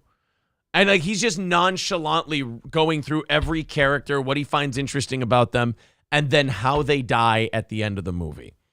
The reason I don't think that one's as bad as spoiling Endgame is because it was a movie about attacking the Death Star. We know that the Death Star doesn't get taken down. You know that they're not going to be victorious here. You know this isn't going to go well for them. Big thank you to Adam with $45 over on PayPal. Thank you very much. We're gonna do one more rattling of the cans for Corey with 5 minutes left. We'll run a Corey train. That sounds terrible. I'm sorry. We've got half of everything going to Corey today. Super Chats, Streamlabs, and PayPal. The easiest way for me to keep track of it. That's really helpful. And easier for me to send it to Corey afterwards. The visual of it, how much came in, all that shit. And then Super Chats will just take, when we end the stream, it shows us how much came in. I'll just half that number. Bobby Heenan with $4.99 says the best way to judge someone's character is how they treat animals and if they ruin Endgame. There you go. Oh, sorry. I didn't read what he read. I was too busy kicking my cat. Oh. So now you got one more left? Yeah, this one's just kind of tongue in cheek, but I feel like it has to go last. All right. That is of all the since being in Steel Toe, I've been a lot of different places, a lot of different gigs, right? But I don't know that anyone will like really stand out as the time that I got to go to China to watch a ping pong tournament. Oh yeah, I forgot about that. You went. What part of China did you end up going to? Well, it was Hong Kong, and it was right before COVID, and it was really cool to go down there with my Steel Toe shirt, and That's it's just really great. I was looking really forward to it, because I had never been out of the country for just any kind of gig related to Steel Toe, so it was pretty cool. Sure. So now you went to this tournament in Hong Kong. What were they playing? They were playing ping pong, actually, and they had fun. a bunch of people there for the tournament. And then they also had like some celebrity guests. They had like a bunch of panel of people. It was pretty cool. That's really awesome. Okay. I don't know why people are saying Jesus Christ no or yes in the chat. You haven't even told your story yet. This is your last one. What kind of people did they have there? I almost said some slurs. Mostly Asian people. And then they had a panel of like celebrities. They had a lot of the celebrities couldn't make it, but they had a couple big names. One huge name that you would remember for sure. Oh, really? Who? It was King Kong. Oh my God, King Kong was there. Yeah. Wow. He actually was competing in the tournament, which was kind of cool. But the weird part is like, so he's a big guy, right? So they didn't have a paddle for him. Really? Well, then how do you can't play ping pong without a paddle? Well, so, at first he was going to just sit out, but they really wanted him in there. They wanted the sponsor money, all that shit. So okay. I'm sure he's a big draw. They just let him use his penis as a paddle. Hold on a minute. I'm inclined to not believe you. I think you're full of shit. You're telling me that King Kong went to Hong Kong and he played ping pong with his ding dong. All true. Unbelievable. You see why that had to be last, though? That did have to be last. There was one thing on my list that we can get to here before we rattle the cans for you one time and, once more for the road here. The time where the Minneapolis comedy community, tried to cancel you and get you muscled out of all this shit. And I think it was a very important point for our show because we would always preach, again, this is back when you could still fight against cancel culture. I mean, we've lost this battle now, clearly. Yeah. But this is when there was still a fight to be had. And we would always rail on it and shit on it. And like, people shouldn't, do all this and that. And you should leave people alone, let them do their show. And when you were getting the personal vendettas and the claws were out for you and that whole thing, and we're going to get him and he's a bad guy and all that, we had Gary, we informed Gary about it because we knew it was going to come up and we didn't want him calling us first. And sure. Gary was ready to go, nope, I don't want that coming back on the station. I don't want any of that. And I remembered when I was talking to Gary, I go, Gary, this is our chance. We get to actually practice what we preach. Very rarely do you get to do this on the radio and in broadcasting in general. You get to be a big mouth and it doesn't mean anything. And this is the one time we got to go, hey, we can have this whole stream of canceled people lining up and we can finally swim against stream and actually show that we walk the walk. And we fought for it. I talked to Gary. Thankfully for him, it didn't take too much convincing because all I had to tell him was they're not saying anything about the radio station, which was true. And he goes, if I hear anything about the station being connected to this, I'm going to blah, blah, blah. And I'm like, you know what? Sometimes you got to take your victory when you get it. You go, you know what? Fine. Good. There you go. If it comes back on the station, you can do whatever you want. But right now, full steam ahead. And we did it. And it worked. And obviously we got to this point here. That for me was a big moment, not only for me, not only for you, but for the show, because we finally got to show that we meant the things we said. And I think that meant a lot to myself and also to the audience. Yeah, meant a lot to me too, just to have people there. Same thing when you got kicked off radio. It was one of those things where a lot of different things could be schism, but I never felt like that was, Right. either one of them. It was just kind of a united, like, all right, here we go. Yeah, absolutely. And I think when we talk about the show being different on radio and we talk about the show being different in streaming, that's absolutely unavoidable as they are two different mediums. But I think one of the things about radio that we will never be able to recapture, like there's a lot of shit we can do now that we could have never done on radio. Like, say fuck Or talk about half the fucking topics we talk about we couldn't do. People forget that. Now that we've been able to do this successfully for 2 years, people are like, oh, here's what I miss about radio. Yeah, but this show, if it went back to radio, you would go, people immediately go, God, this show is so much more tame than it used to be. This show is so much safer than it used to be. Because one of the things that made radio really interesting, and you used the term punk rock, there were so many rules on what you couldn't do that we could break them and it would seem punk rock. Now we're probably doing more offensive shit than we did on radio, but it doesn't feel punk rock because it's the frontier. There's no rules. You're not banging into any barriers or anything like that. There's just, now for this, it's just, you get a ban, Well, and I think that's kind of the double-edged sword of it again, to go back to that analogy, is that I think, I honestly believe this, and I've always thought this, is I think you're able to get to some different comedic gems when there are those limitations imposed. Yeah. I mean, like saying fuck for fuck's sakes is fine, but it's not going to add, if you have to, instead of saying, so I was fucking this broad, like, I was banging her, whatever analogy you have to use, there's something about existing within those constraints that really lends itself to a bunch of weirder, funner things that you wouldn't scratch the surface of. Like there's things that we miss out. It goes both ways. There's stuff on the radio that we would miss out on because we wouldn't be able to dive in depth on an entire topic like we can on the internet. Or talk about. But then on the radio, there's stuff that you can't talk about, so the workaround becomes a little bit more funny sometimes. Yeah. The craziest thing about like this show in general is that, the reason are like, whoa, punk rock on radio. Technically, it should have never existed. That's the craziest part about this show. If anyone had been paying attention ever, it should have never been allowed to exist. It should have never happened. If we were still on radio these last 2 years, we probably would have been fired 7 or 8. During COVID, we definitely would have been shit canned. Sure. 100% we would have been gone. At some point over COVID. They had guns out for us. A show like that can't exist on radio. This was, I think you and I have said this, this was always kind of the natural progression, whether we wanted it to be here or not. We kind of talked about that on radio, where someday this show is going to have its own server or be streaming or something like that, because they're just not going to let you do that kind of stuff.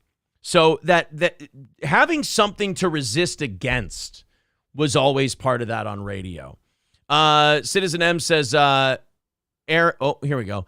Aaron, but that's not what made Steel Toe exciting. You're what changed. Had to change. Not only getting older is number one, having different interests, number two, but like we said, it's a different format. It's a different thing. Yeah, and I still love talking about the things I love talking about, and we still do a very funny show here. It's remarkable how good this show is. But I think the thing that made the punk rock radio feel of it was, and I'll take your thoughts on this too, there were things we couldn't do. Yeah, that's what I'm saying. Like the existing within the constraints, it's like writing a joke as a comedian, right? Sometimes you'll write a joke and the punchline comes to you so quick that you're like, somebody has to have said this. Right. And so what you do is you set that punchline away and you write another punchline. You dig a little deeper. And I think sometimes with radio, with the constraints, it forces you to dig a little deeper. But that's not to say that it's better, because then there's topics that you just can't broach at all on the radio or have a conversation about at all on the radio that you can on the internet. They both, it's like a handgun versus a shotgun, right? They're two different tools. They both do what they're supposed to do, but they're different. It's not, one's not better than the other. They're just different tools. Yeah. That's exactly what it is. And you got to, adapt or die is kind of how it goes. Let's go to Raz of Chaz. Oh, Raz of Chaz, call back. He wanted to talk to you before we run here. Shoot. All right. Darn it, to heck, shoot. Call back, we'll get you on. The Fire Ginger with $2 says it's like Botox shots on YouTube. Flimsy Greenberg with $5 says great conversation. Not sure radio is the place for it. The show we do now, yeah, forget it. Yeah, no, that's not on radio at all. Not a chance. The show, I will tell you, knowing that business how I do, if we went back today, we'd be canned for doing the show we did. Like, it's changed. I think if we went back today, I don't think we would be canned, because I think that you at least have some foresight knowledge of that to where you avoid. But it definitely wouldn't be the same. It couldn't be the same show, 100%. Couldn't be the same show it used to be, that's for sure. Honestly, like, so what? You're going to go back and work for Cumulus or fucking iHeartRadio? Because that's really all it is anymore. Right. And those stations, those like companies. Like, as much as we want to fucking, like, make fun of the Red Shack that rocks, or like that's a dying breed. Those kind of stations don't really exist anymore. There's probably, 2 handfuls of them throughout the entire fucking country at this point? Yeah. Cowpoke call back later, too, because we got a couple of people that want to talk to Corey here. Black Ornament says that breeds creativity. We understand, but that's not what the criticism. We weren't responding to criticism. I was talking about something. You're just talking. What? I know. Isn't it amazing? It's incredible that you go, hey, he and I are having a conversation about something we said earlier. That's not why I hate you. It's like, I wasn't talking about why you hate me. Like, it's not what we're doing. Like, I'm sorry, and this is going to come as a shock to you. This program is not about you, Black Ornament. I'm sorry. And also, I put Curly Adams on there too. That was all created on this show. Oh, Curly Adams. Yeah, somebody did bring him up. Okay, I want to do a couple of things. There was one more thing. Oh, P.A. Cheddar saying moving to Twitch gave you a larger audience. Yeah, and then moving to YouTube gave us an even larger one. Yeah, the audience gets better. But the audience gets bigger, I should say. But yeah, every time you go somewhere else, you need to do different things. Let's go to Raz of Chaz. Raz, what's up? Well, the audience is definitely not getting better because I'm calling in. So I just wanted to, I just want to remember, Corey, don't forget that there's a guy in Big Lake throwing screws in the road. So make sure you be careful when you're driving home. Oh, that's right. I forgot about that screw in the road guy.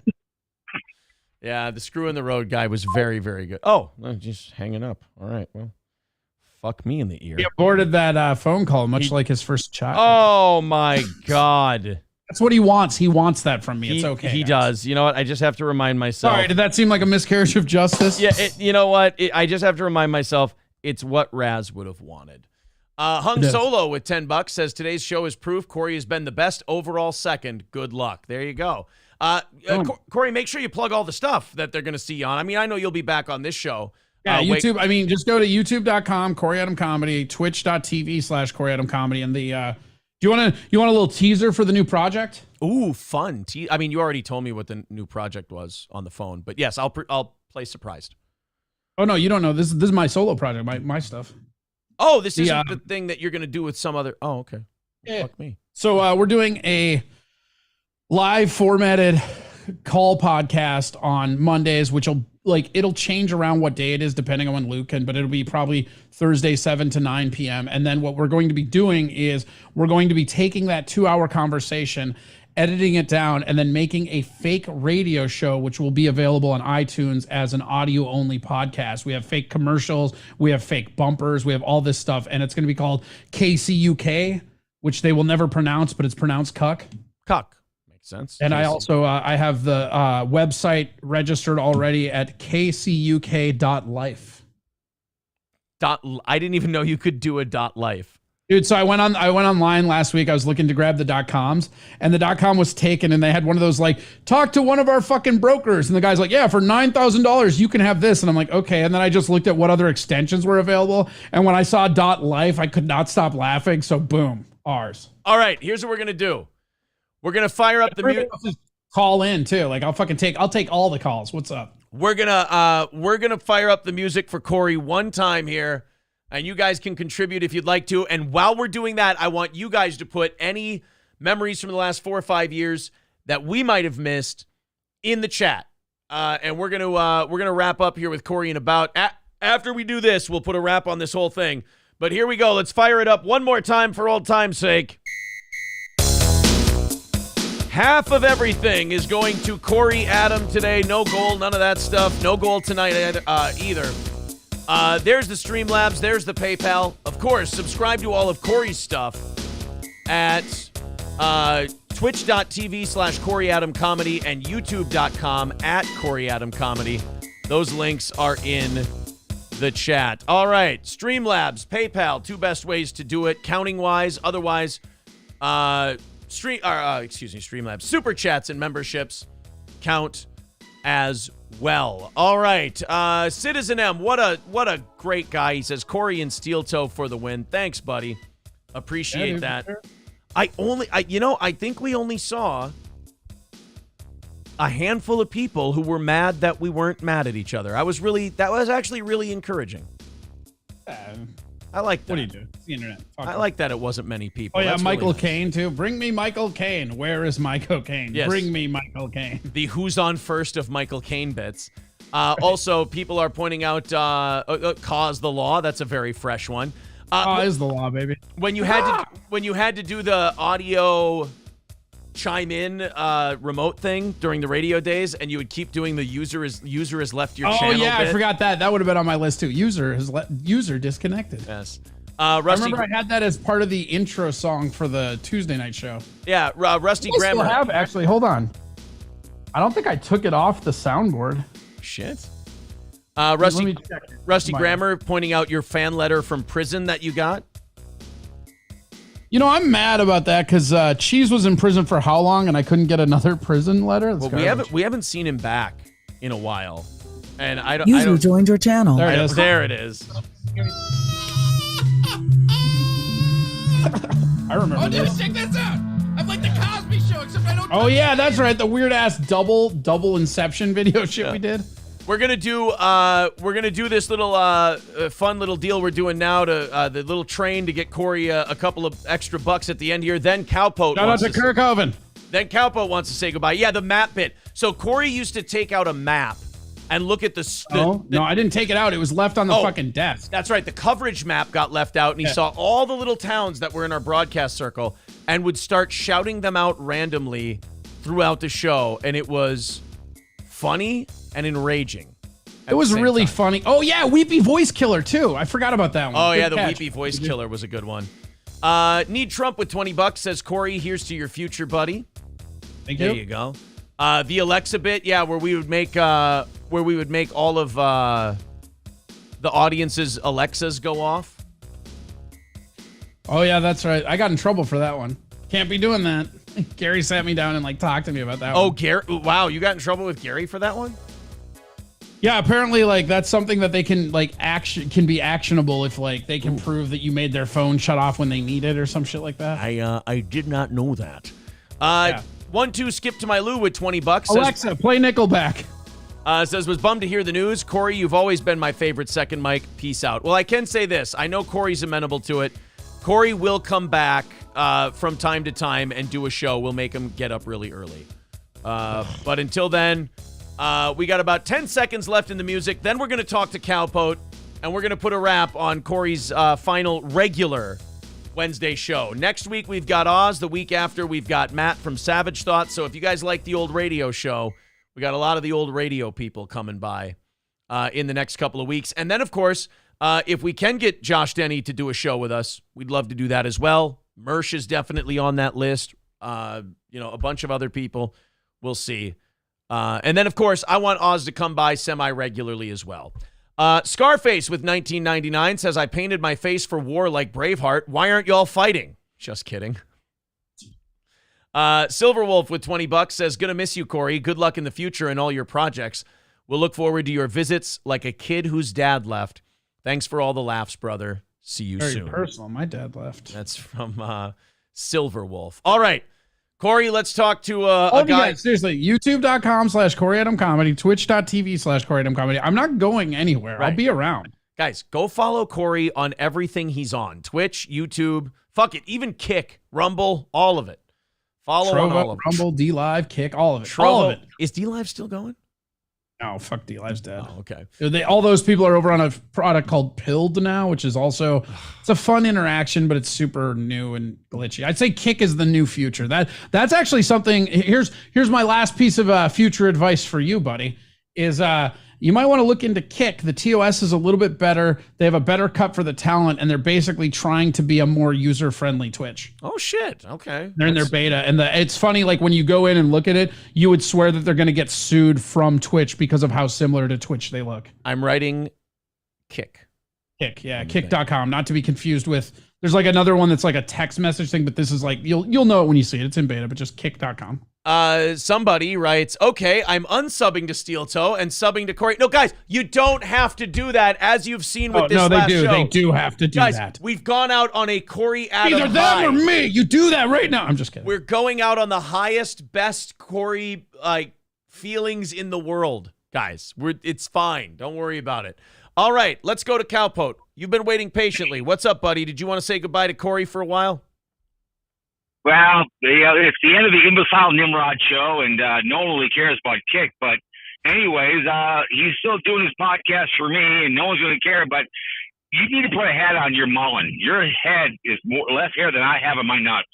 I mean, my God. I think I own it pretty well. Well, I know, but anyway, so. But no, let me ask you. So, Cowpote. I'm going to talk over you. Why does your nuts look like you're wearing a merkin? Cowpote, I got to ask you something because you're turned down right now. So stop talking and listen. Listen. If I own the hair, and that's how my hair's always looked. Listen. There you go. Listen. If I've owned it and it bothers you, why should I have to change it if you're the one with the hang up? Well, I worked in the hair care, but I can get you a wig, make you look like a real man instead of a balding fool like me. I don't want a wig. I want to be a balding fool like you. Well, then shave it all off and look like Corey. I just said I want to look like you. You can be like the Michael Jordan. I didn't shave this off, Cowpote. This is chemo. Thanks. Yeah, Corey has cancer. That's why he's This last show is my Make-A-Wish, and you're really fucking it up. I offered you $100 to leave the show this morning, cash. You didn't do it. He made more not doing that. I made more off half the super chats. What are you talking about? You don't make any money. You're an e-beggar. It's all you are. You've never worked a day in your life. Well, yeah, we are e-beggars. That's true. I worked quite a bit. I worked in restaurants most of my life. You're selling knives. I got you that job. You have the Hearsay and Live podcast. I paid $30 on you already. You want that money? Yes or no? No. Why not?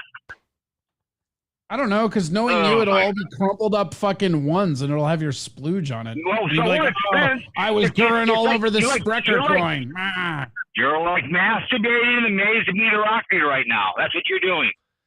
You hear that, Corey? You said you're masturbating while you talk right now? I didn't hear what you said. You're masturbating in the maze of mediocrity on this mediocrity podcasting. I mean, I'm a no-brainer. So you guys realize. What? Have we graduated? Big words for you. Yeah, Corey, have we graduated from a small podcast to mediocre? I'm excited. I guess. So you got fired from real radio, the Double G Hard R. I mean, look at how prejudiced you are. Come on. Look, I know this is how you express emotions, and I'm going to miss you too, Cowpote, all right? The woman could get any man, and she's desperate for a man of your stature who's wearing undergarments and your boobs are showing. What the hell's wrong with you? Cowpote, I'm wearing undergarments? I'm not wearing undergarments. You have bigger boobs than I do. Oh, my God. Look at you getting fired from Burger King after you got fired. You can just call me Corey. You don't have to call me God. It's fine. Cowpote, God. Why can't you just tell Corey you love him? That's what this is all about. I love you too, Cowpote. I don't love him. I lost him. I don't love him. I lost him. I love you. I love you, Cowpote. Hey, listen, there's nothing wrong with when I come back up, we'll go make out under that bridge that you like so much. Sure, no problem. We can do that. I'll get you airtight. I'll get you. Airtight is going to fill your hole full of dicks. But men have 2 holes. Men have 2 holes. Well, Challenge $20 accepted. $20. I'm feeling delicious. Come on the show for once, Corey. Don't be a coward, and then don't hang up on me. I'm feeling delicious. Cowpote, I'm feeling delicious. Cowpote, why is it whenever I have you on, this is my fault. This is not your fault. Why is it whenever I have you on, I think it's going to go really well, and I'm always wrong, and I never learn? I just have fun. It's just podcasting. It's all it is. It's not real radio. It's just internet radio. It's no big deal. But would you but this is Corey's last regular day on the show. Would you like to say something nice to him for his last day?